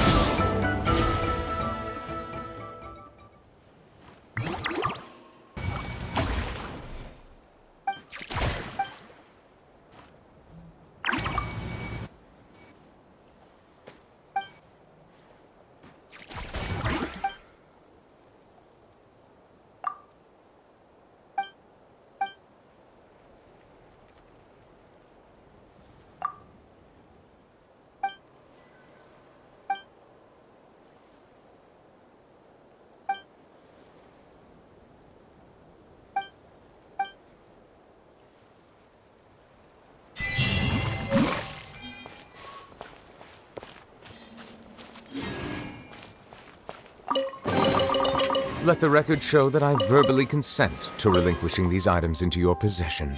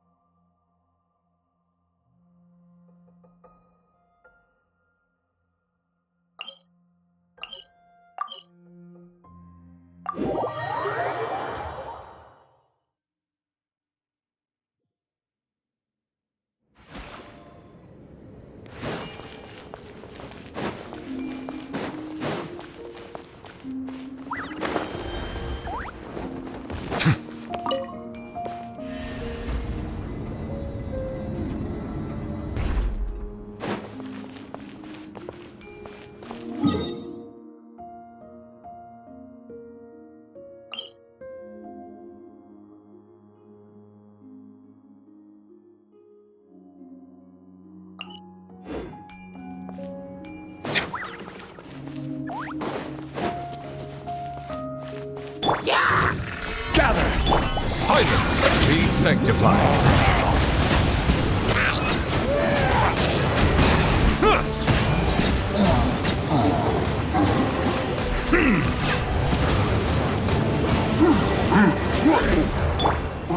Stabilize! Order guide you!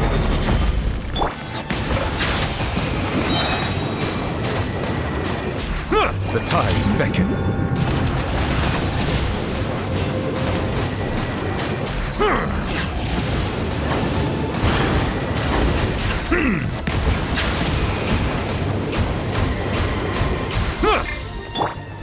Gather!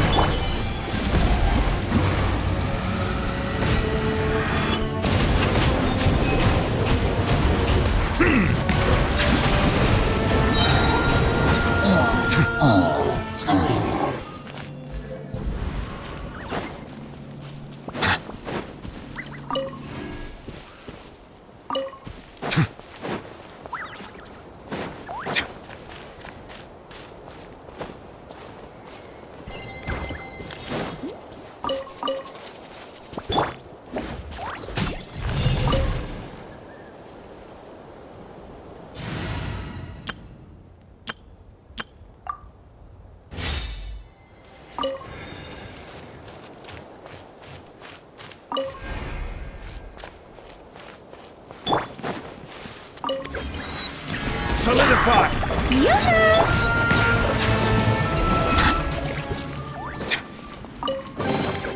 Let the record show that I verbally consent to relinquishing these items.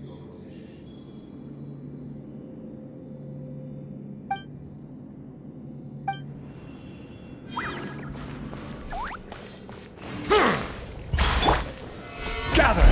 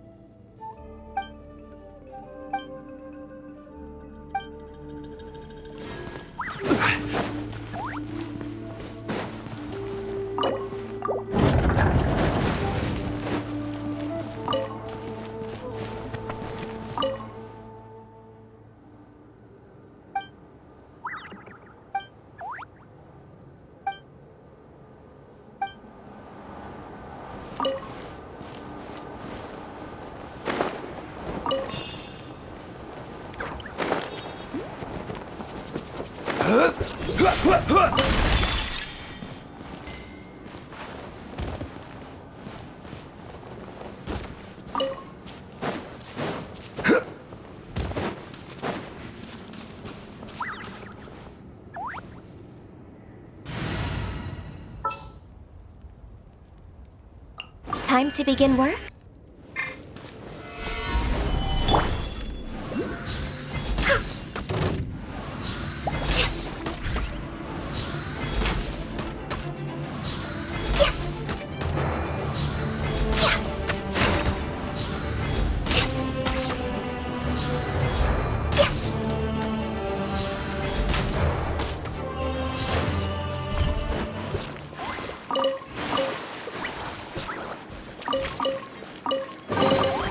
Perhaps whoever left these behind was also fulfilling a... The pleasure is all.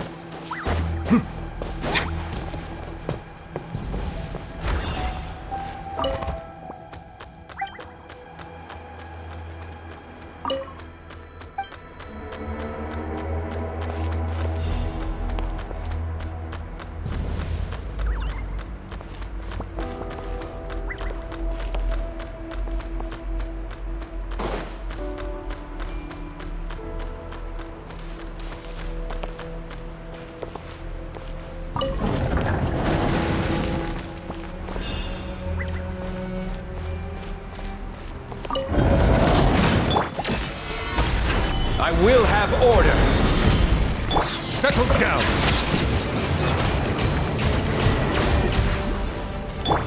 Strike a pose!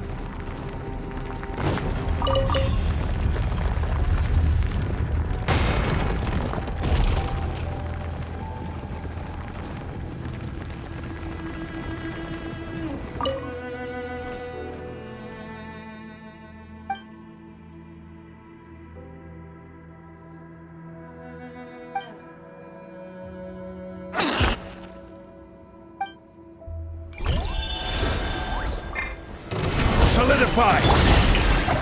Bring it! Let the mighty be humbled!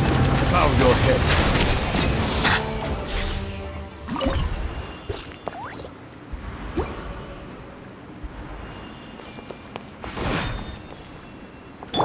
Rise! Crumble!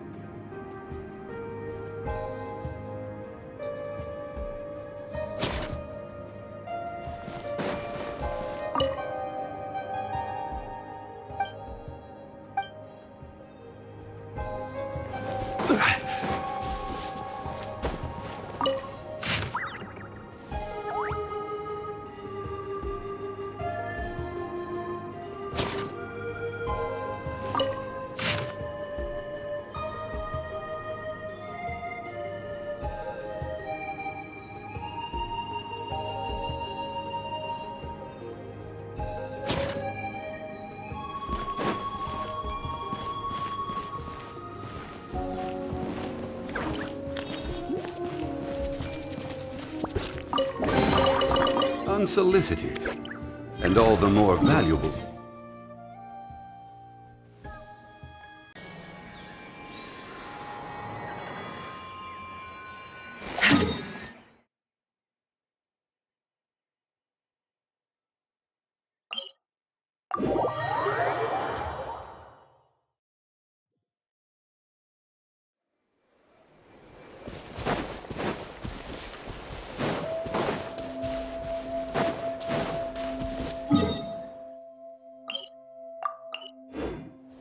Take me up!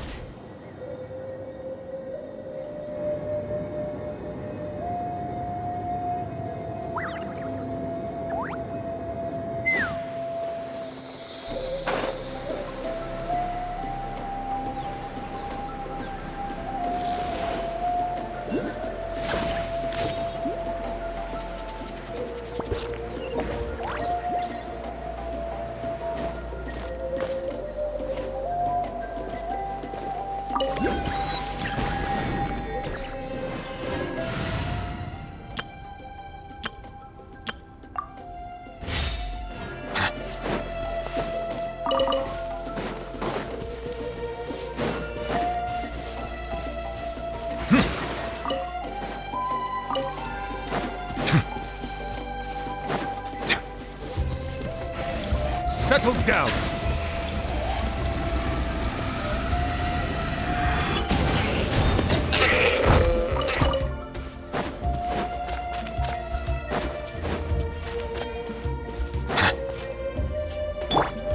Stabilize! Silence!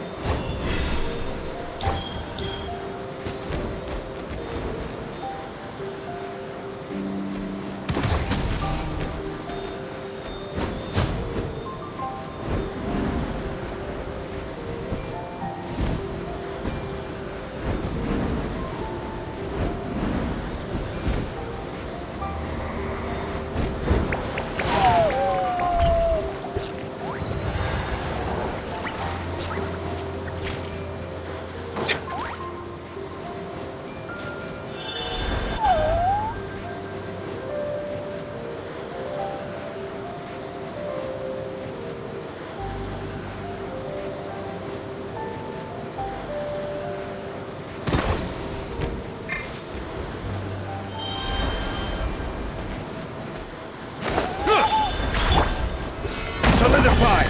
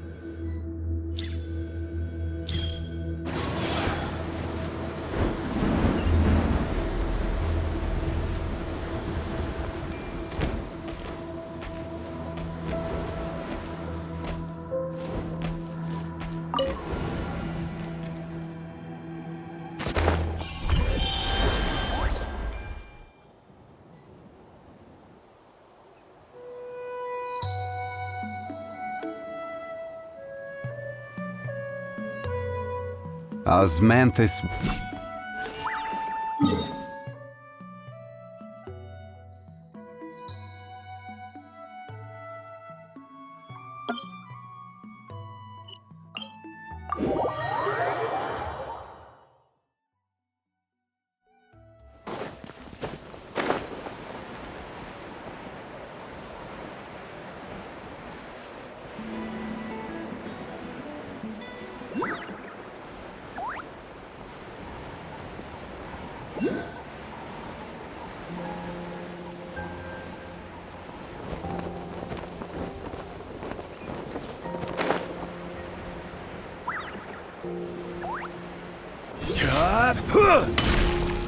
Stabilize! Shower me with the... Settle down!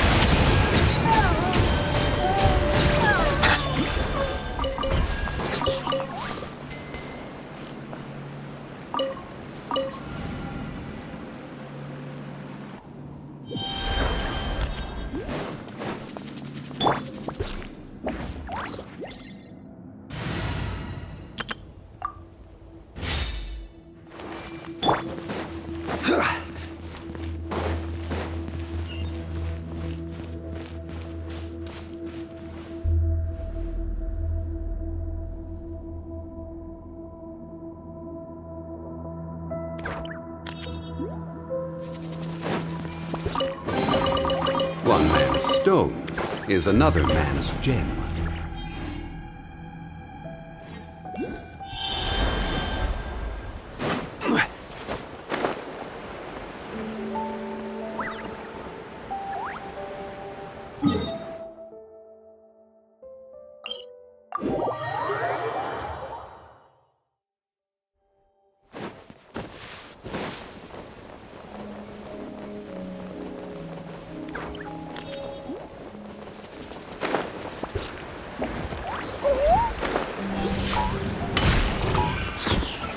Solidify!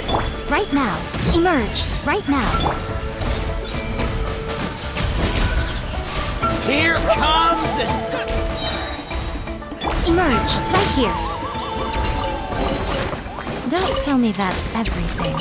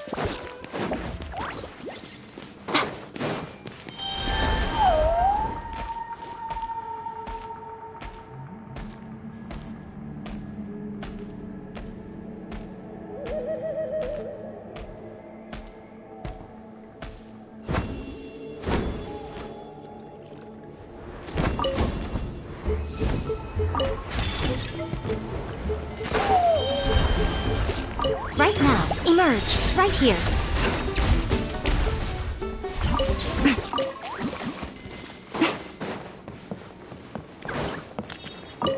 Right now, emerge. Right now. Commit it to memory. Unsolicited, and all the more valuable for it. Right here. Right now.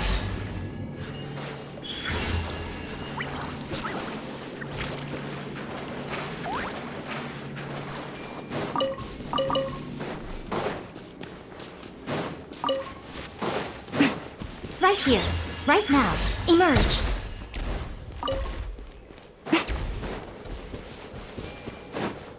Right now.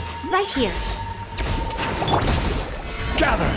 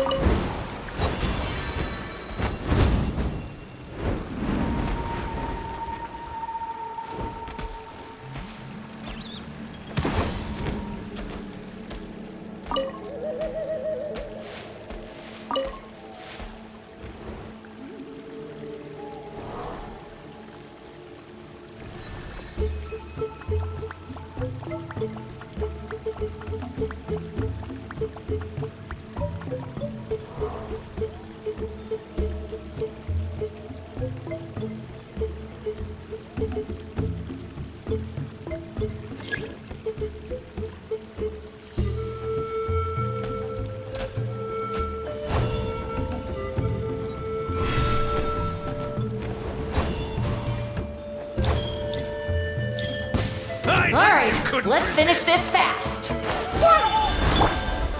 Stabilized! Right now. I see everything. The night wind blows!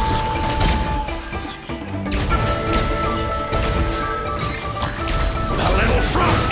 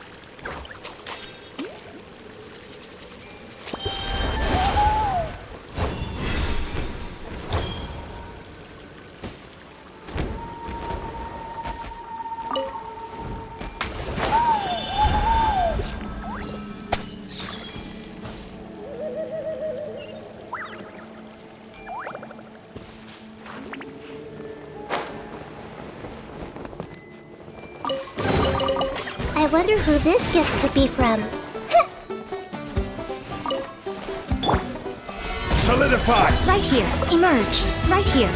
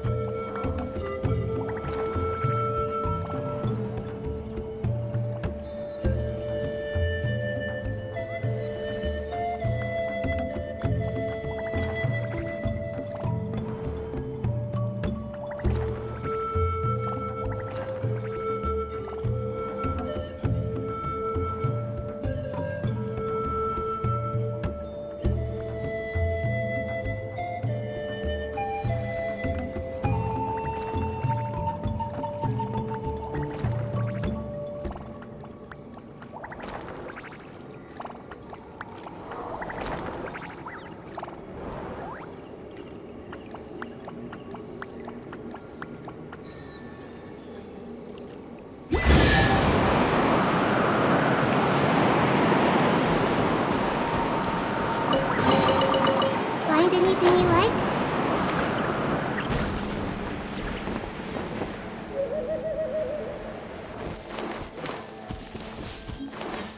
All right.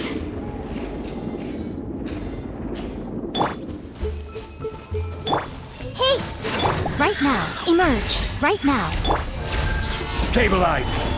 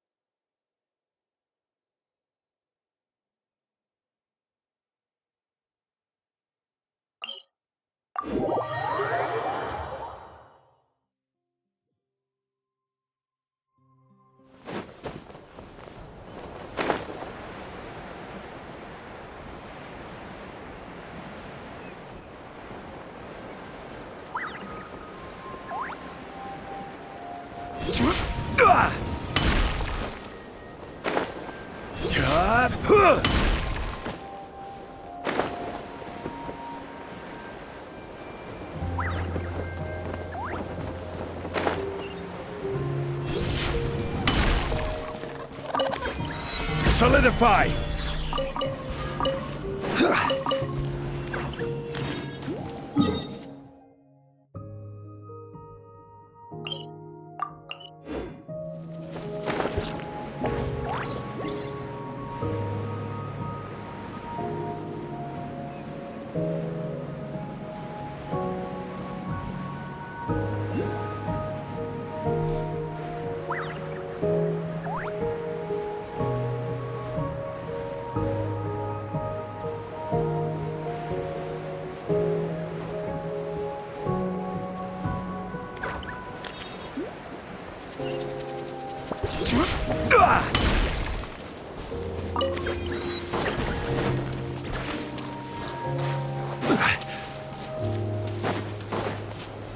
Stabilize! Emerge, right now.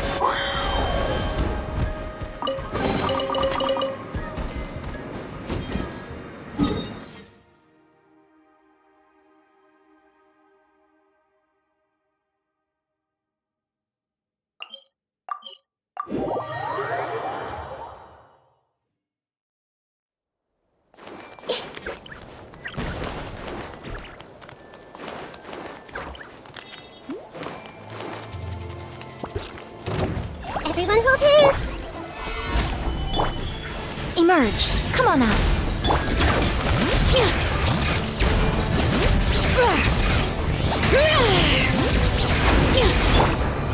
This may turn a little Right now. Right here.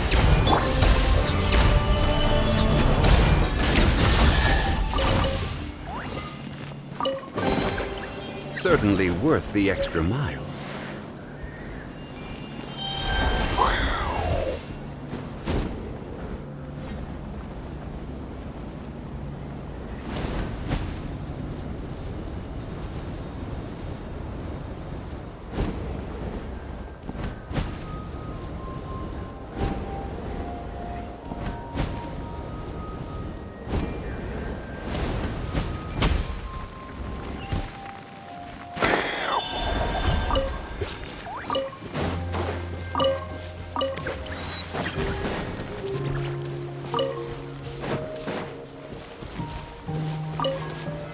Solidify! Emerge. Right here. Emerge. Roll!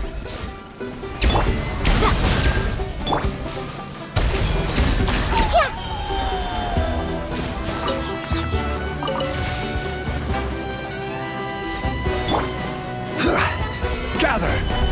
Right now. Emerge. Hey!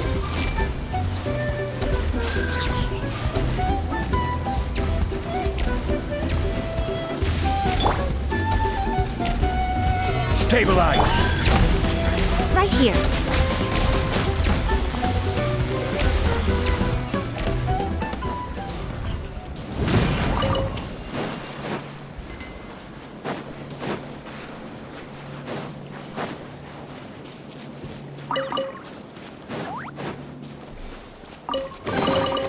Well, what do we have here?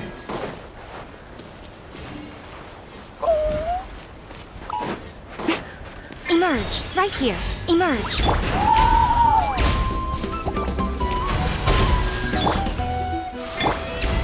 Gather! Right here. Emerge. Right here.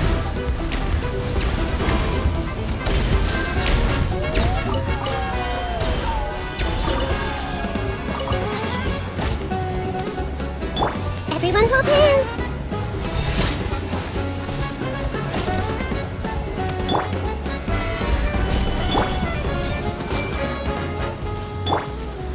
Show them.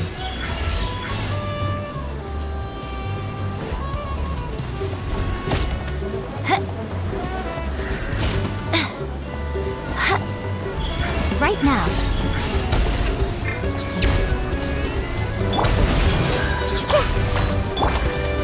Solidify!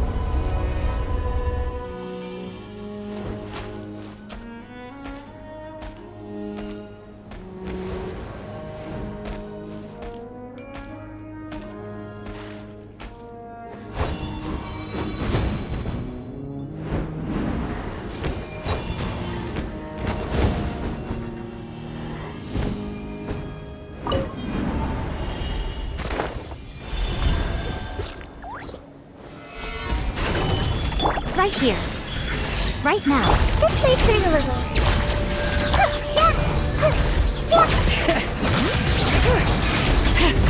Emerge, right here. Grow. Order guide you.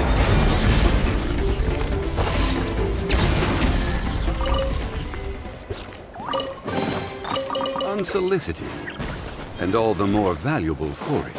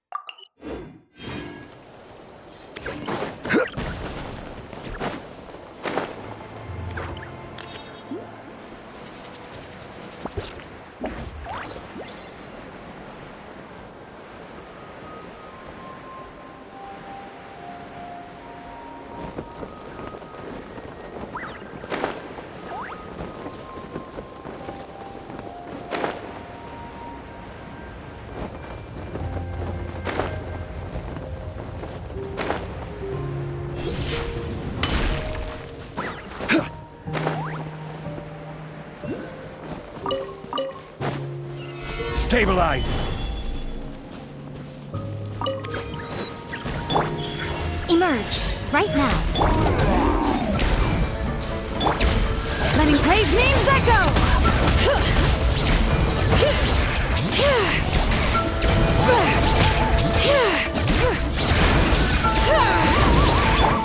This way through. Emerge. This is order.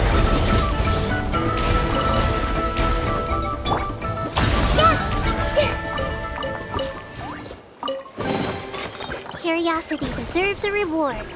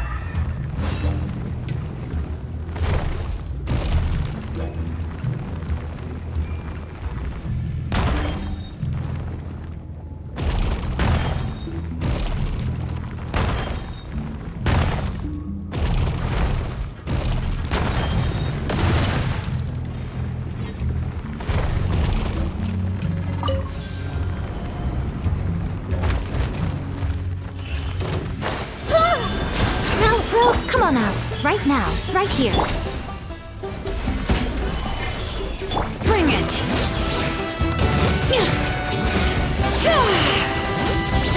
This way through the little. Show them. A sight to behold. Emerge. Yeah.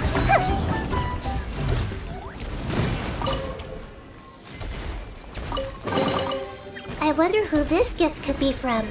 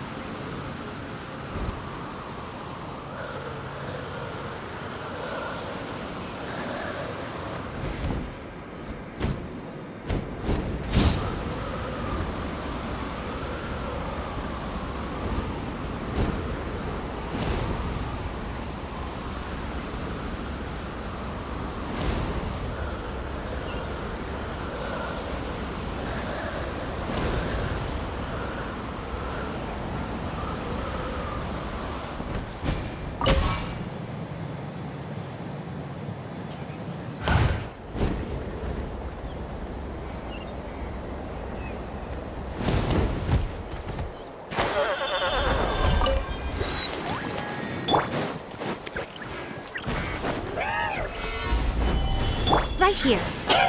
Emerge. Grow, grow, grow! I will have order.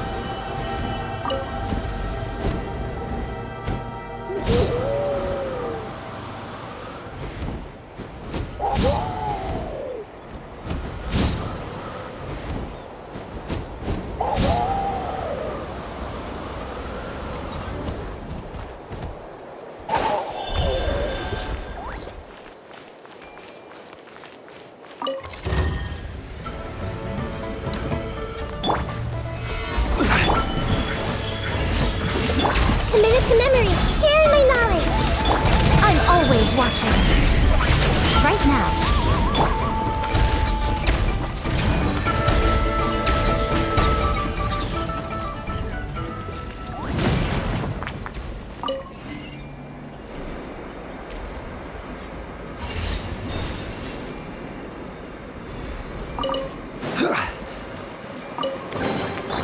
Unsolicited, and all the more.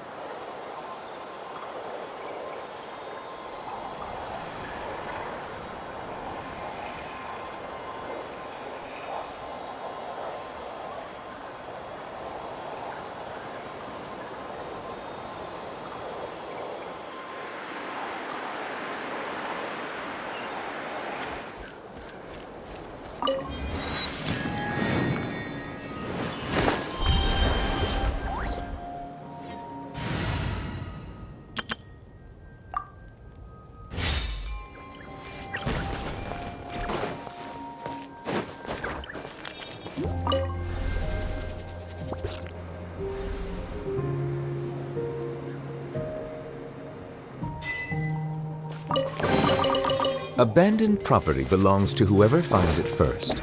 So, it's legally yours now.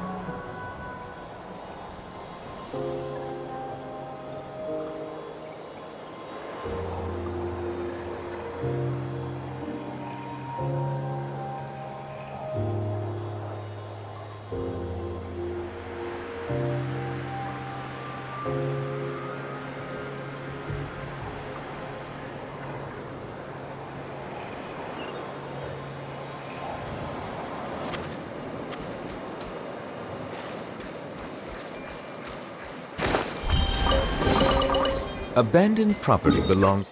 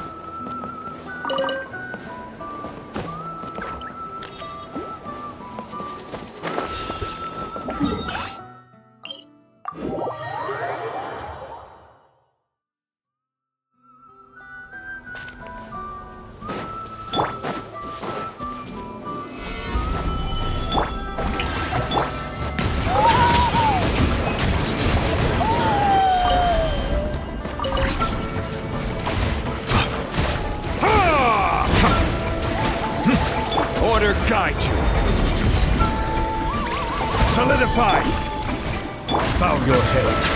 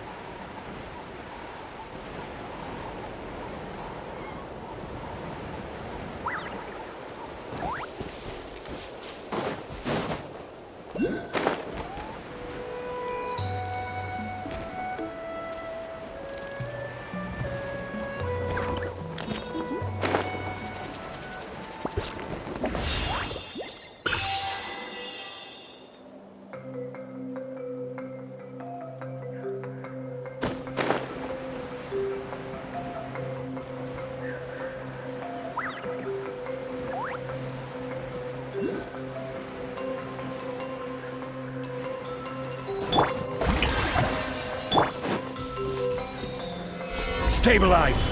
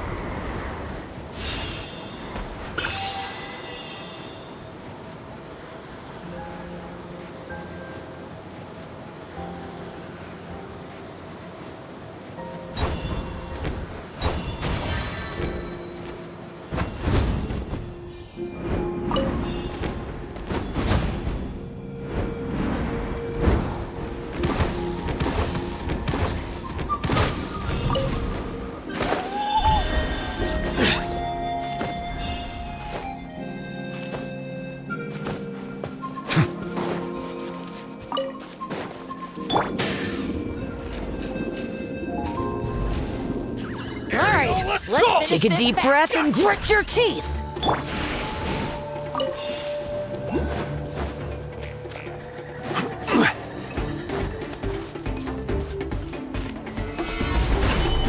Let's hope you put up a good fight. Come on, show me your courage.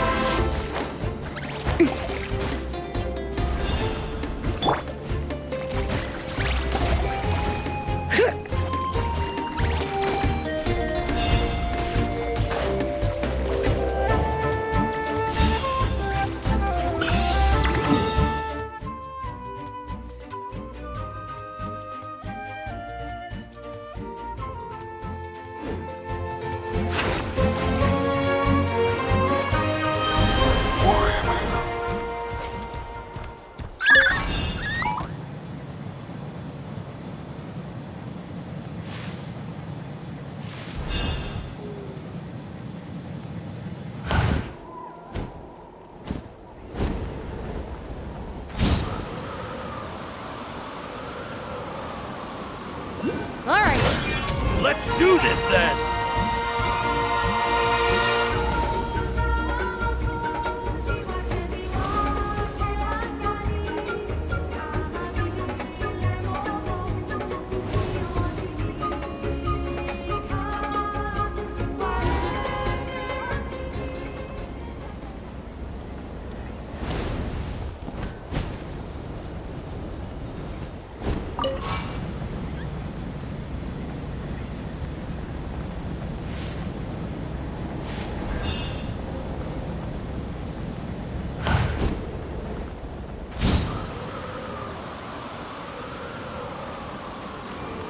All right.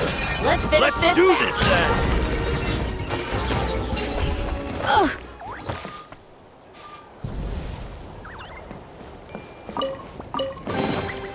I'm keeping a lookout. Don't worry, there's no ambush.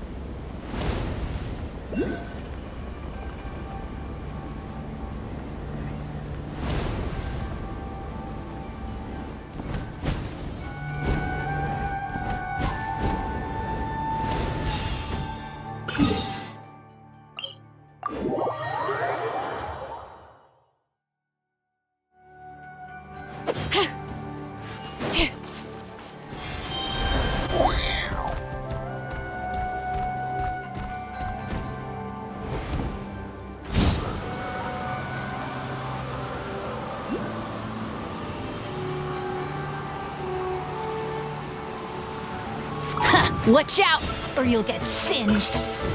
It's raining fire! Gather! Shower me with pain! Silence! You win.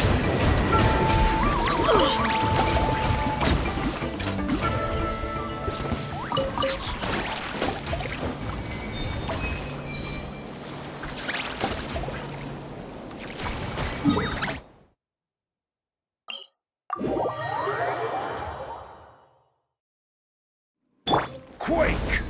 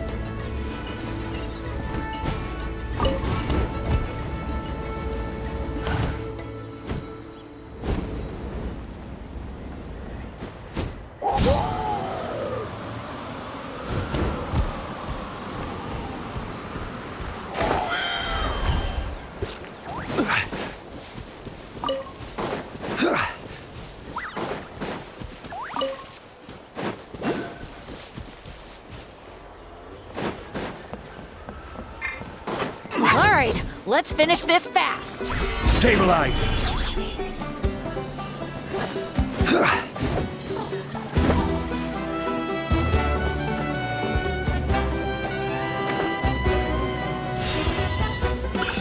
The night wind.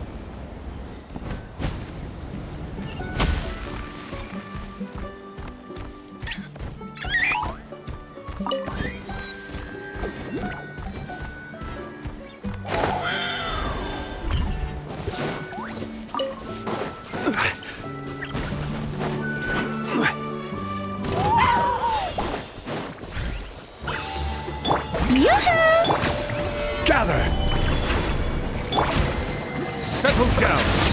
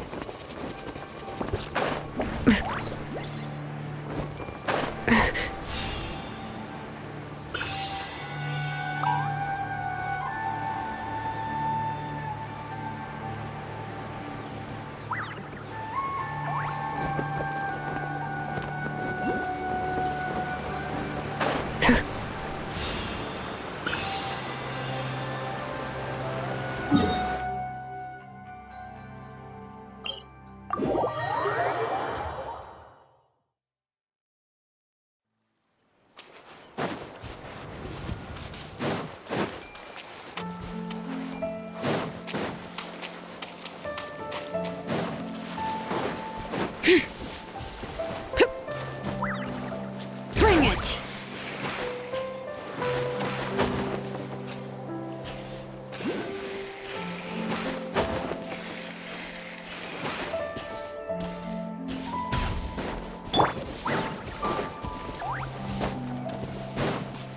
Right!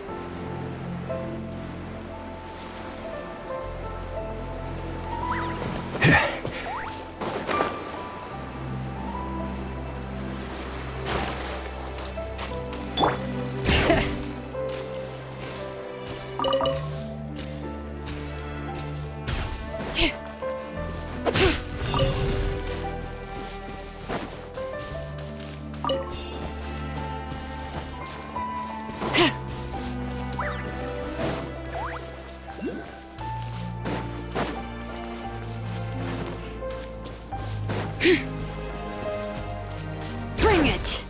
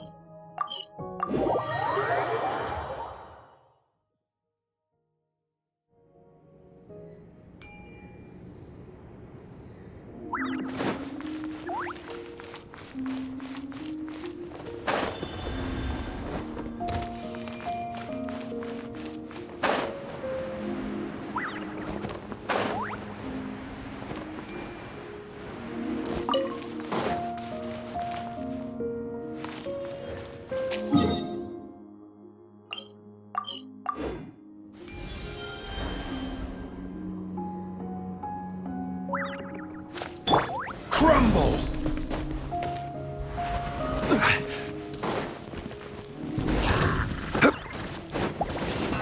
All right.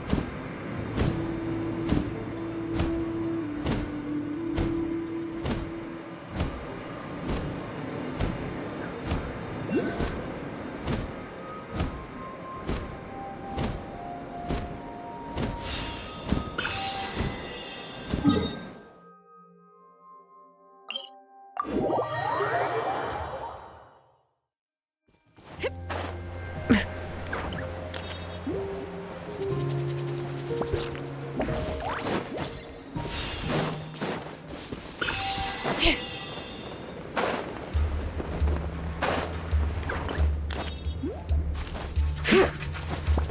it!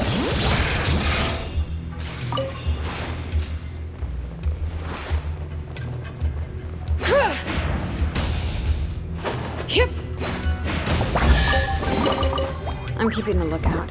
Don't worry, there's no ambush.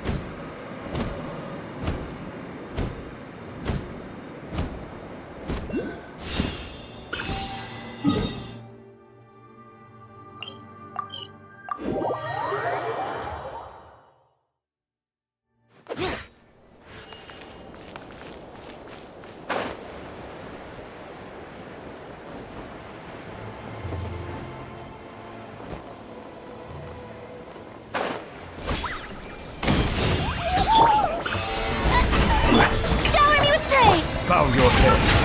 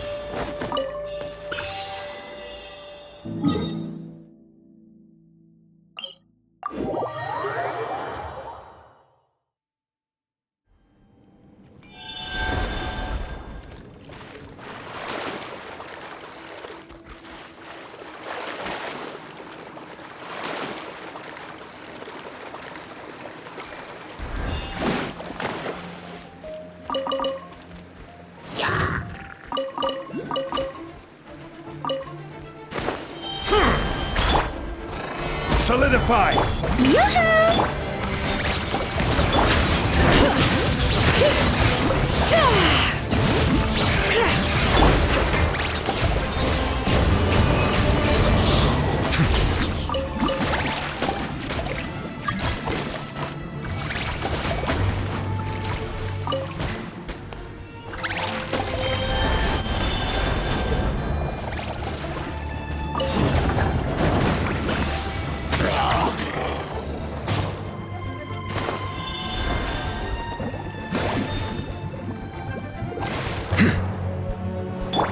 This is order. Gather! All right.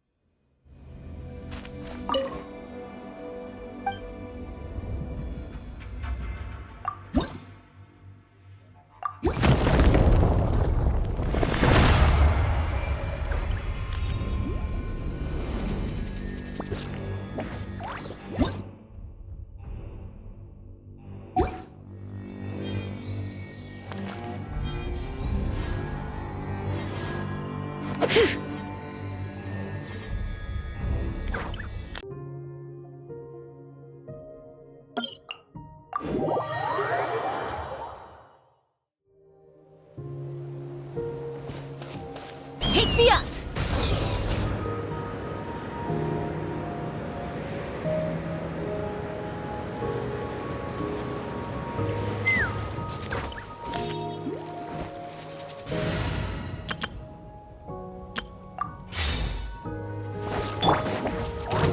Solidify! Yoo-hoo! Bring it!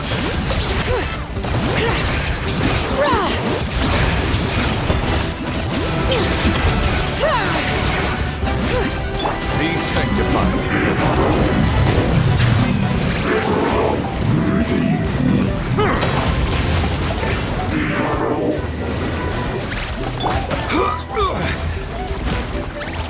Stabilize!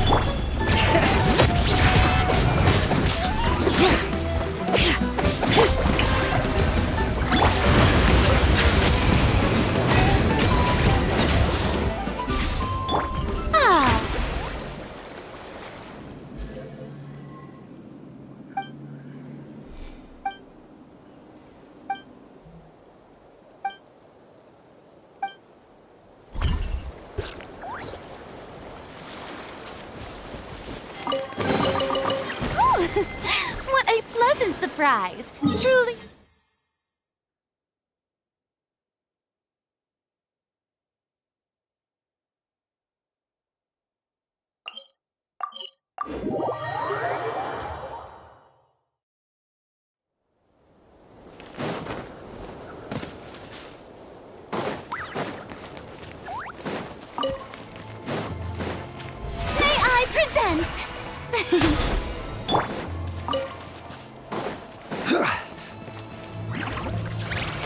Solidify! This is order!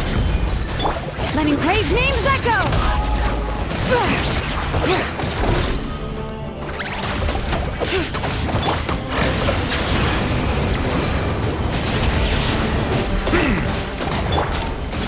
Gather! Bring it! Hear the echoes of the valley! Strike a pose! Silence!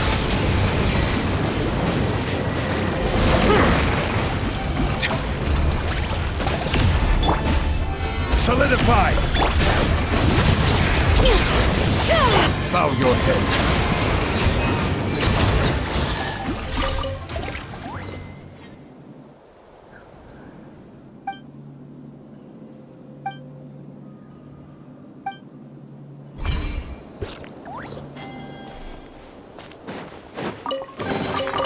Is it what you wish to find? Hopefully the excitement of opening a treasure chest has at least made it a worthwhile experience.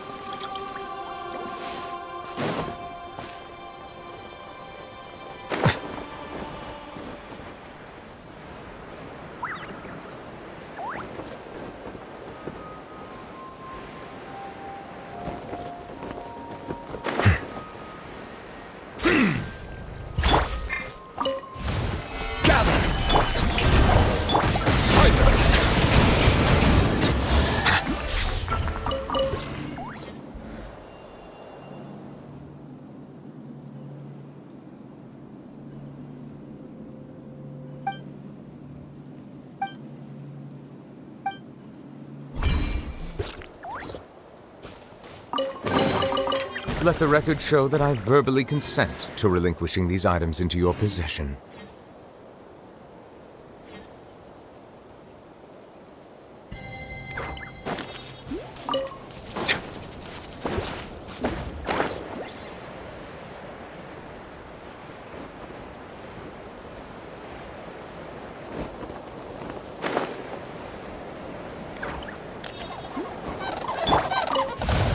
Stabilize!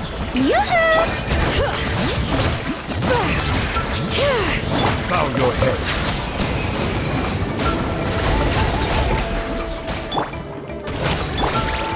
Solidify!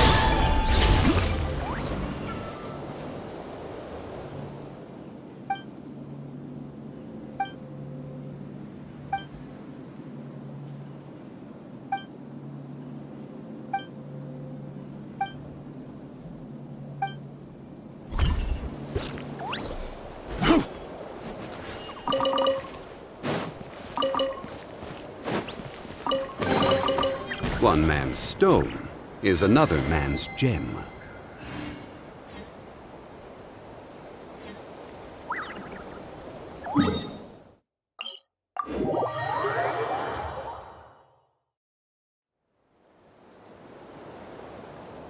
How's...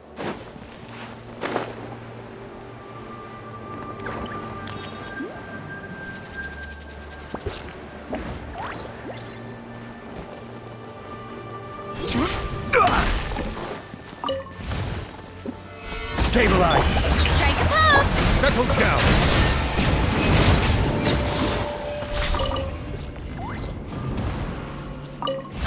I will have order!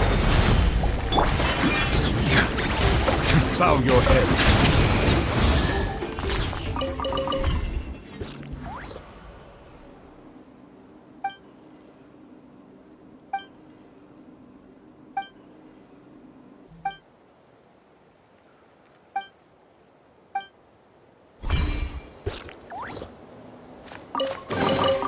Is it what you wish to find? Hopefully the excitement of opening a treasure...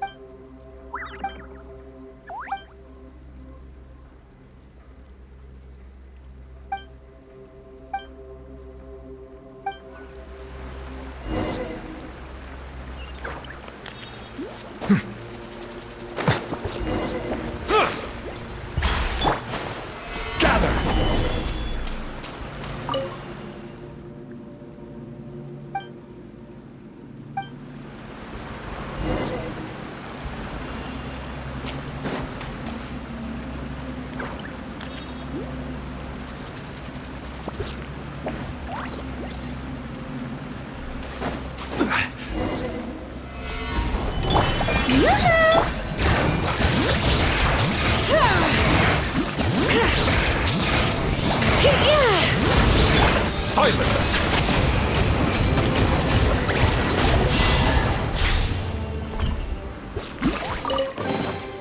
Is it what you wish to find?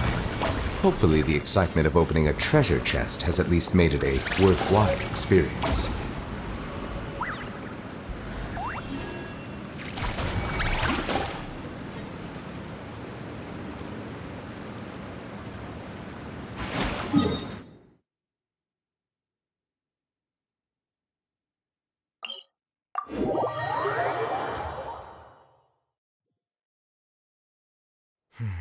It's over.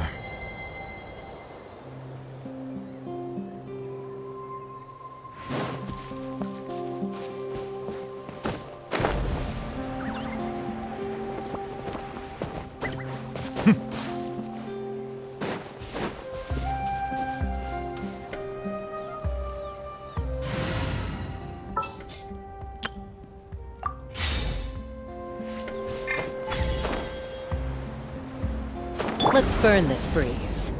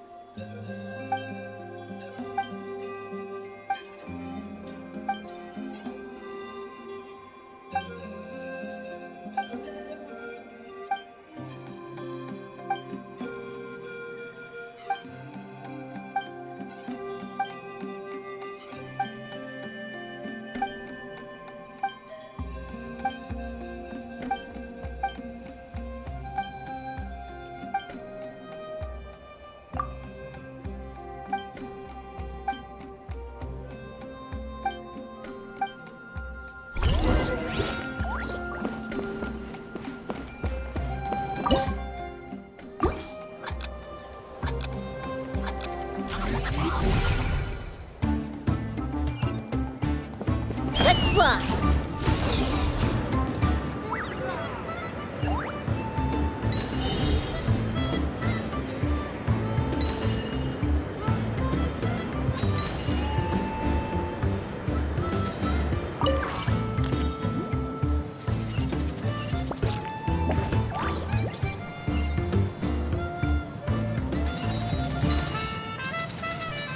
Take me up!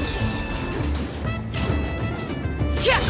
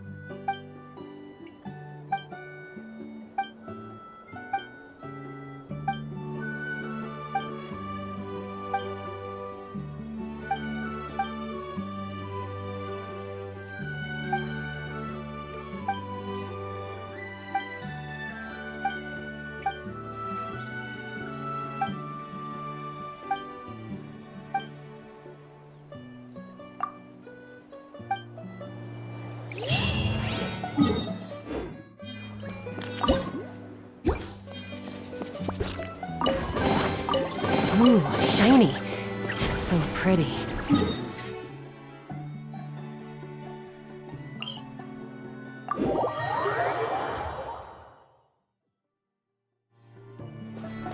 Let's fly.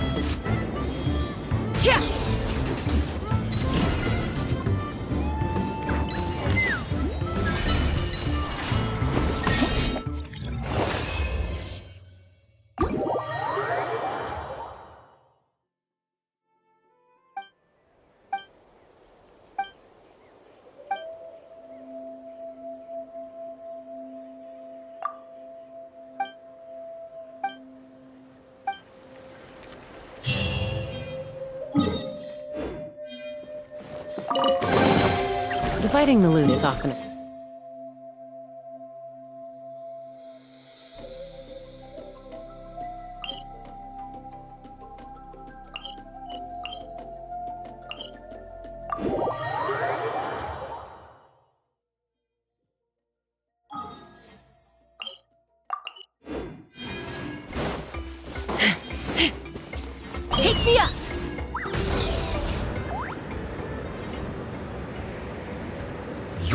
prosper.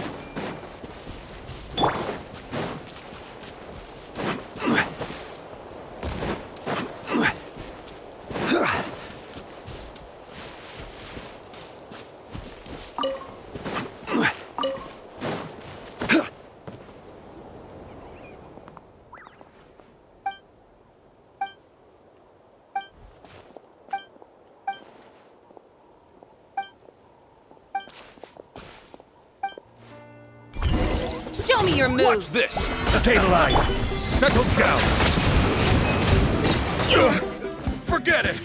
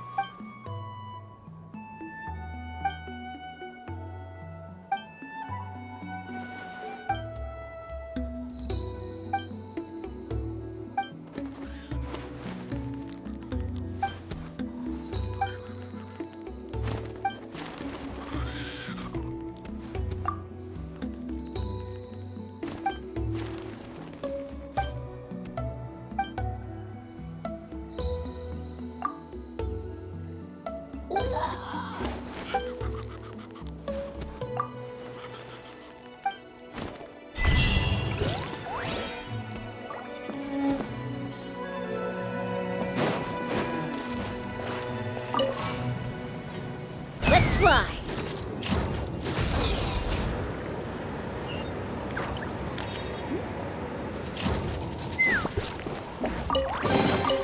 Dividing the loot is often a cause of conflict, but luckily for you, I don't really need this stuff.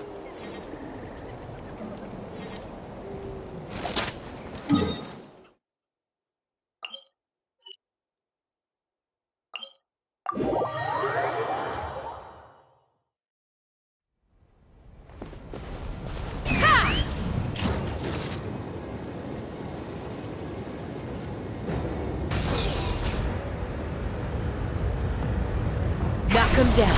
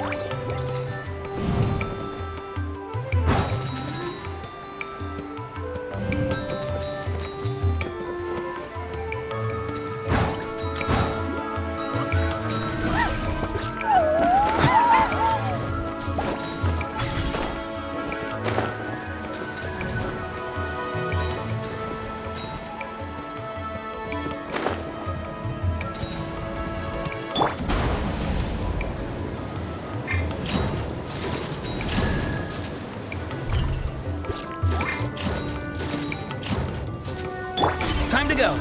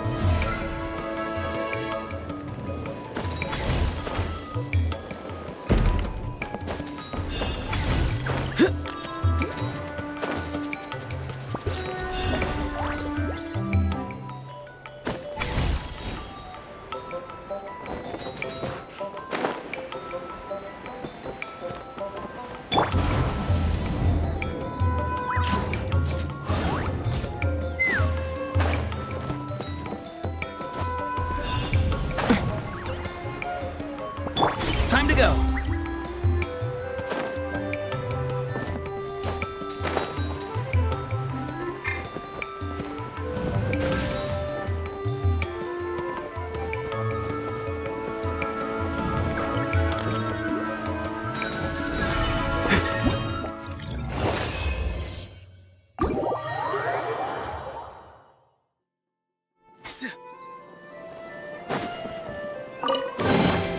You can always tell which ones are ripe for the picking by the sound they make when you tap on them.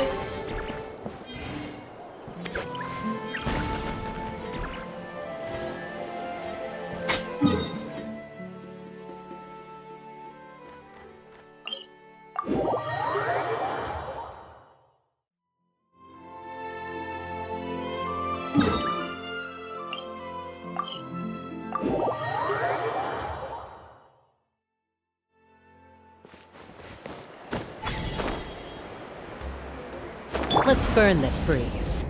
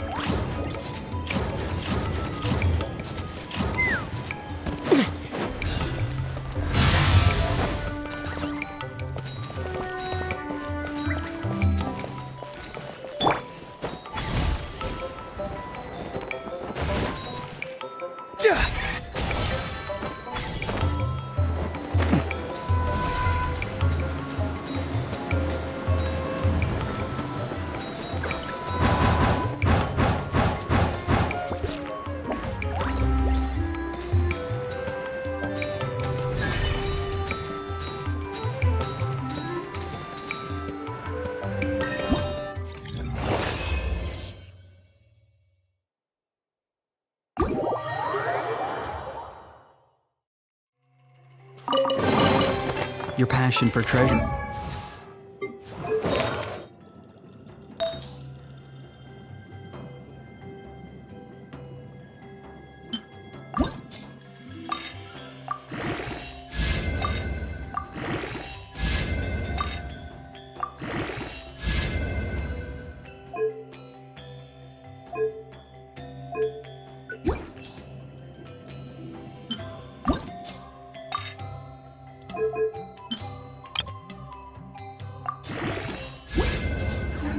Is turning these chests into an endangered species.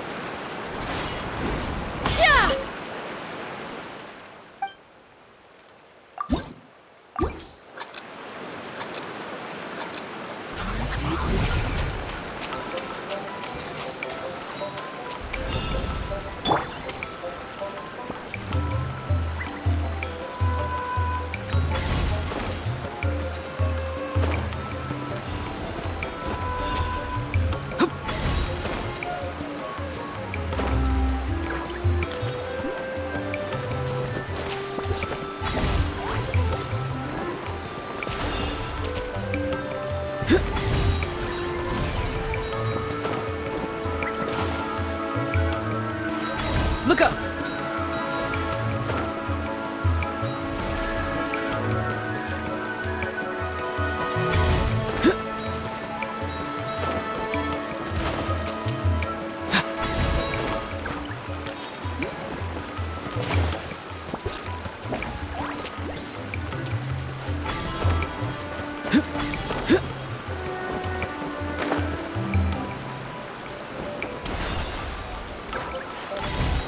Here we go!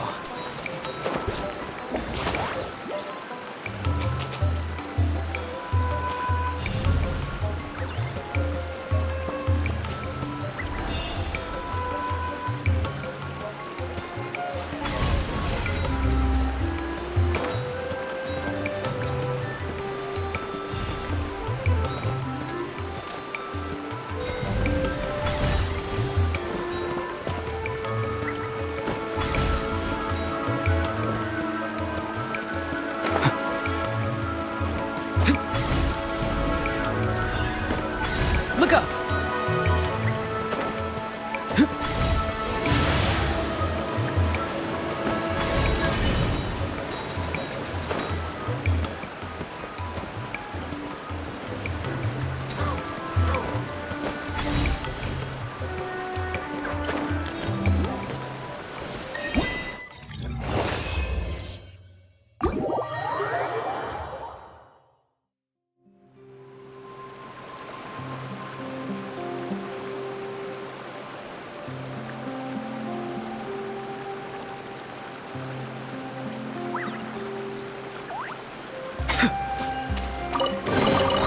Careful. Some saurians like to hide in chests like this.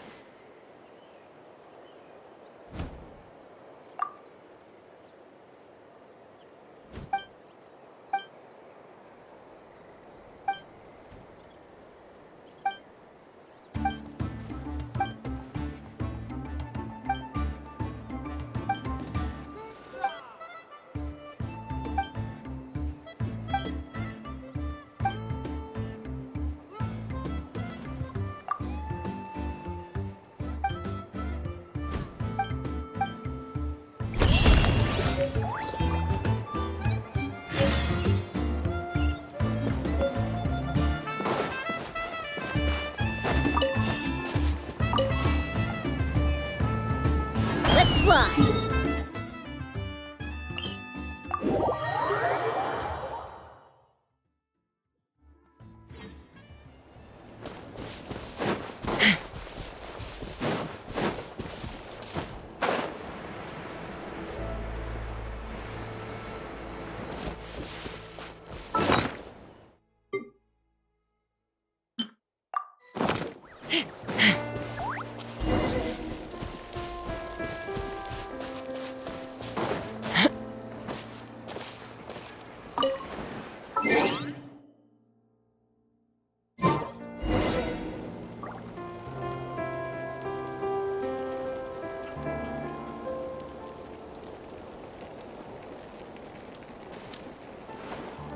Take me up!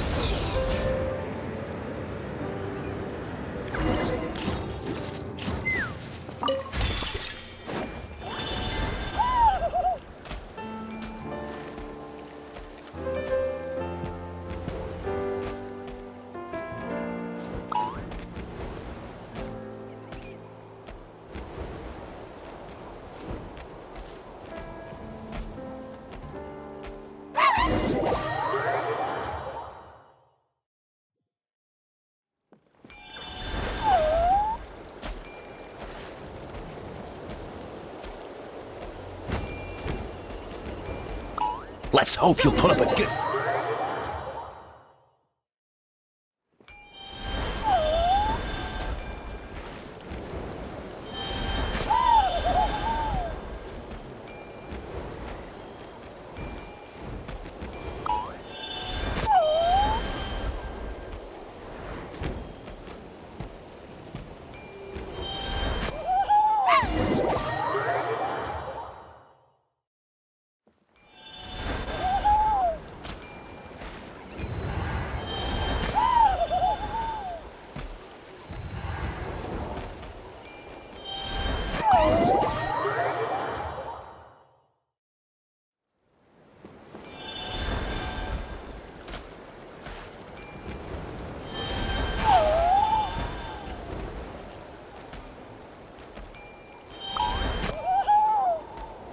It'll be on your head.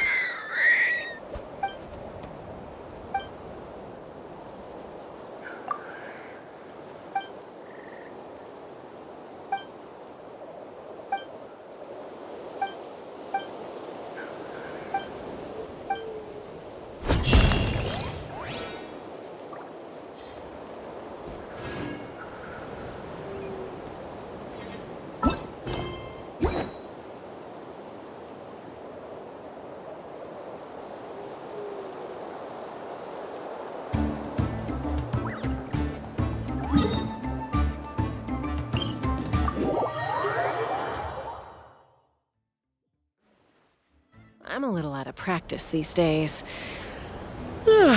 Any conflicts around?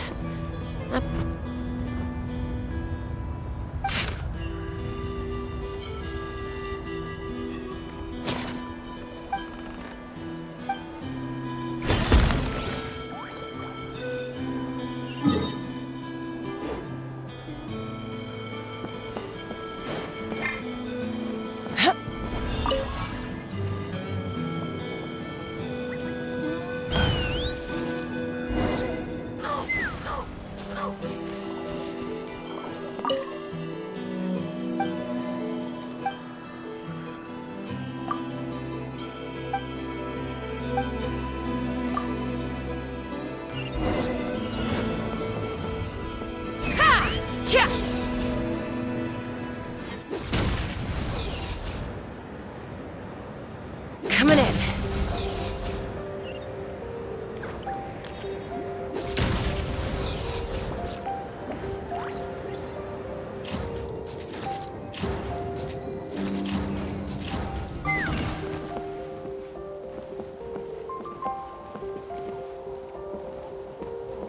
Let's fly.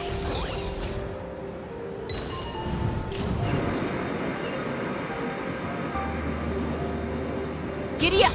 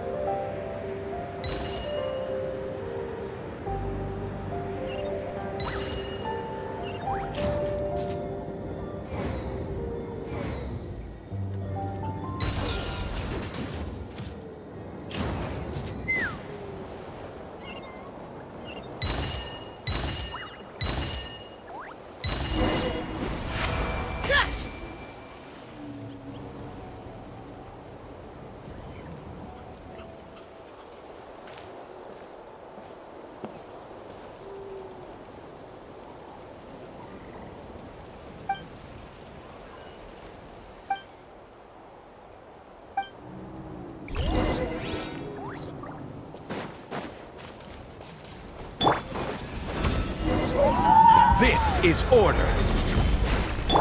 Bow your head.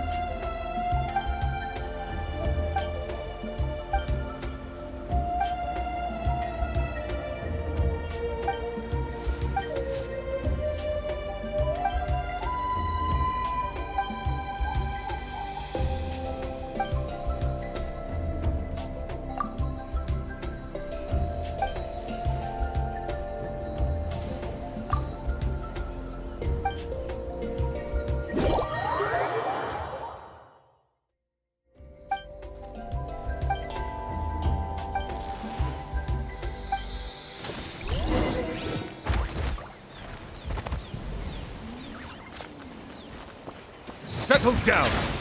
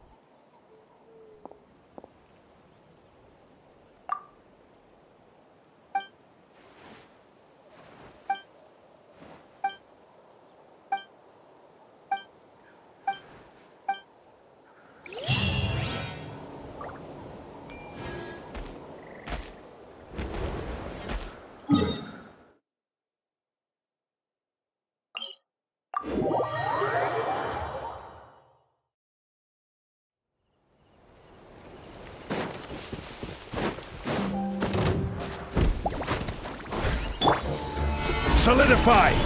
Silence!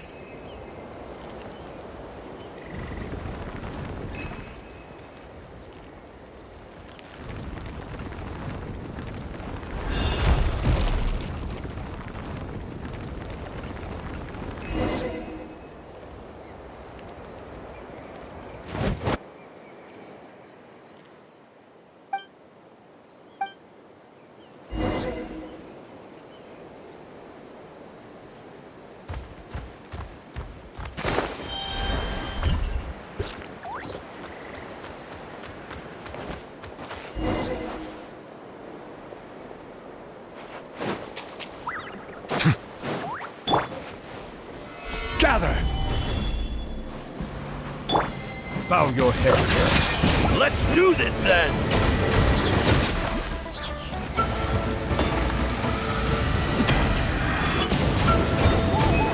Yes, you are. Qualified after all.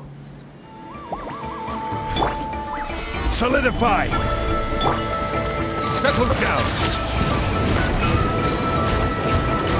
Huh. This is order!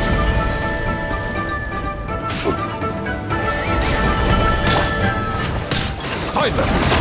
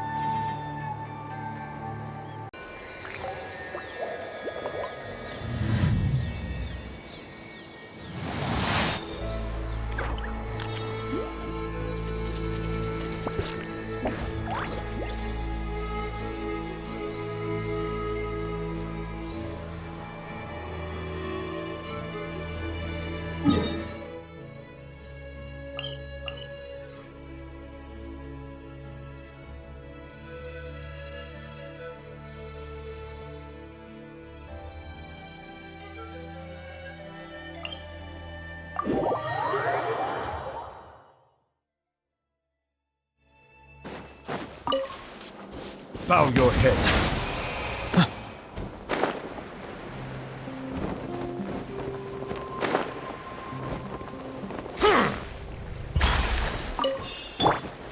Stabilize!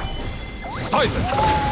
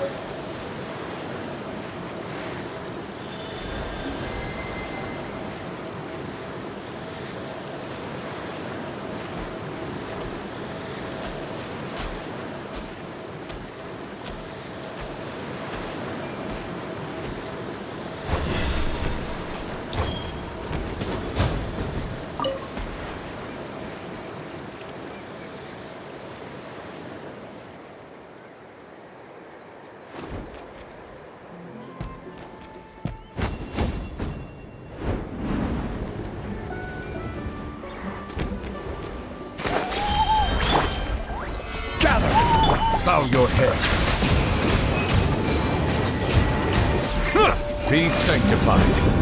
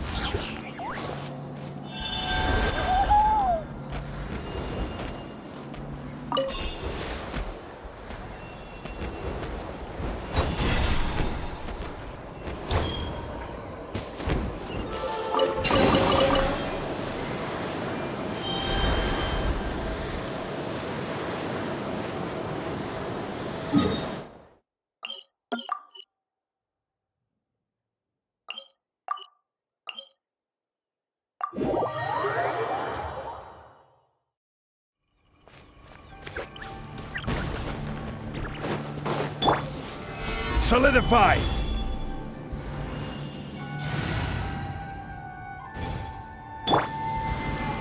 Silence!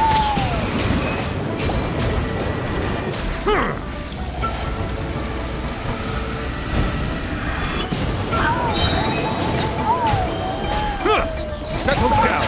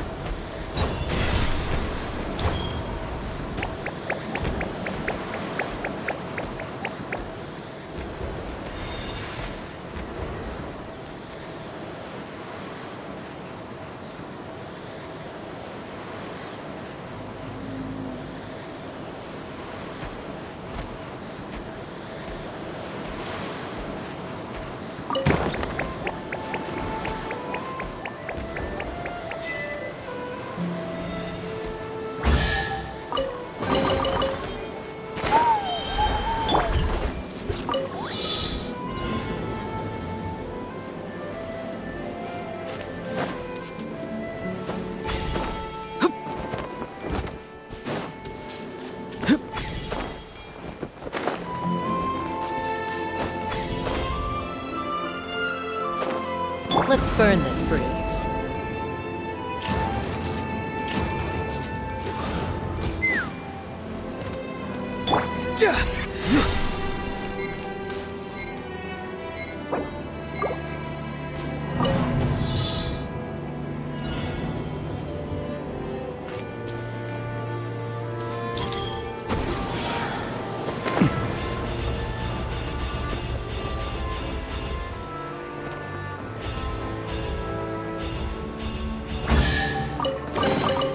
You can always tell which ones are ripe for the picking by the sound they make when you tap on them.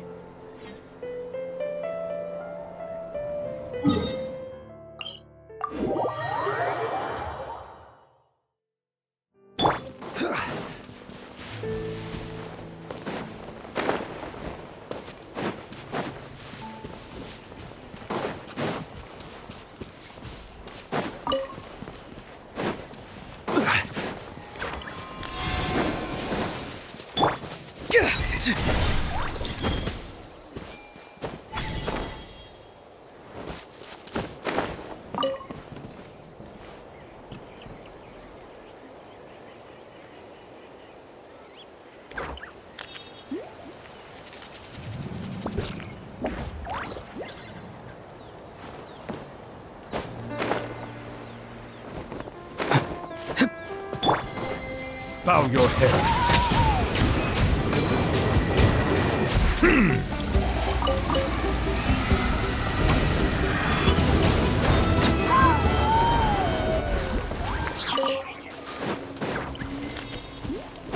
Silence!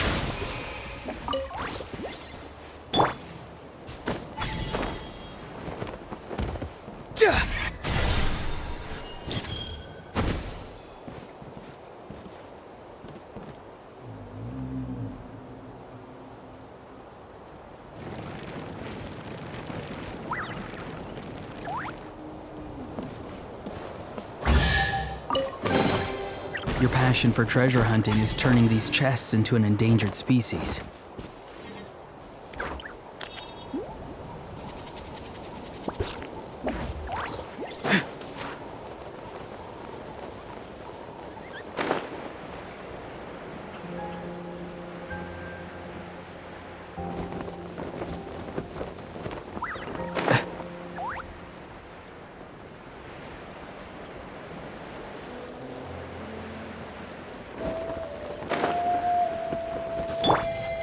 Settle down!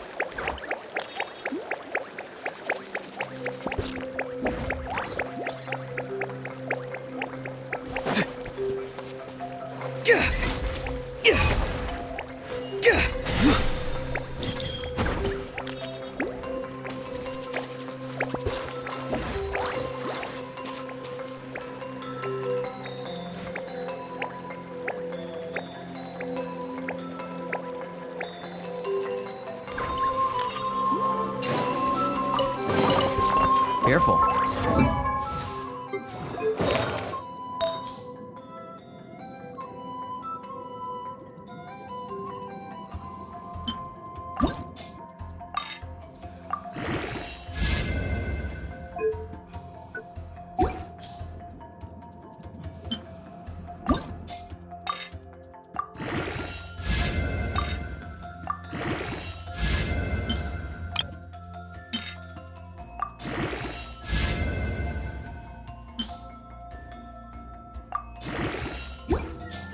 Saurians like to hide in chests like this.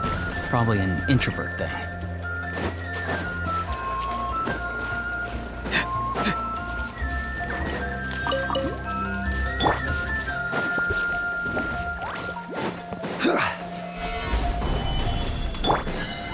Let's hope you put up a good fight. Silence!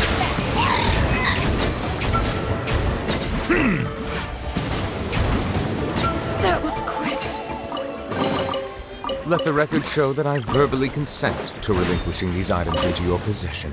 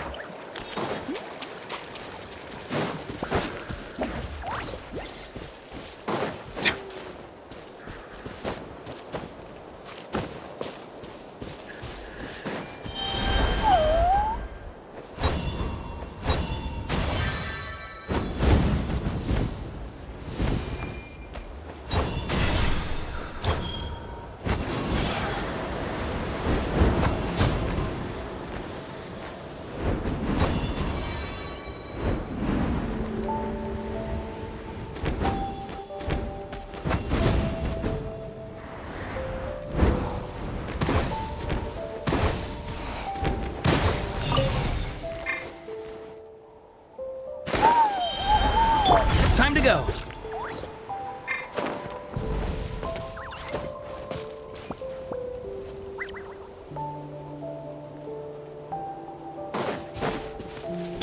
Bow your head.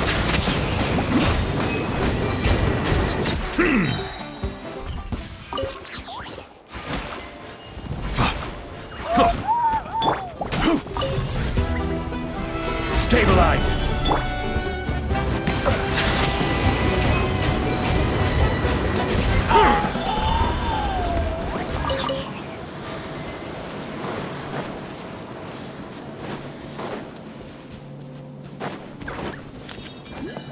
Come on! Show me your courage!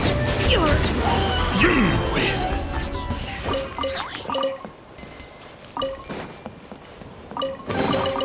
Abandoned property belongs to whoever finds it first, so it's legally yours now.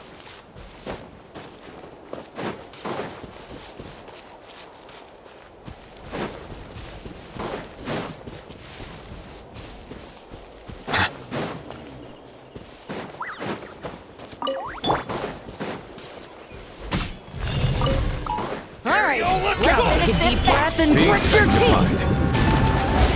All ice on you. That was quick. Stand down. My wait was not in vain. Let the record show that I verbally consent to relinquishing these items into your possession.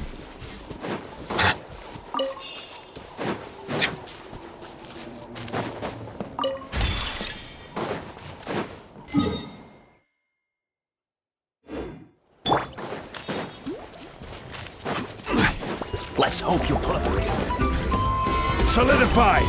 Bow your head. That was quick. Flying! Let's finish this next time.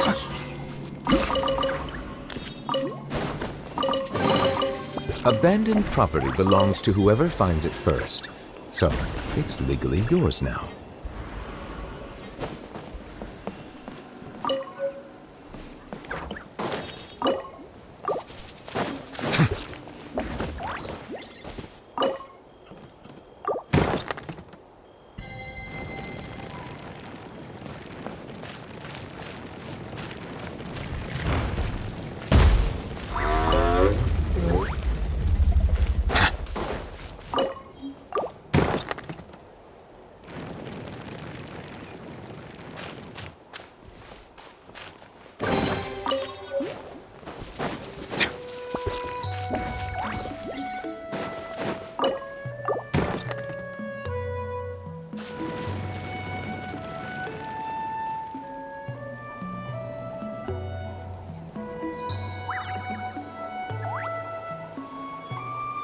Run if you know what's good for you.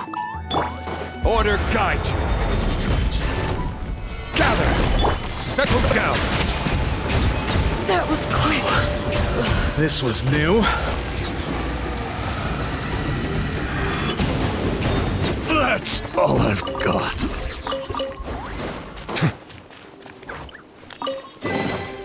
Abandoned property belongs to whoever finds it first. So, silence!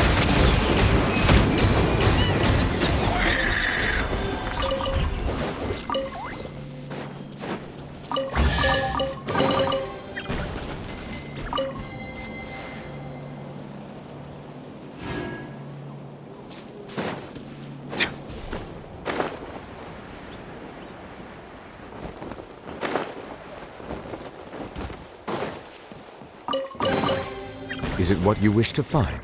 Hopefully the excitement of opening a treasure chest has at least made it a worthwhile experience.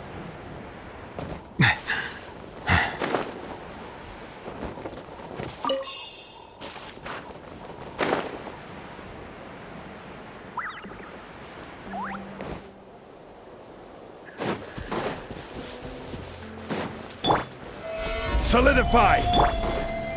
Settle down!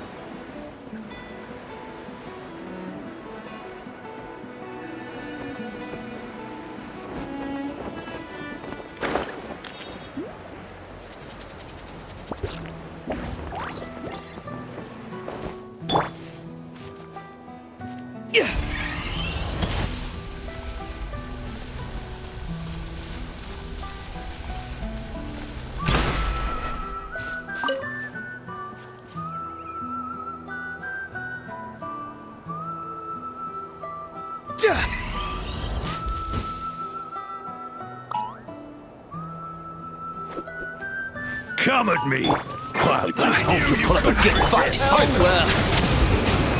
The night wind blows!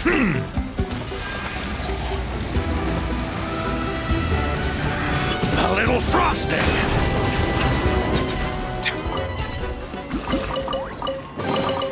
Abandoned property belongs to whoever finds it first. So, it's legally yours now.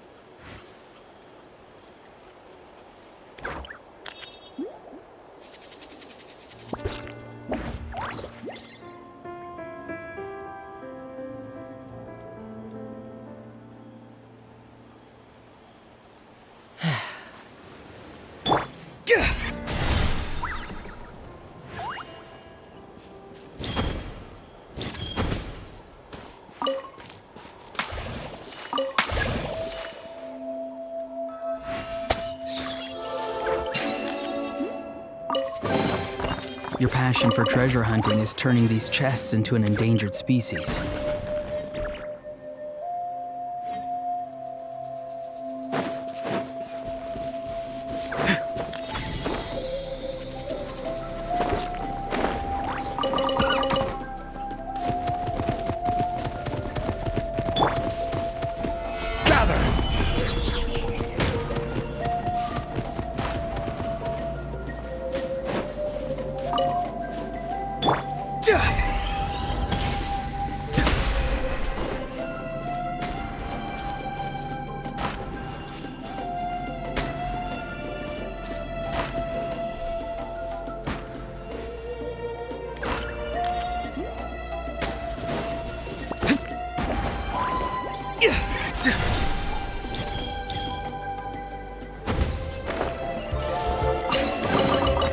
can always tell which ones are ripe for the picking by the sound they make when you tap on them.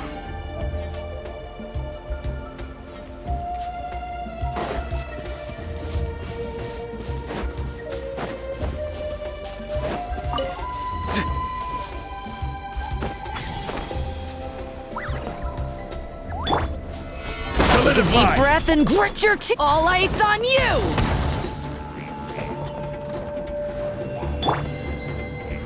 Bow your head. Take a look I behind will the have veil. order. Stabilize. All ice on you! Wind blows. Another riddle.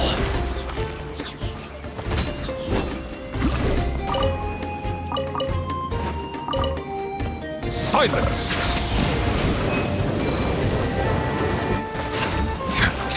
Here comes solidify. This was new.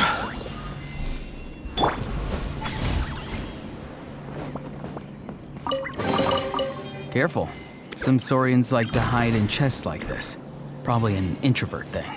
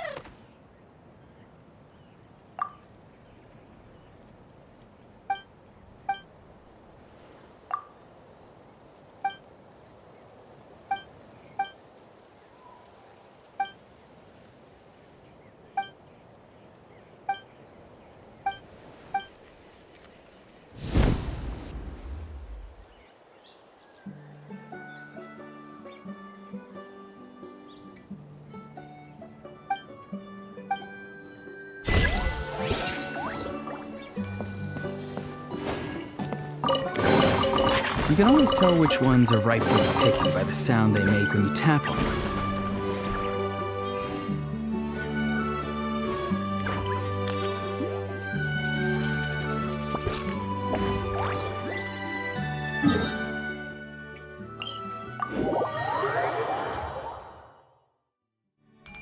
Having a favorite animal, or vegetable or fruit, Take me up!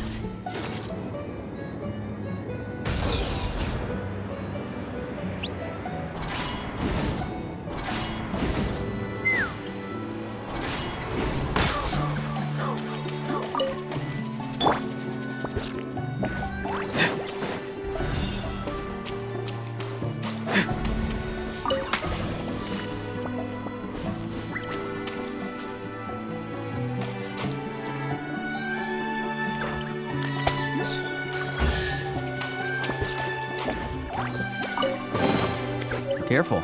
Some saurians like to hide in chests like this. Probably an introvert thing.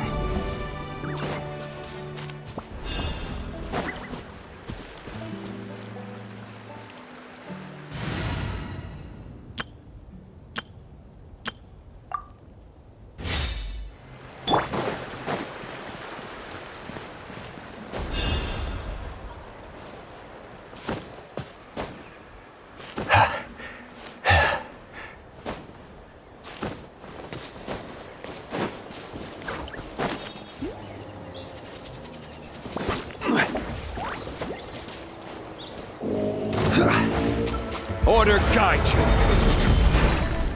Stabilize. Strike a pose! The tide's beckoning. Bow your head.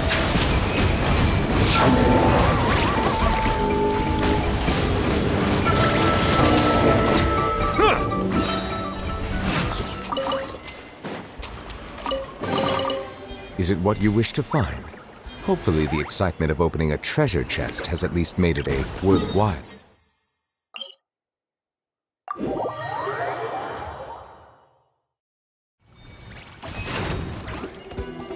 Settle down.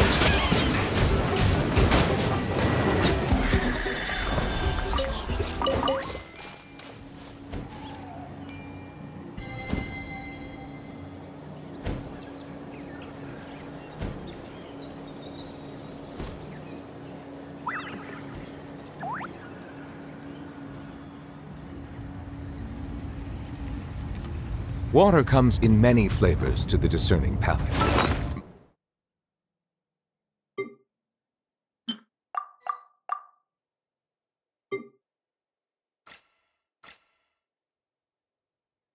Relics from places.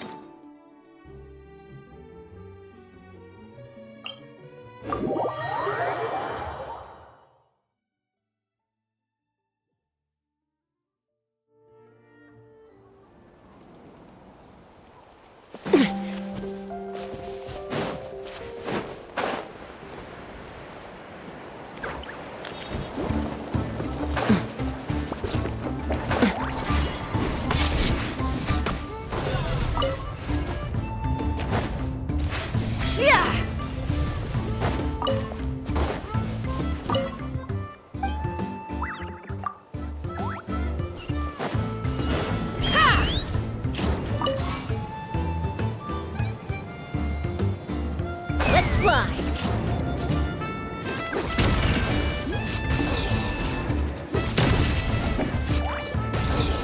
Coming in.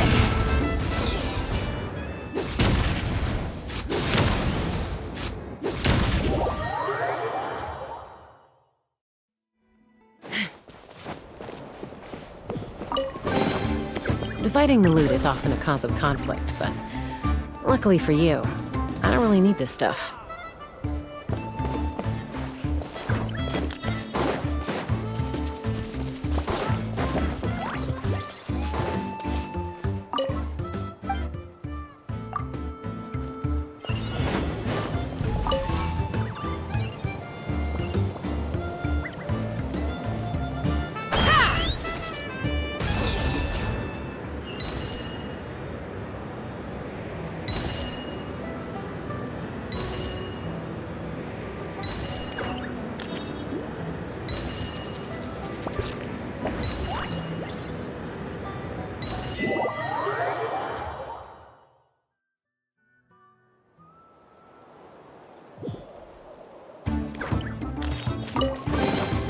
More makes a lot of problems go away. So you can never have too much more, huh?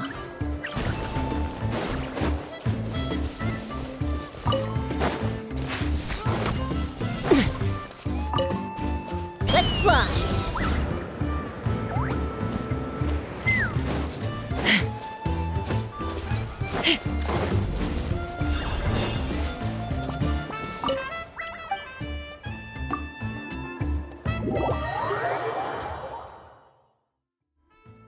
Take me up! Yeah!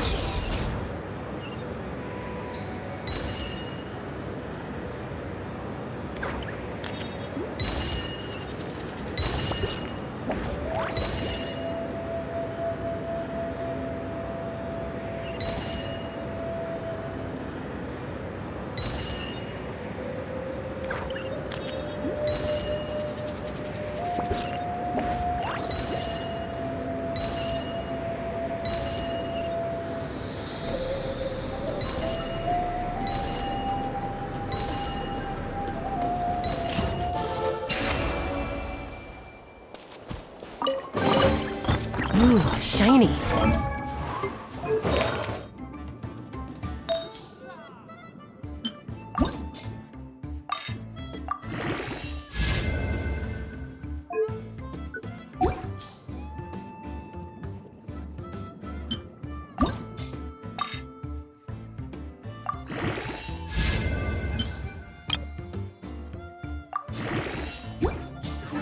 It's so pretty.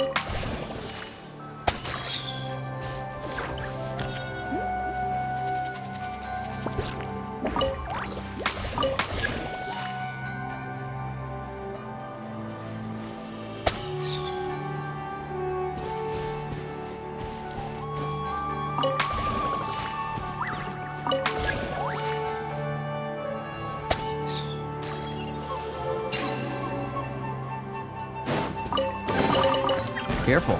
Some saurians like to hide in chests like this. Probably an introvert thing.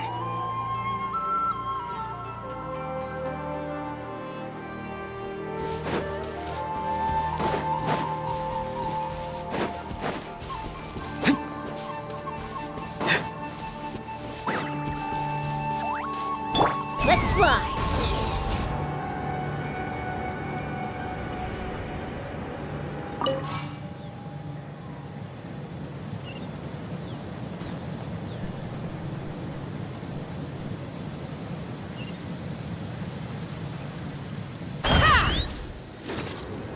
Rain. Ugh, my hair and feathers are gonna get soaked. Time for some preening when I get back.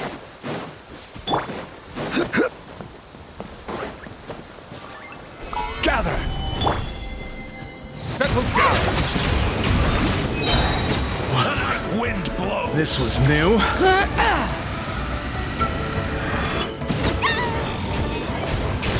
A little frosting! Silence! Another riddle! Let the record show that I verbally consent to relinquishing these items into your possession.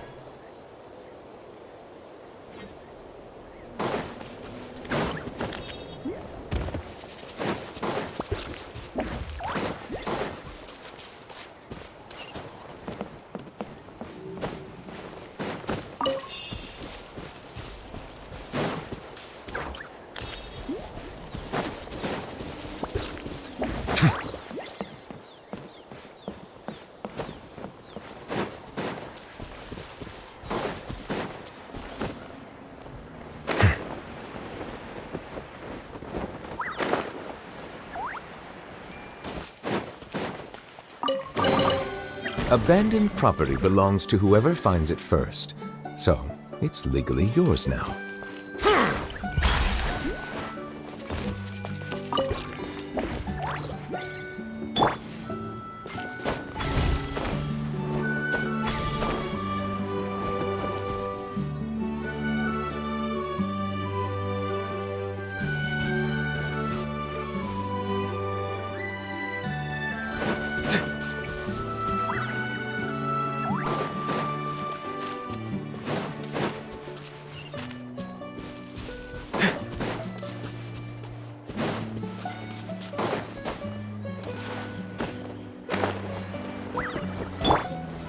Solidify! Skip!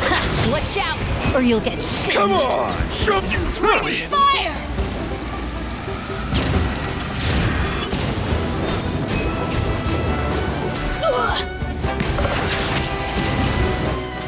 Berserk crit! I got it! Cool it down a notch.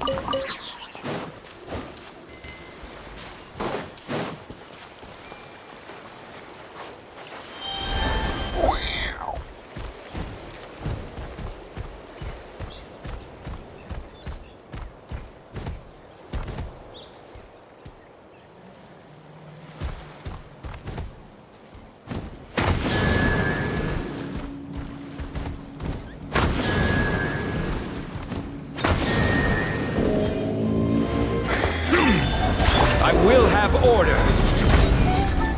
Stabilize! Be sanctified! Bow your head!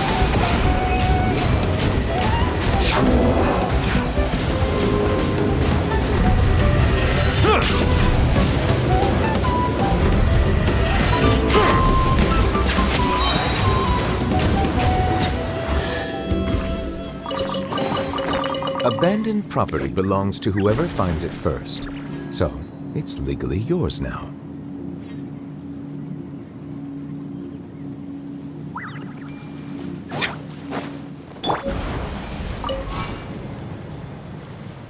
Let's fly.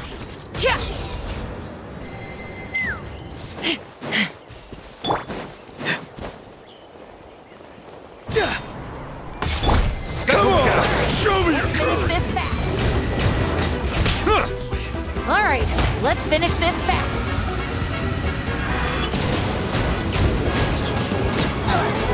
Silence! That was quick. Is it what you wish to find? Hopefully the excitement of opening a treasure chest has at least made it a worthwhile experience.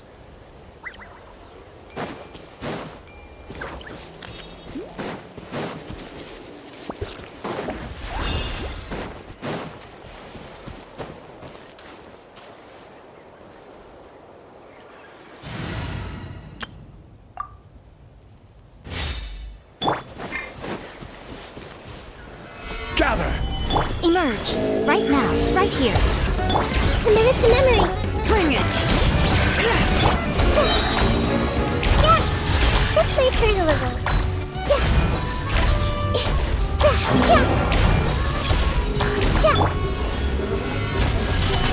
Right now.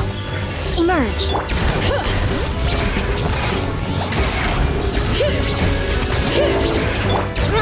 Grow! I wonder who this gift could be from.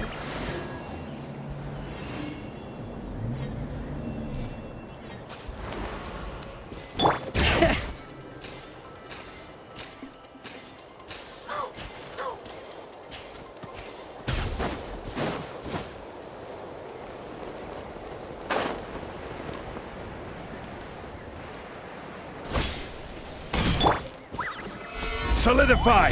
Everyone hold hands. Take Right a deep now, breath right and here. grit your teeth.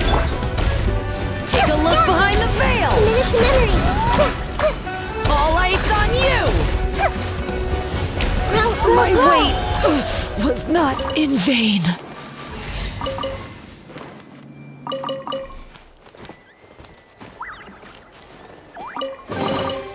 Find anything you like?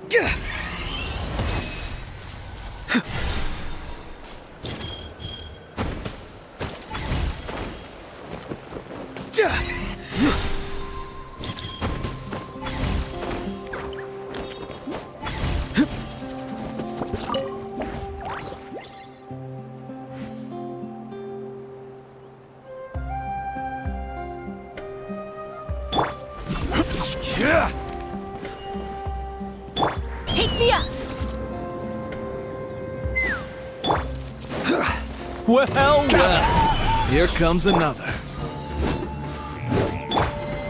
Let the mighty be humble. Settle down. Well, this was new.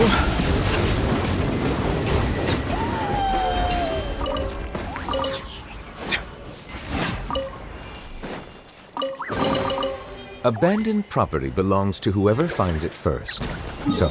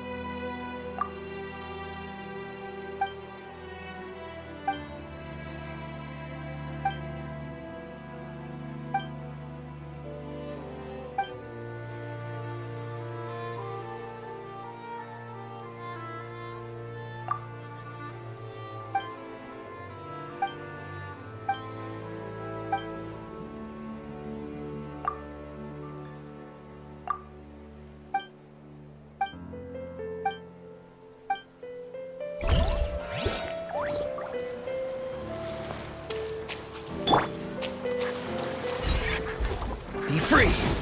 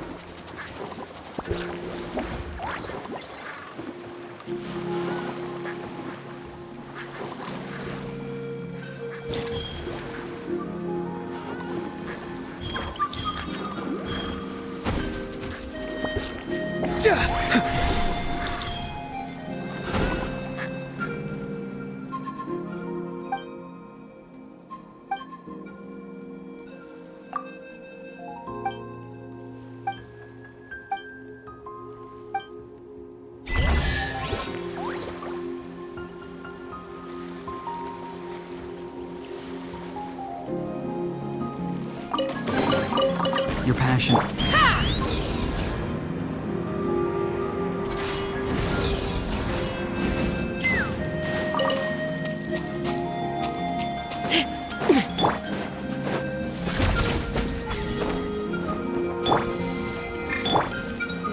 Solidify! Let's hope you put up a good fight. Let's finish this next time. You're pretty good. let the record show that I verbally consent to relinquishing these items into your possession.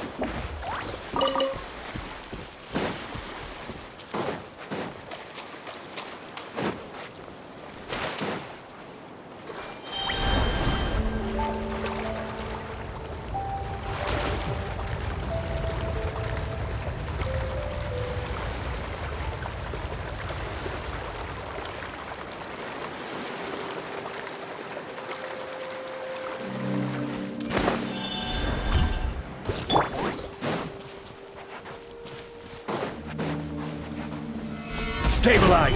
Show me your courage! That was quick.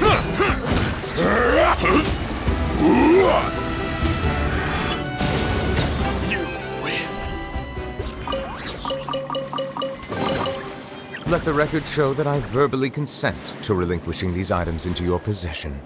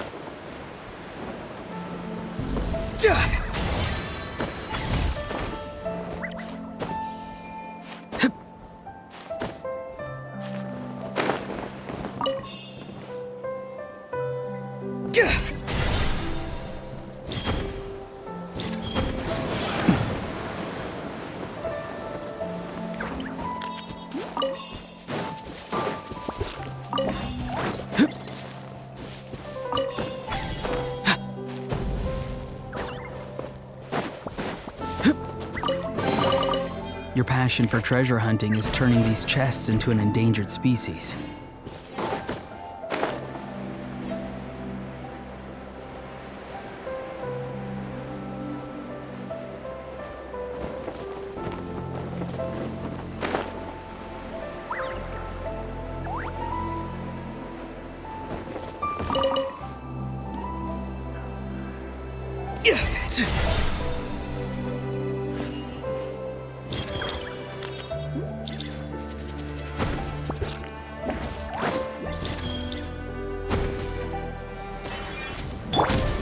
Gather! Silence! You win! Yes, you are. All right, let's finish this fast. Ha! That was quick.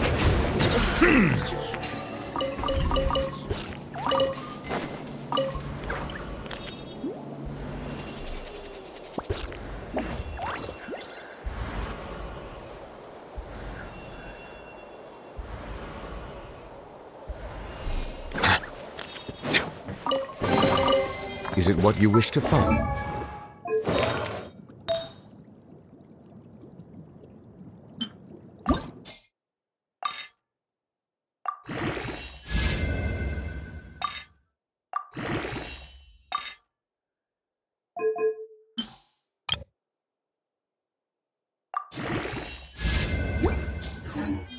Hopefully the excitement of opening a treasure chest has at least made it a worthwhile experience.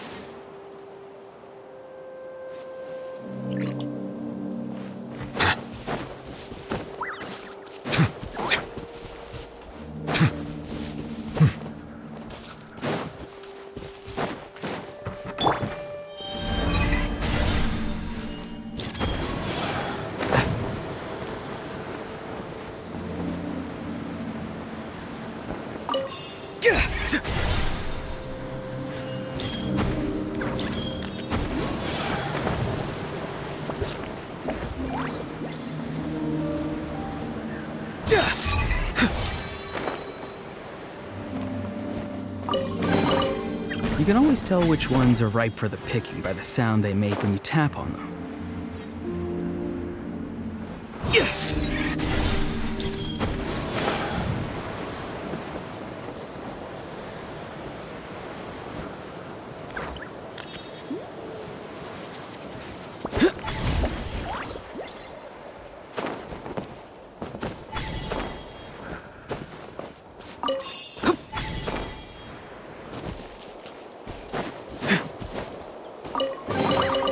You can always tell which ones are ripe for the picking by the sound they make when you tap on them.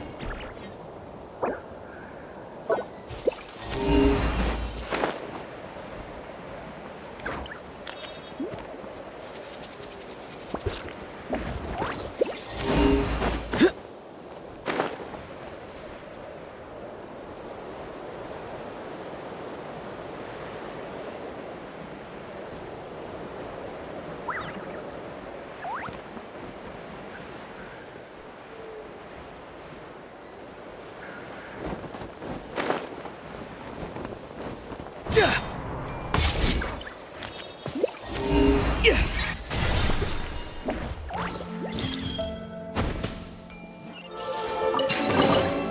can always tell which ones are ripe for the picking by the sound they make when you tap on them.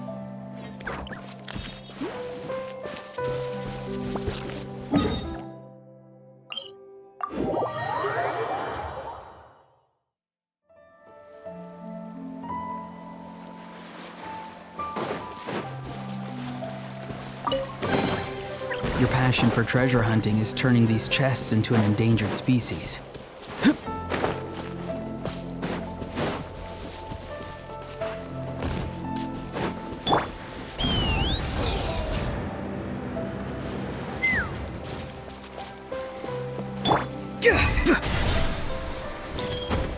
I knew you couldn't resist! Stabilize!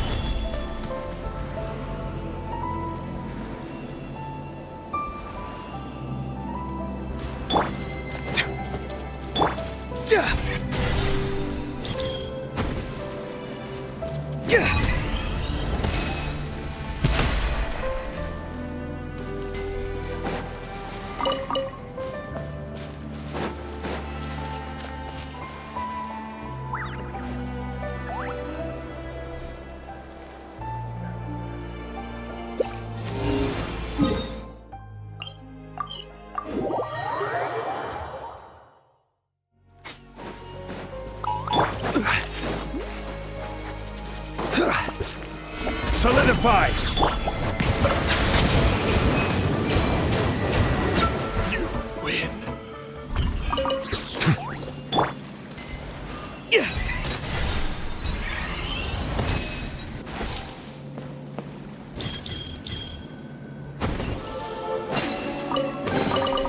Careful. Some saurians like to hide in chests like this. Probably an introvert thing.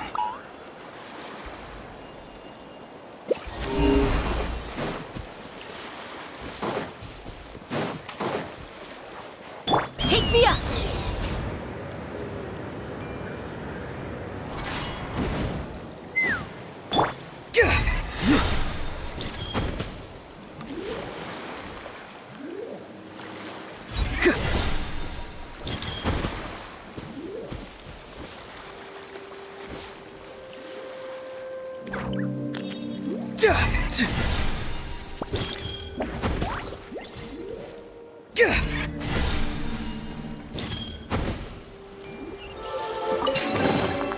Your passion for treasure hunting is turning these chests into an endangered species.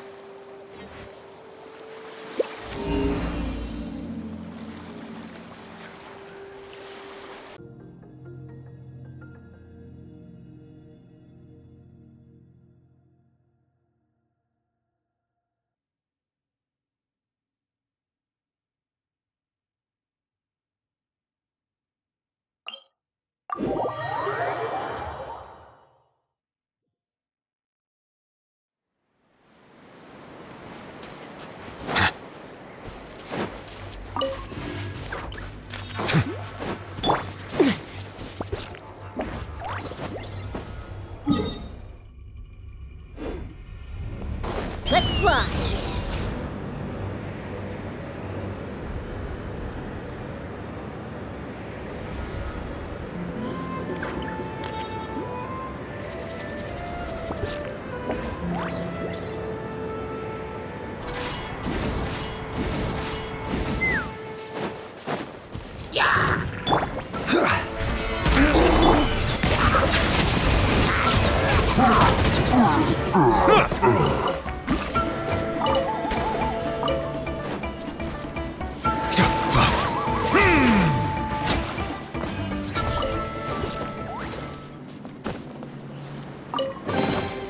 Abandoned property belongs to whoever finds it first, so it's legally yours now.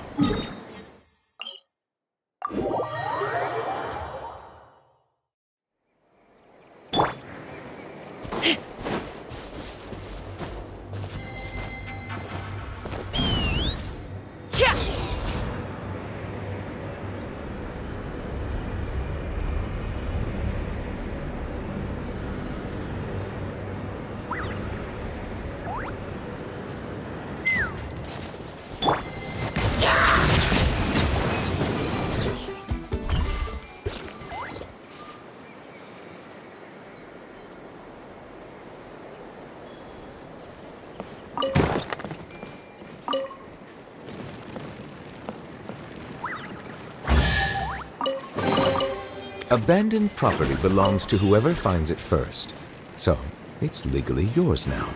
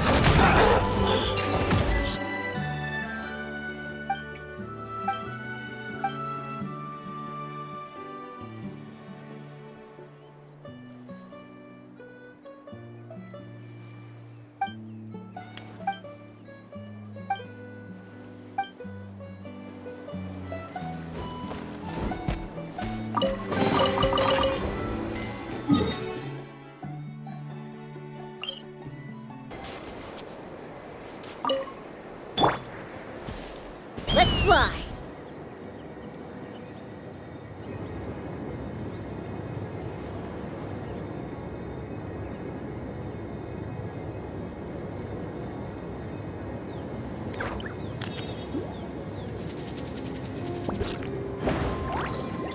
Yeah!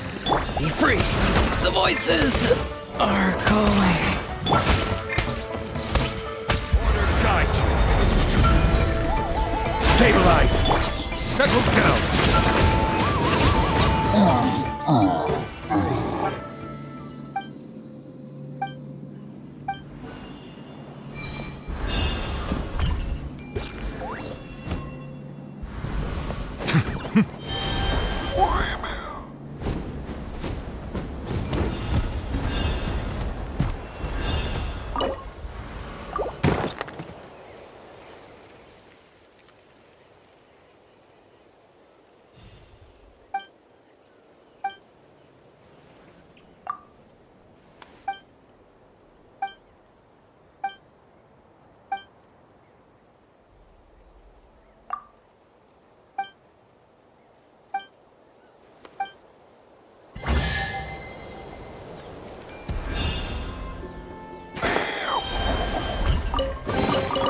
Is it what you wish to find? Hopefully the excitement of opening a treasure chest has at least made it a worthwhile experience. Silence!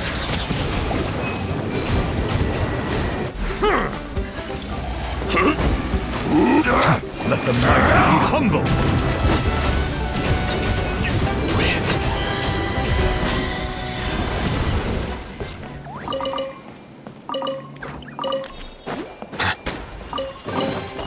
Let the record show.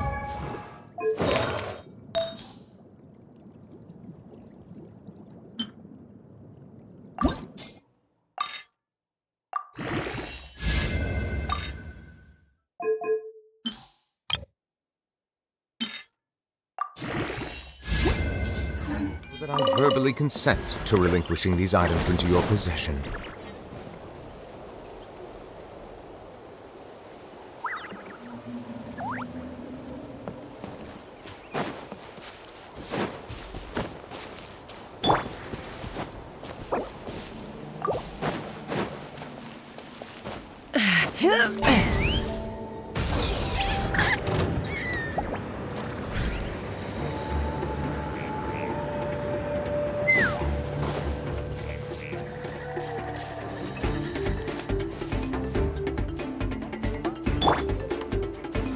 Gather!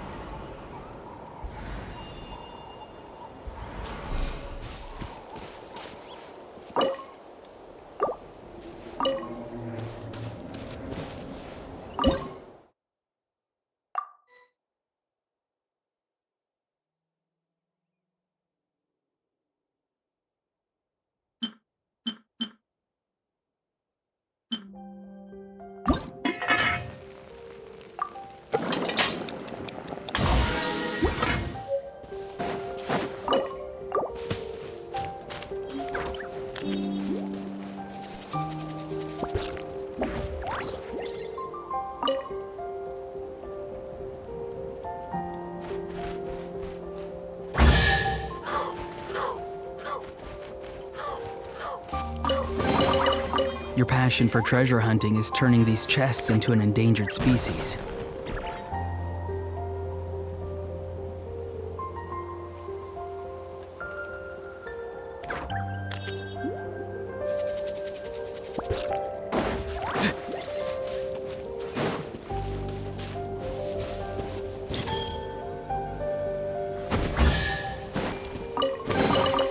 Your passion for treasure hunting is turning these chests into an endangered species.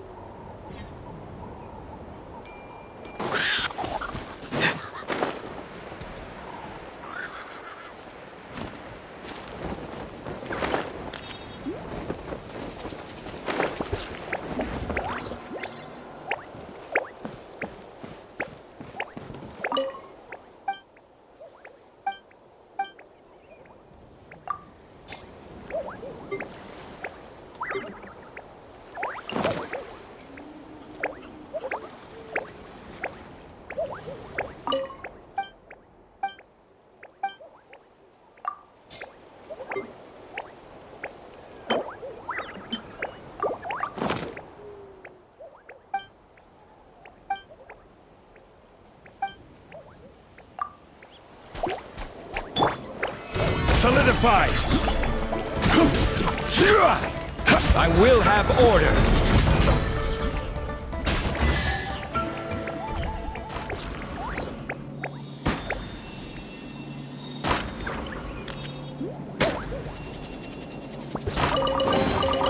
One man's stone is another man's gem.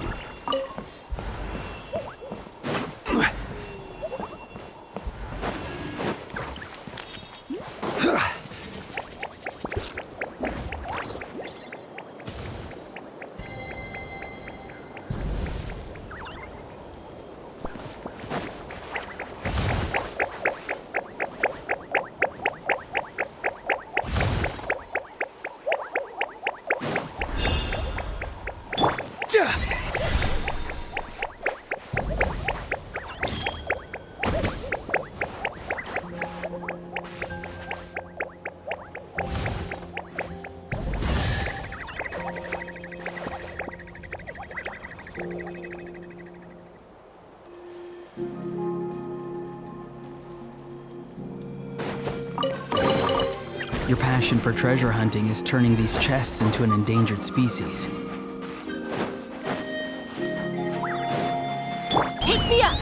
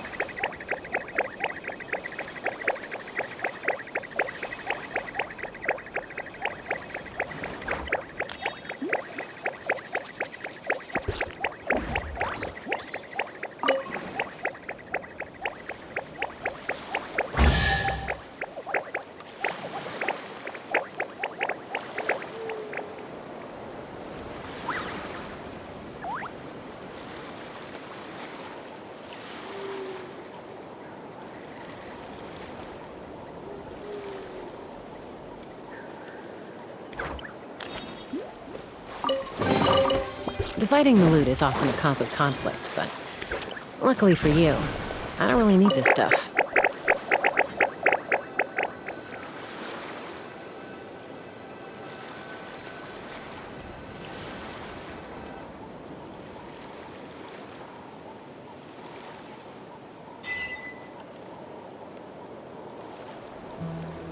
Let's fly!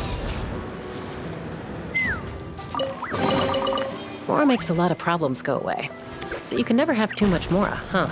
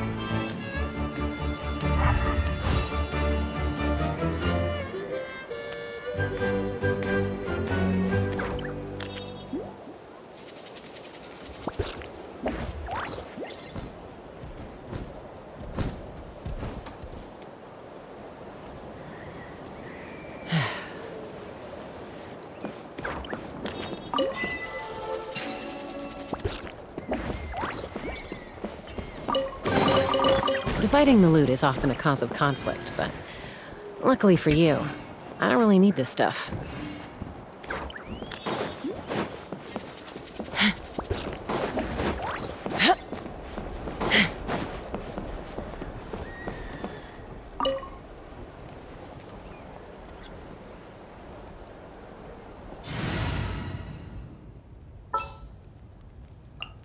As per our contract.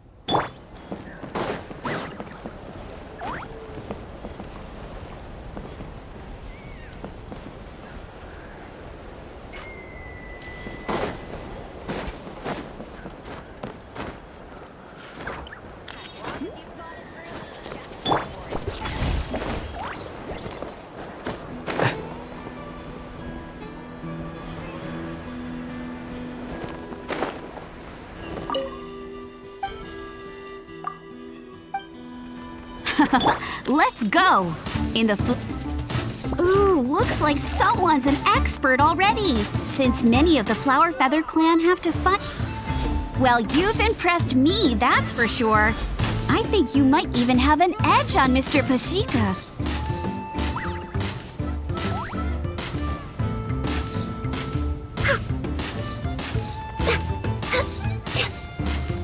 Oh, I didn't know you could do that!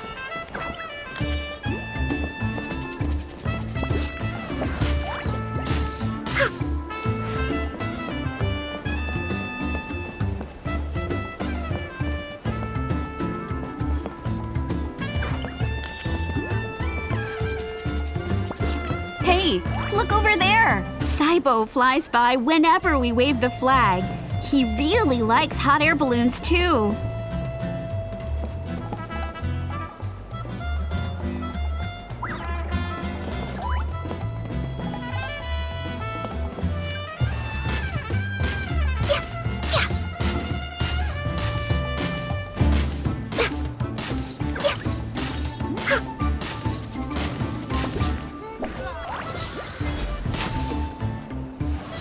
Whoa, that was some excellent shooting! Only the most skilled shooters in the tribe manage what you... Ooh, looks like someone's an expert already. Since many of the Flower Feather clan have to fight while riding a Kukusaur, they have to be an excellent shot. That's why floating target balloons is so popular with my people. A lot of them use it to practice.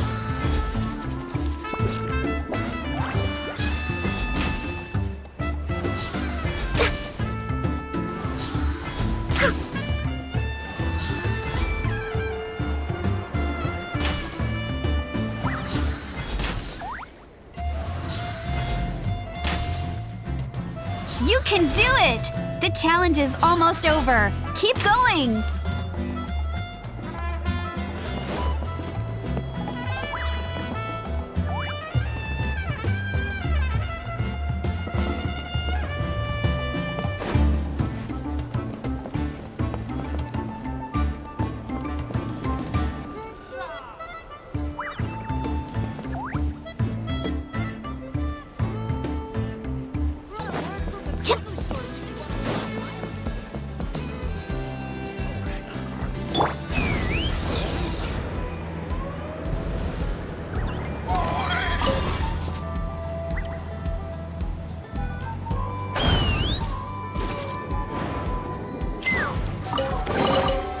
Ooh, shiny.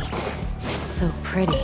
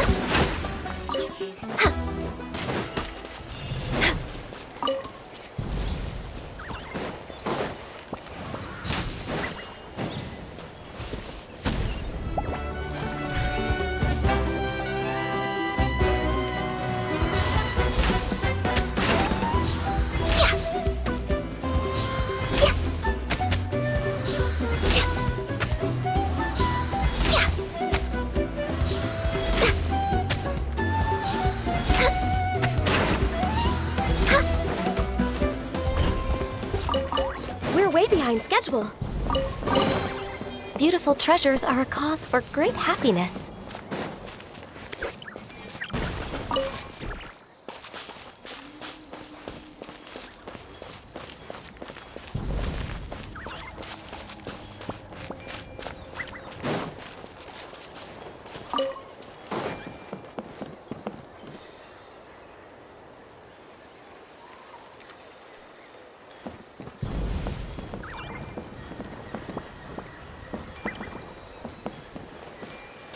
Next on the agenda.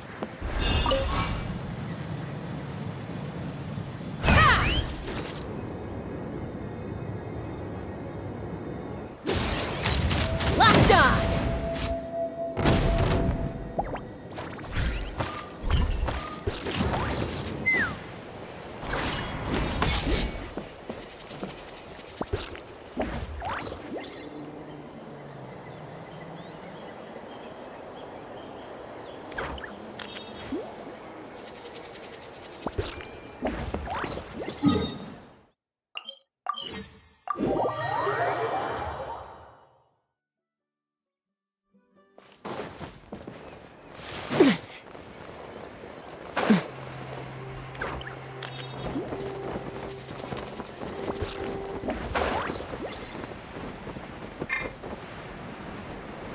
Time to go.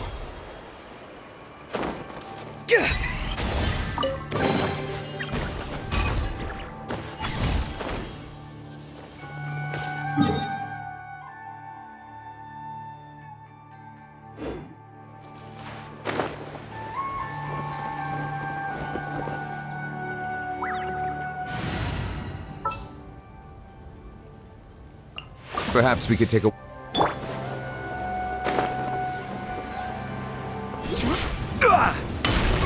Let's hope you put up a good fight. Let's finish this next time.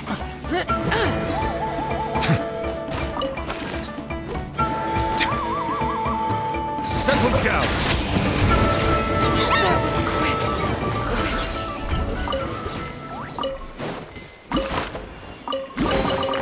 Let the record show that I verbally consent to relinquishing these items into your possession.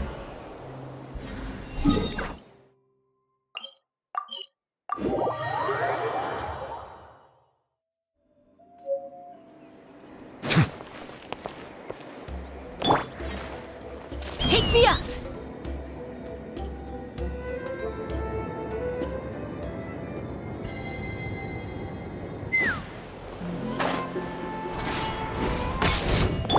All right, let's finish this fast. Bow your head. That was quick. Is it what you wish to find? Hopefully the excitement of opening a treasure chest has at least made it a worthwhile experience.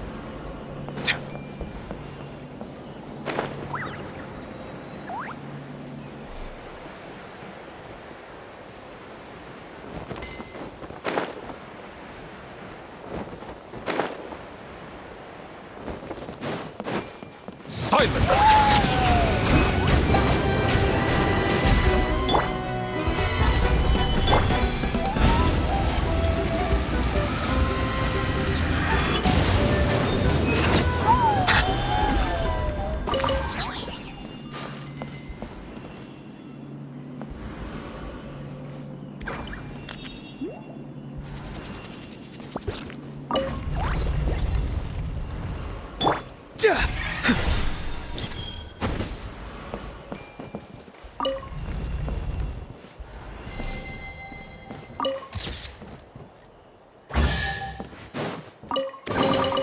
Your passion for treasure hunting is turning these chests into an endangered species.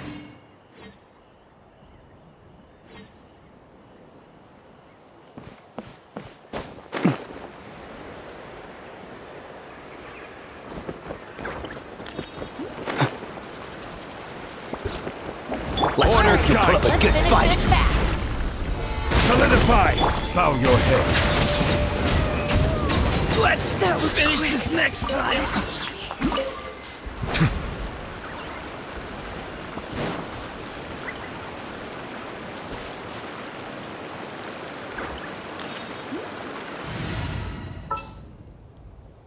What are my orders?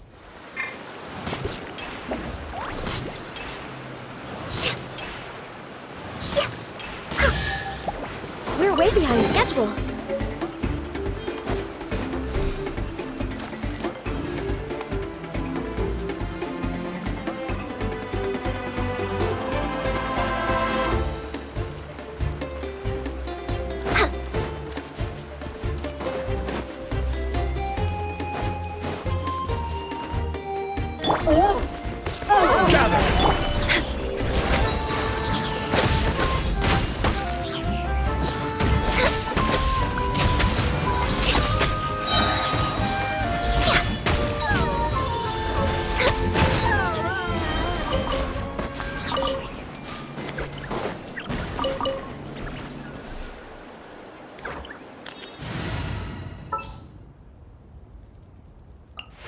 Thank you for permitting.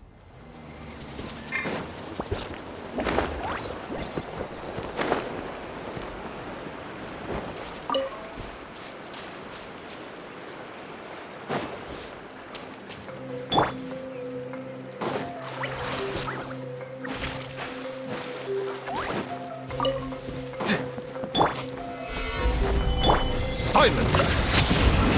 Let's hope you put up a good fight. Let's finish this next This was time. new.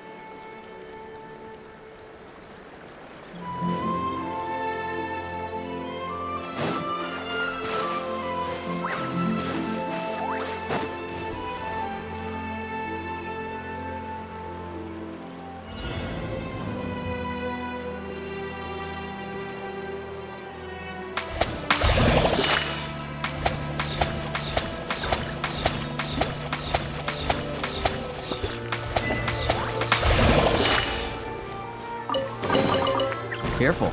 Some saurians like to hide in chests like this. Probably an introvert thing.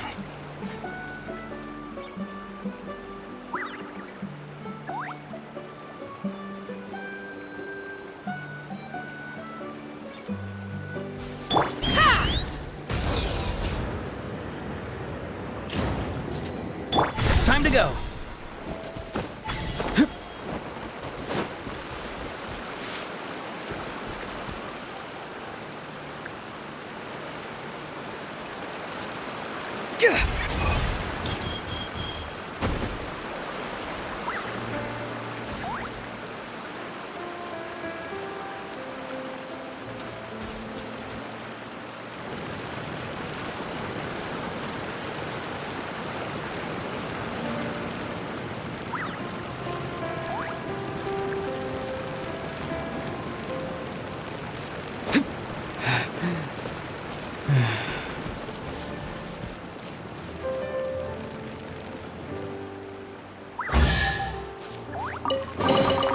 You can always tell which ones are ripe for the picking by the sound they make when you tap on them.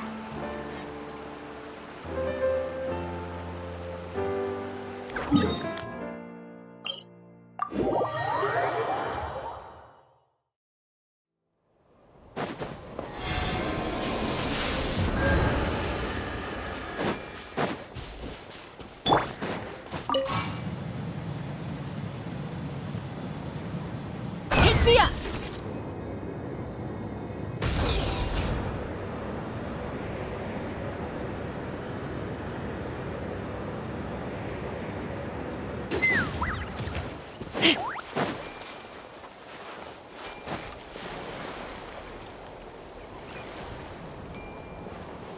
Time to go. Farewell.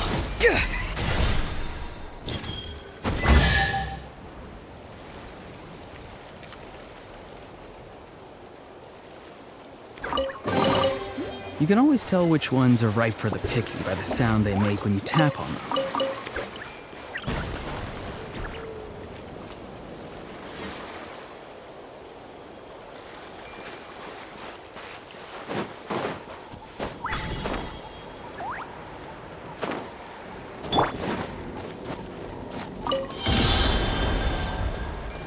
Let's fly!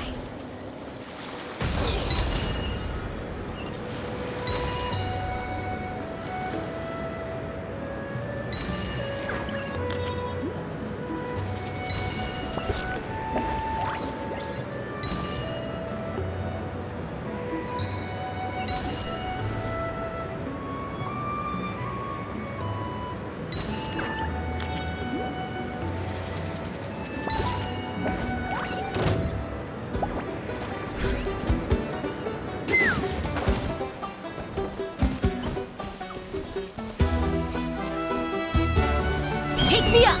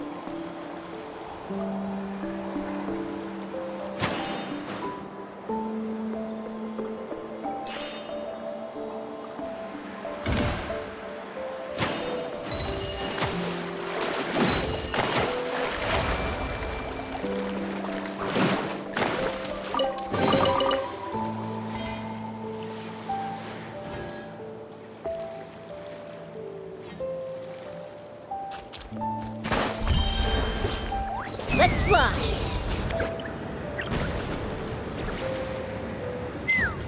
Run if you know. All right, let's finish I will this have fast. order.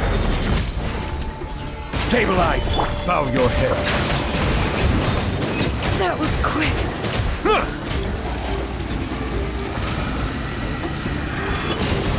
That's all I've got.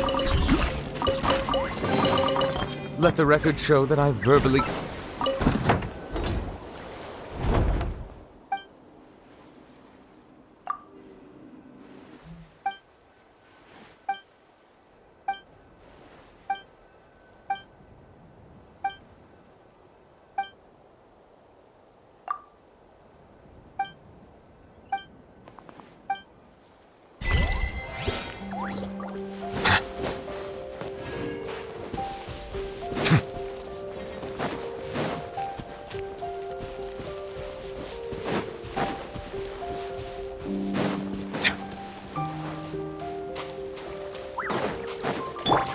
Be free!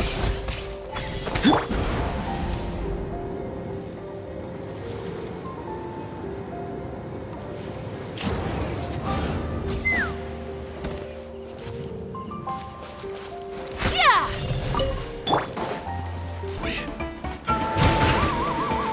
I gotta cool it down a notch.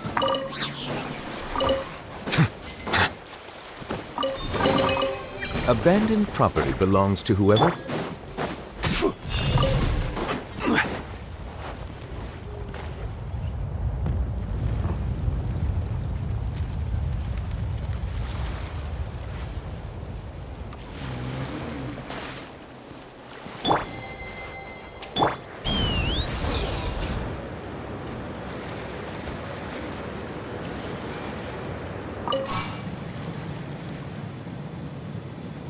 Take me up!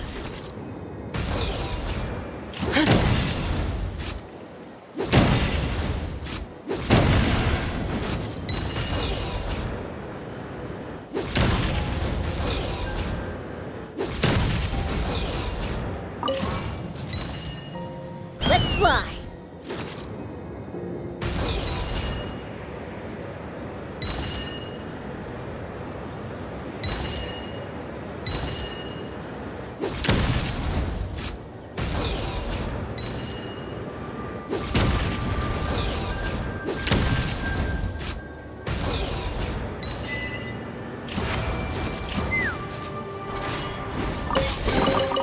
Mora makes a lot of problems go away. So you can never have too much Mora, huh?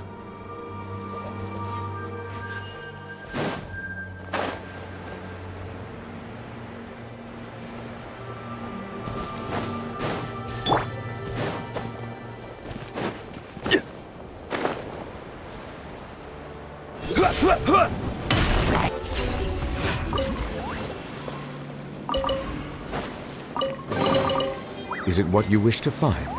Hopefully the excitement of opening a treasure chest has at least made it a worthwhile experience. Take me up!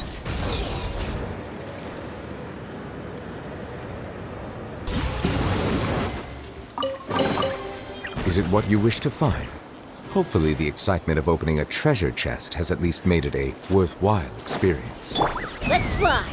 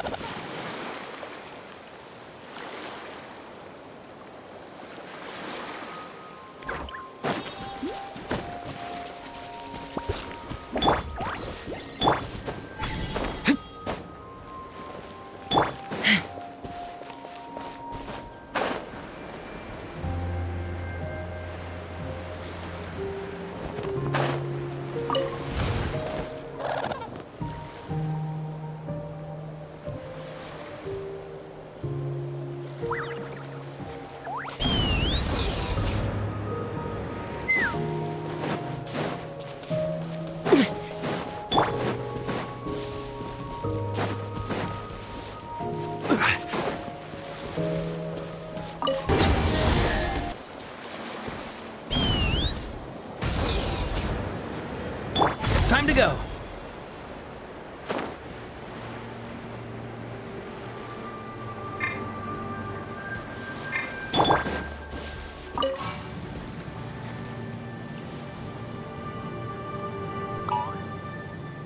Take me up!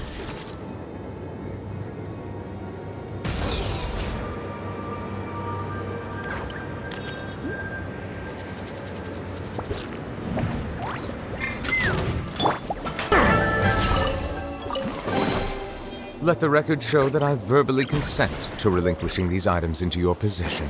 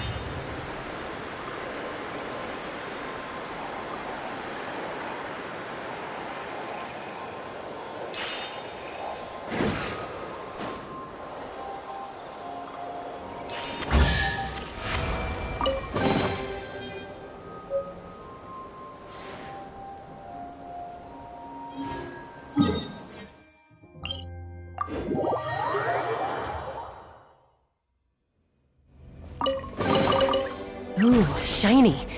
It's so pretty.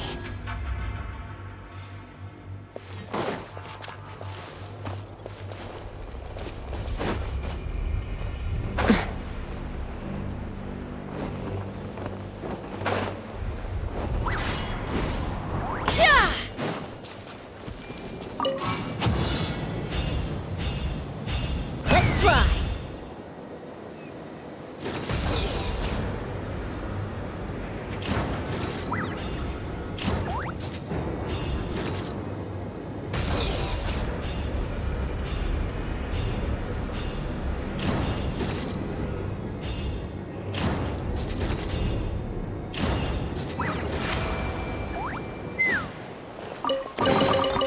Ooh, shiny. It's so pretty.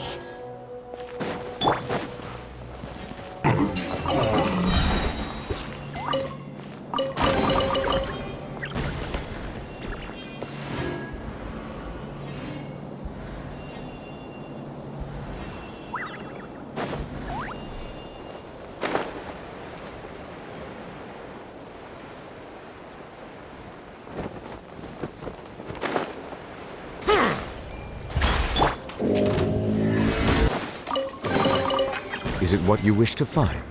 Hopefully the excitement of opening a treasure chest has at least made it a worthwhile experience.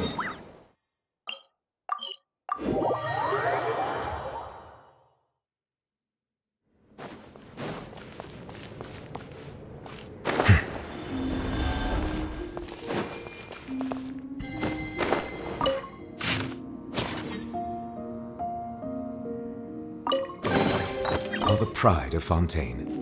Be sure to befriend them and cause them no harm.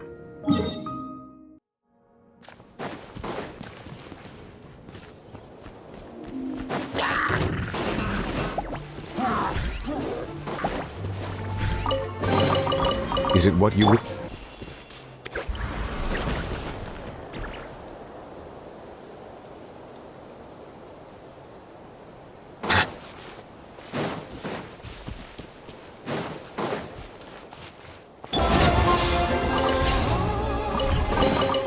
Let the record show that I verbally consent to relinquishing these items into your possession.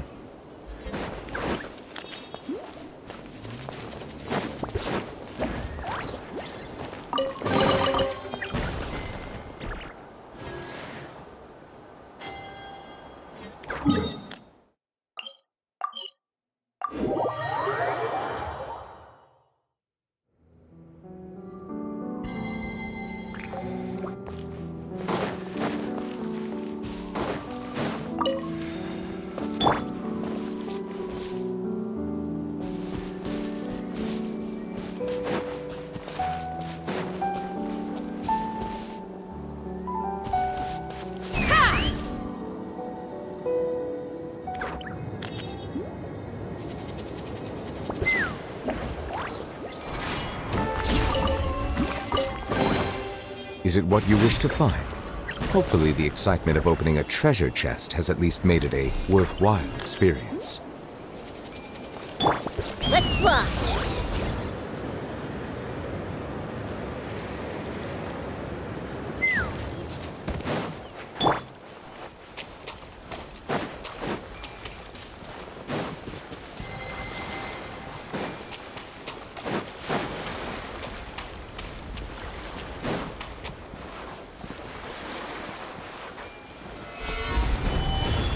Settle down!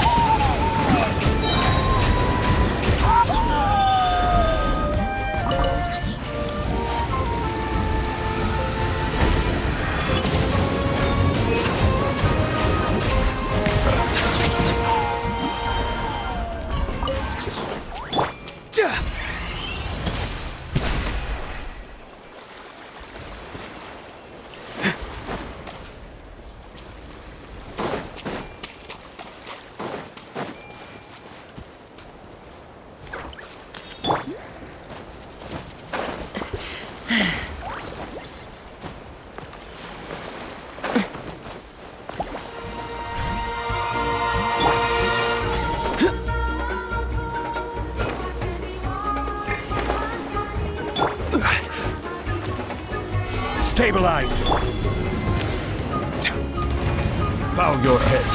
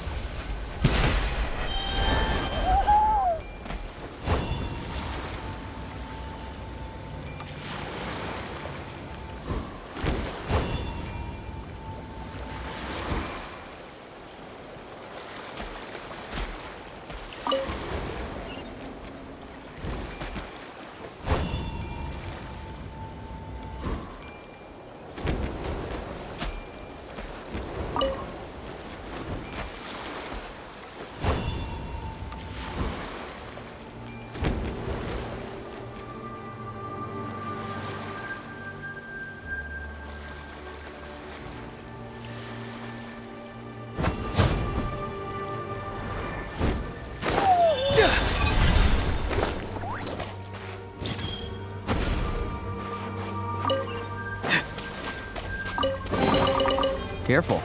Some saurians like to hide in chests like this. Probably an introvert thing.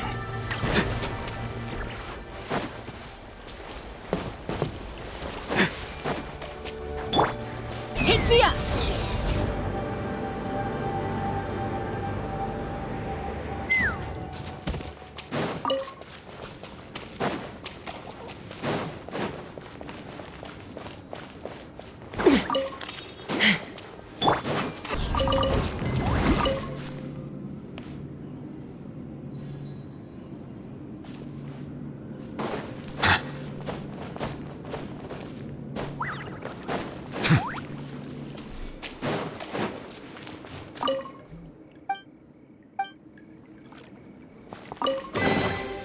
Let the record show that I verbally consent to relinquishing these items into your possession.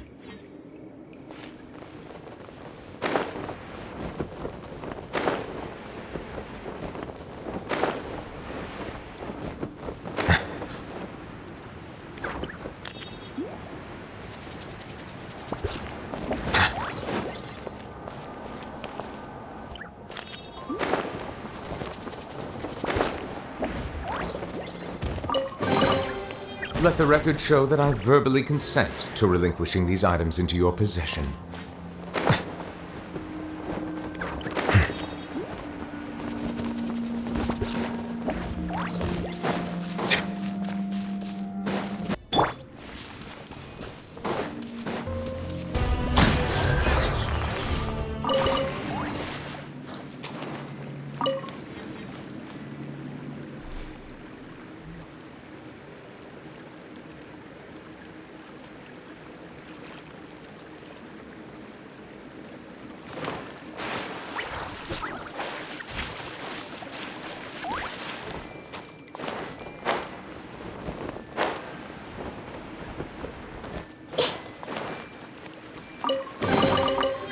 curiosity deserves a reward.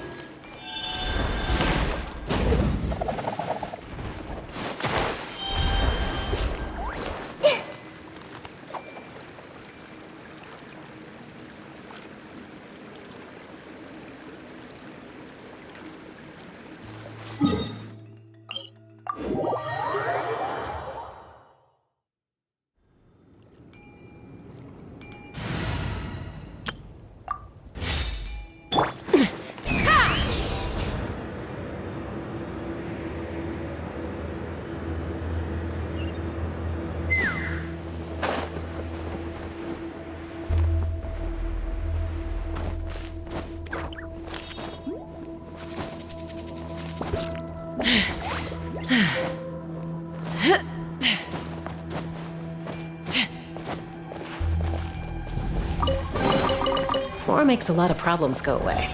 So you can never have too much Mora, huh?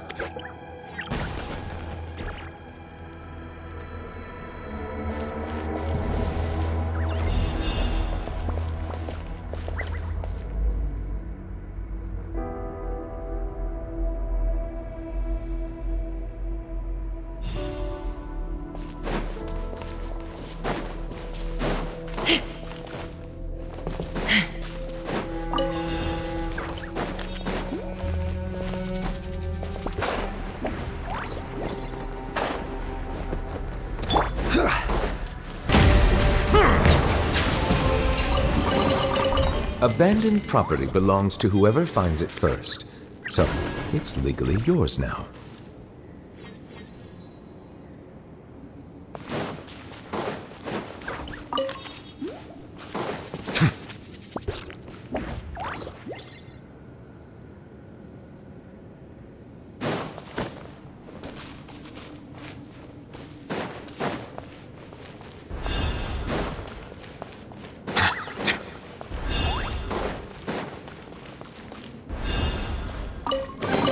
Hopefully, the excitement of opening a treasure chest has at least made it a worthwhile experience.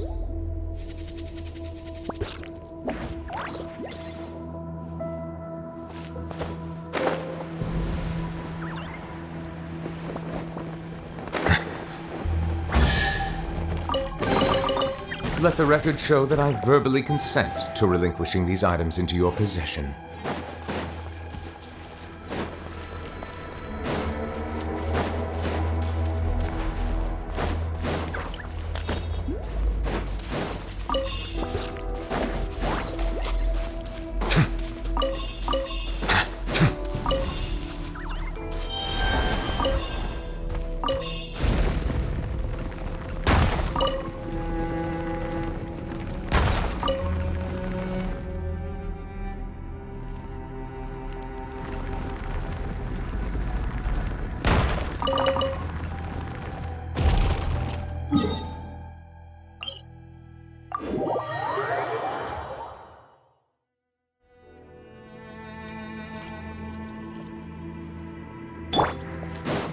Let's run!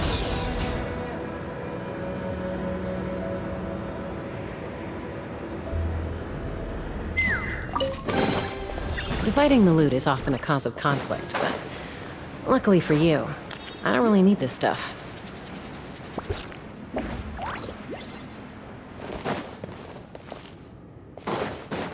Take me up!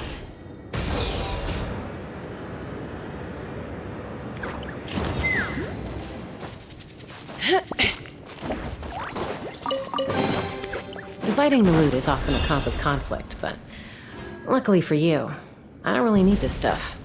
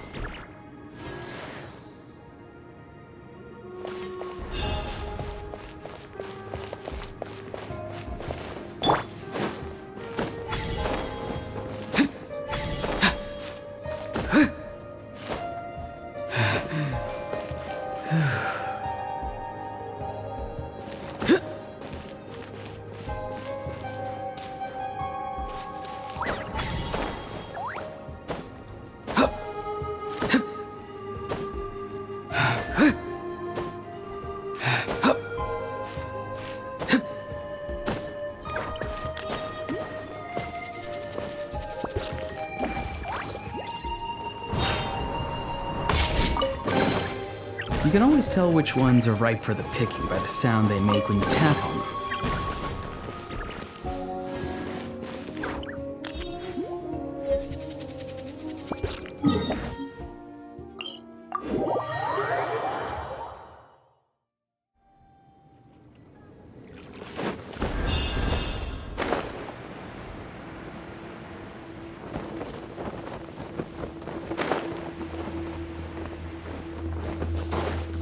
Farewell!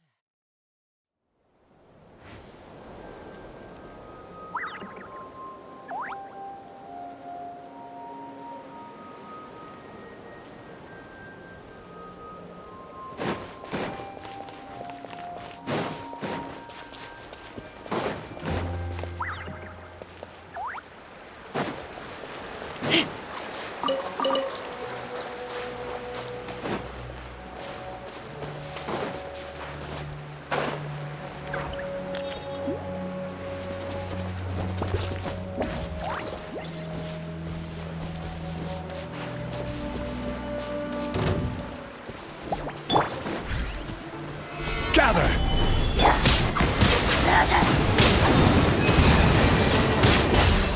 This is order. Time to say hello. Fire in the hole! Bow your head. Huh! Let the mighty be humbled.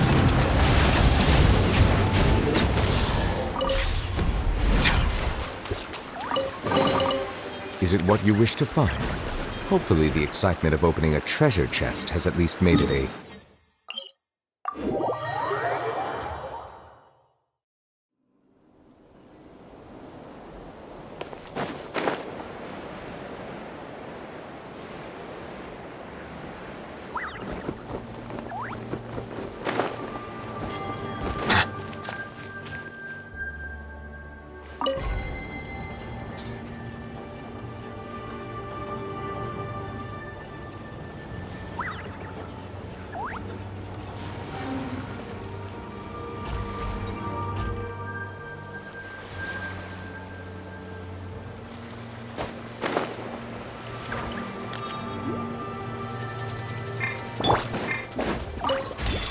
Stabilize!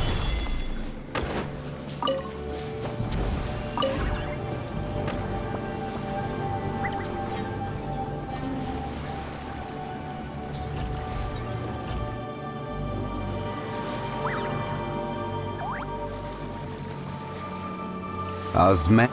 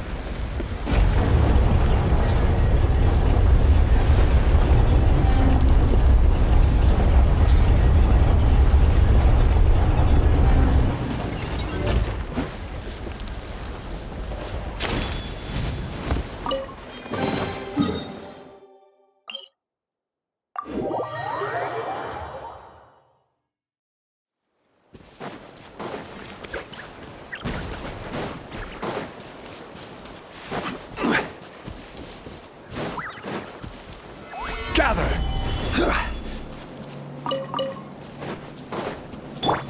Not too far now.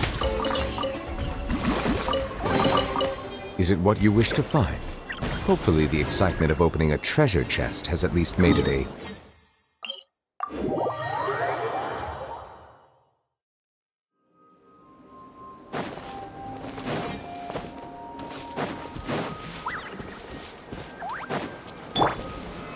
Solidify!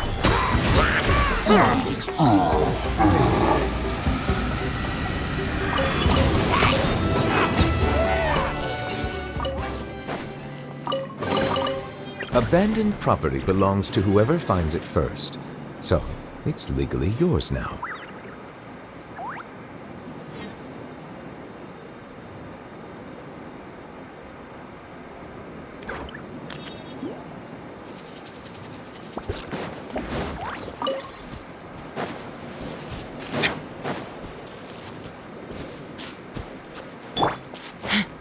Take me up!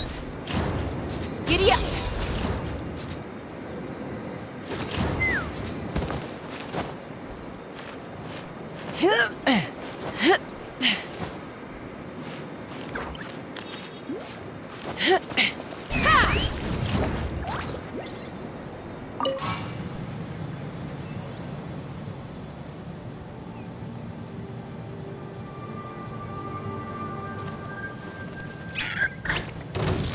Let's fly!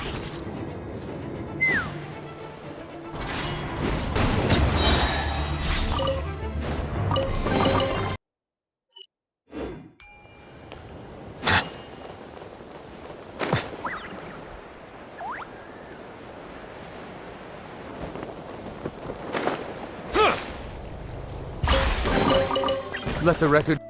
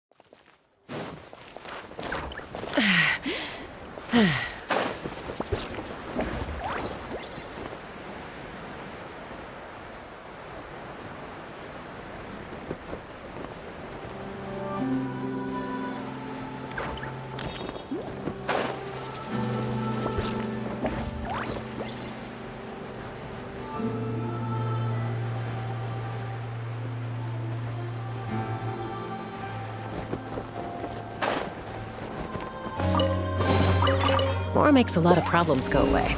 So you can never have too much more, huh?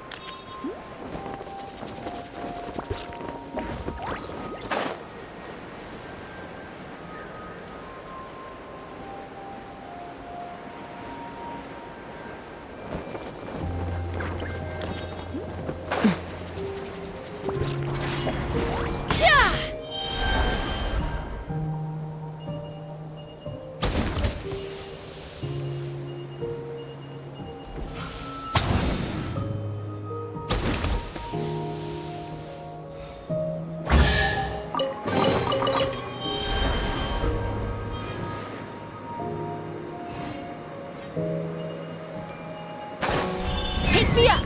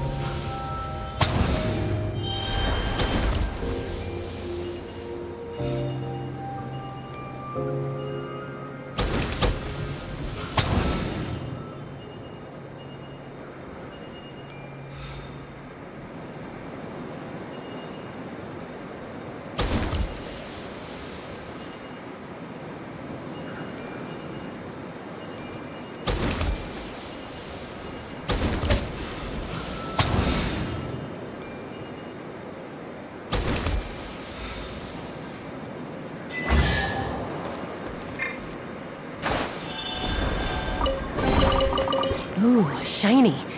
It's so pretty.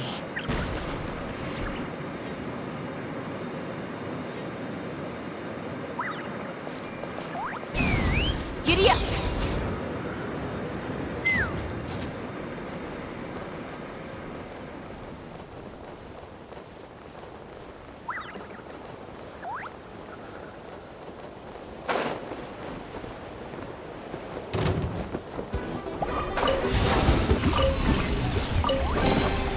Is it what you wish to find? Hopefully the excitement of opening a treasure chest has at least made it a worthwhile experience.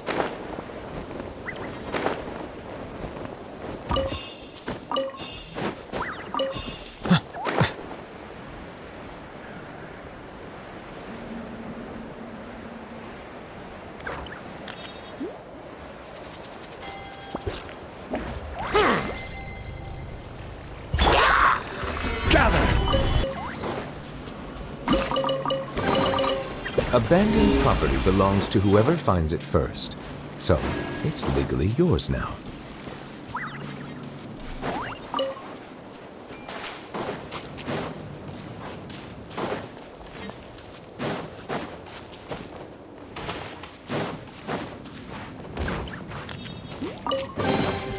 Is it what you wish to find? Hopefully the excitement of opening a treasure chest has at least made it a worthwhile experience.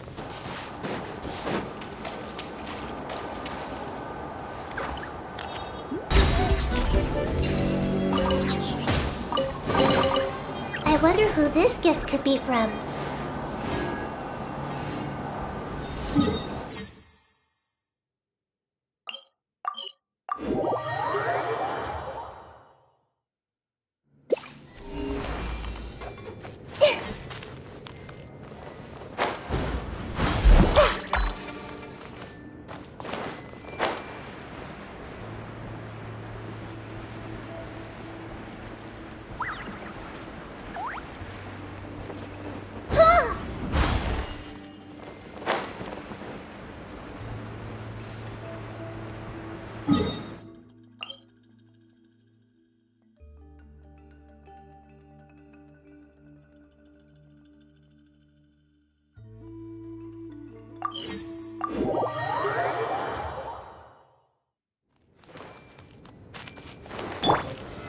Solidify!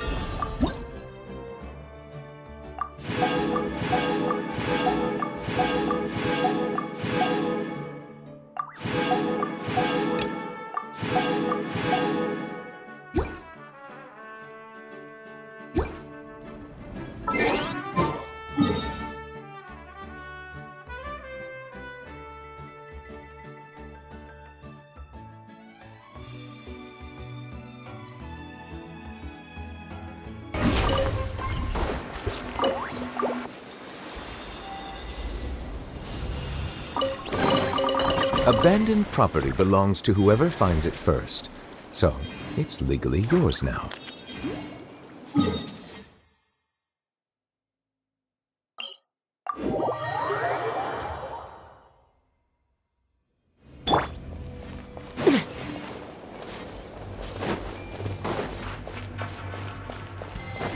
Let's fly.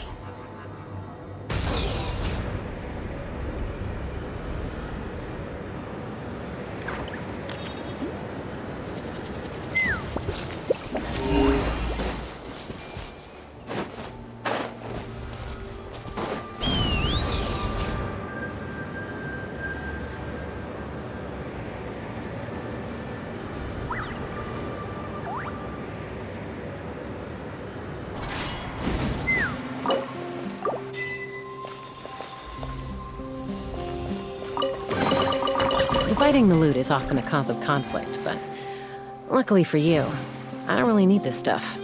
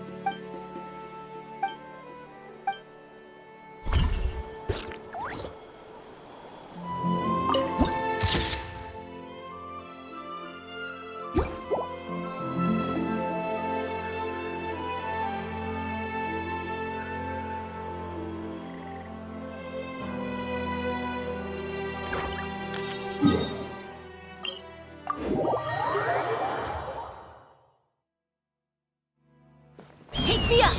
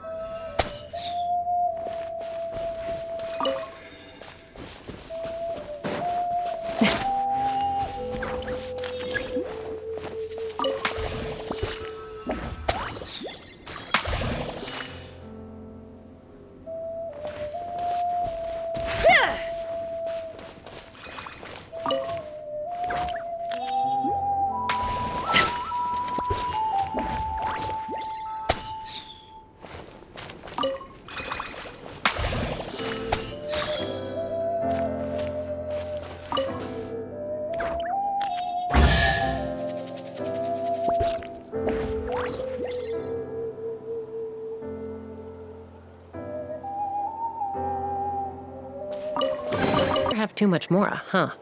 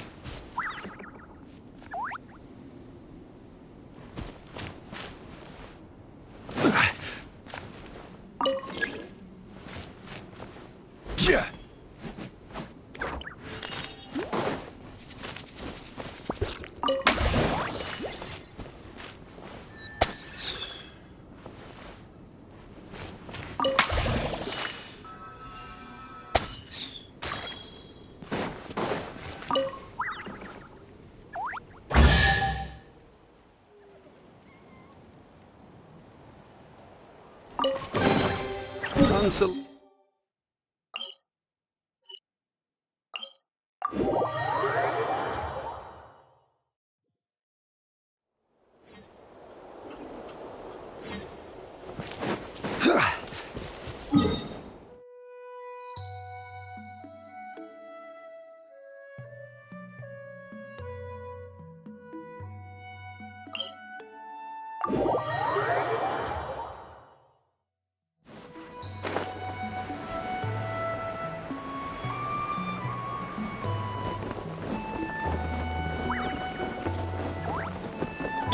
Time to go.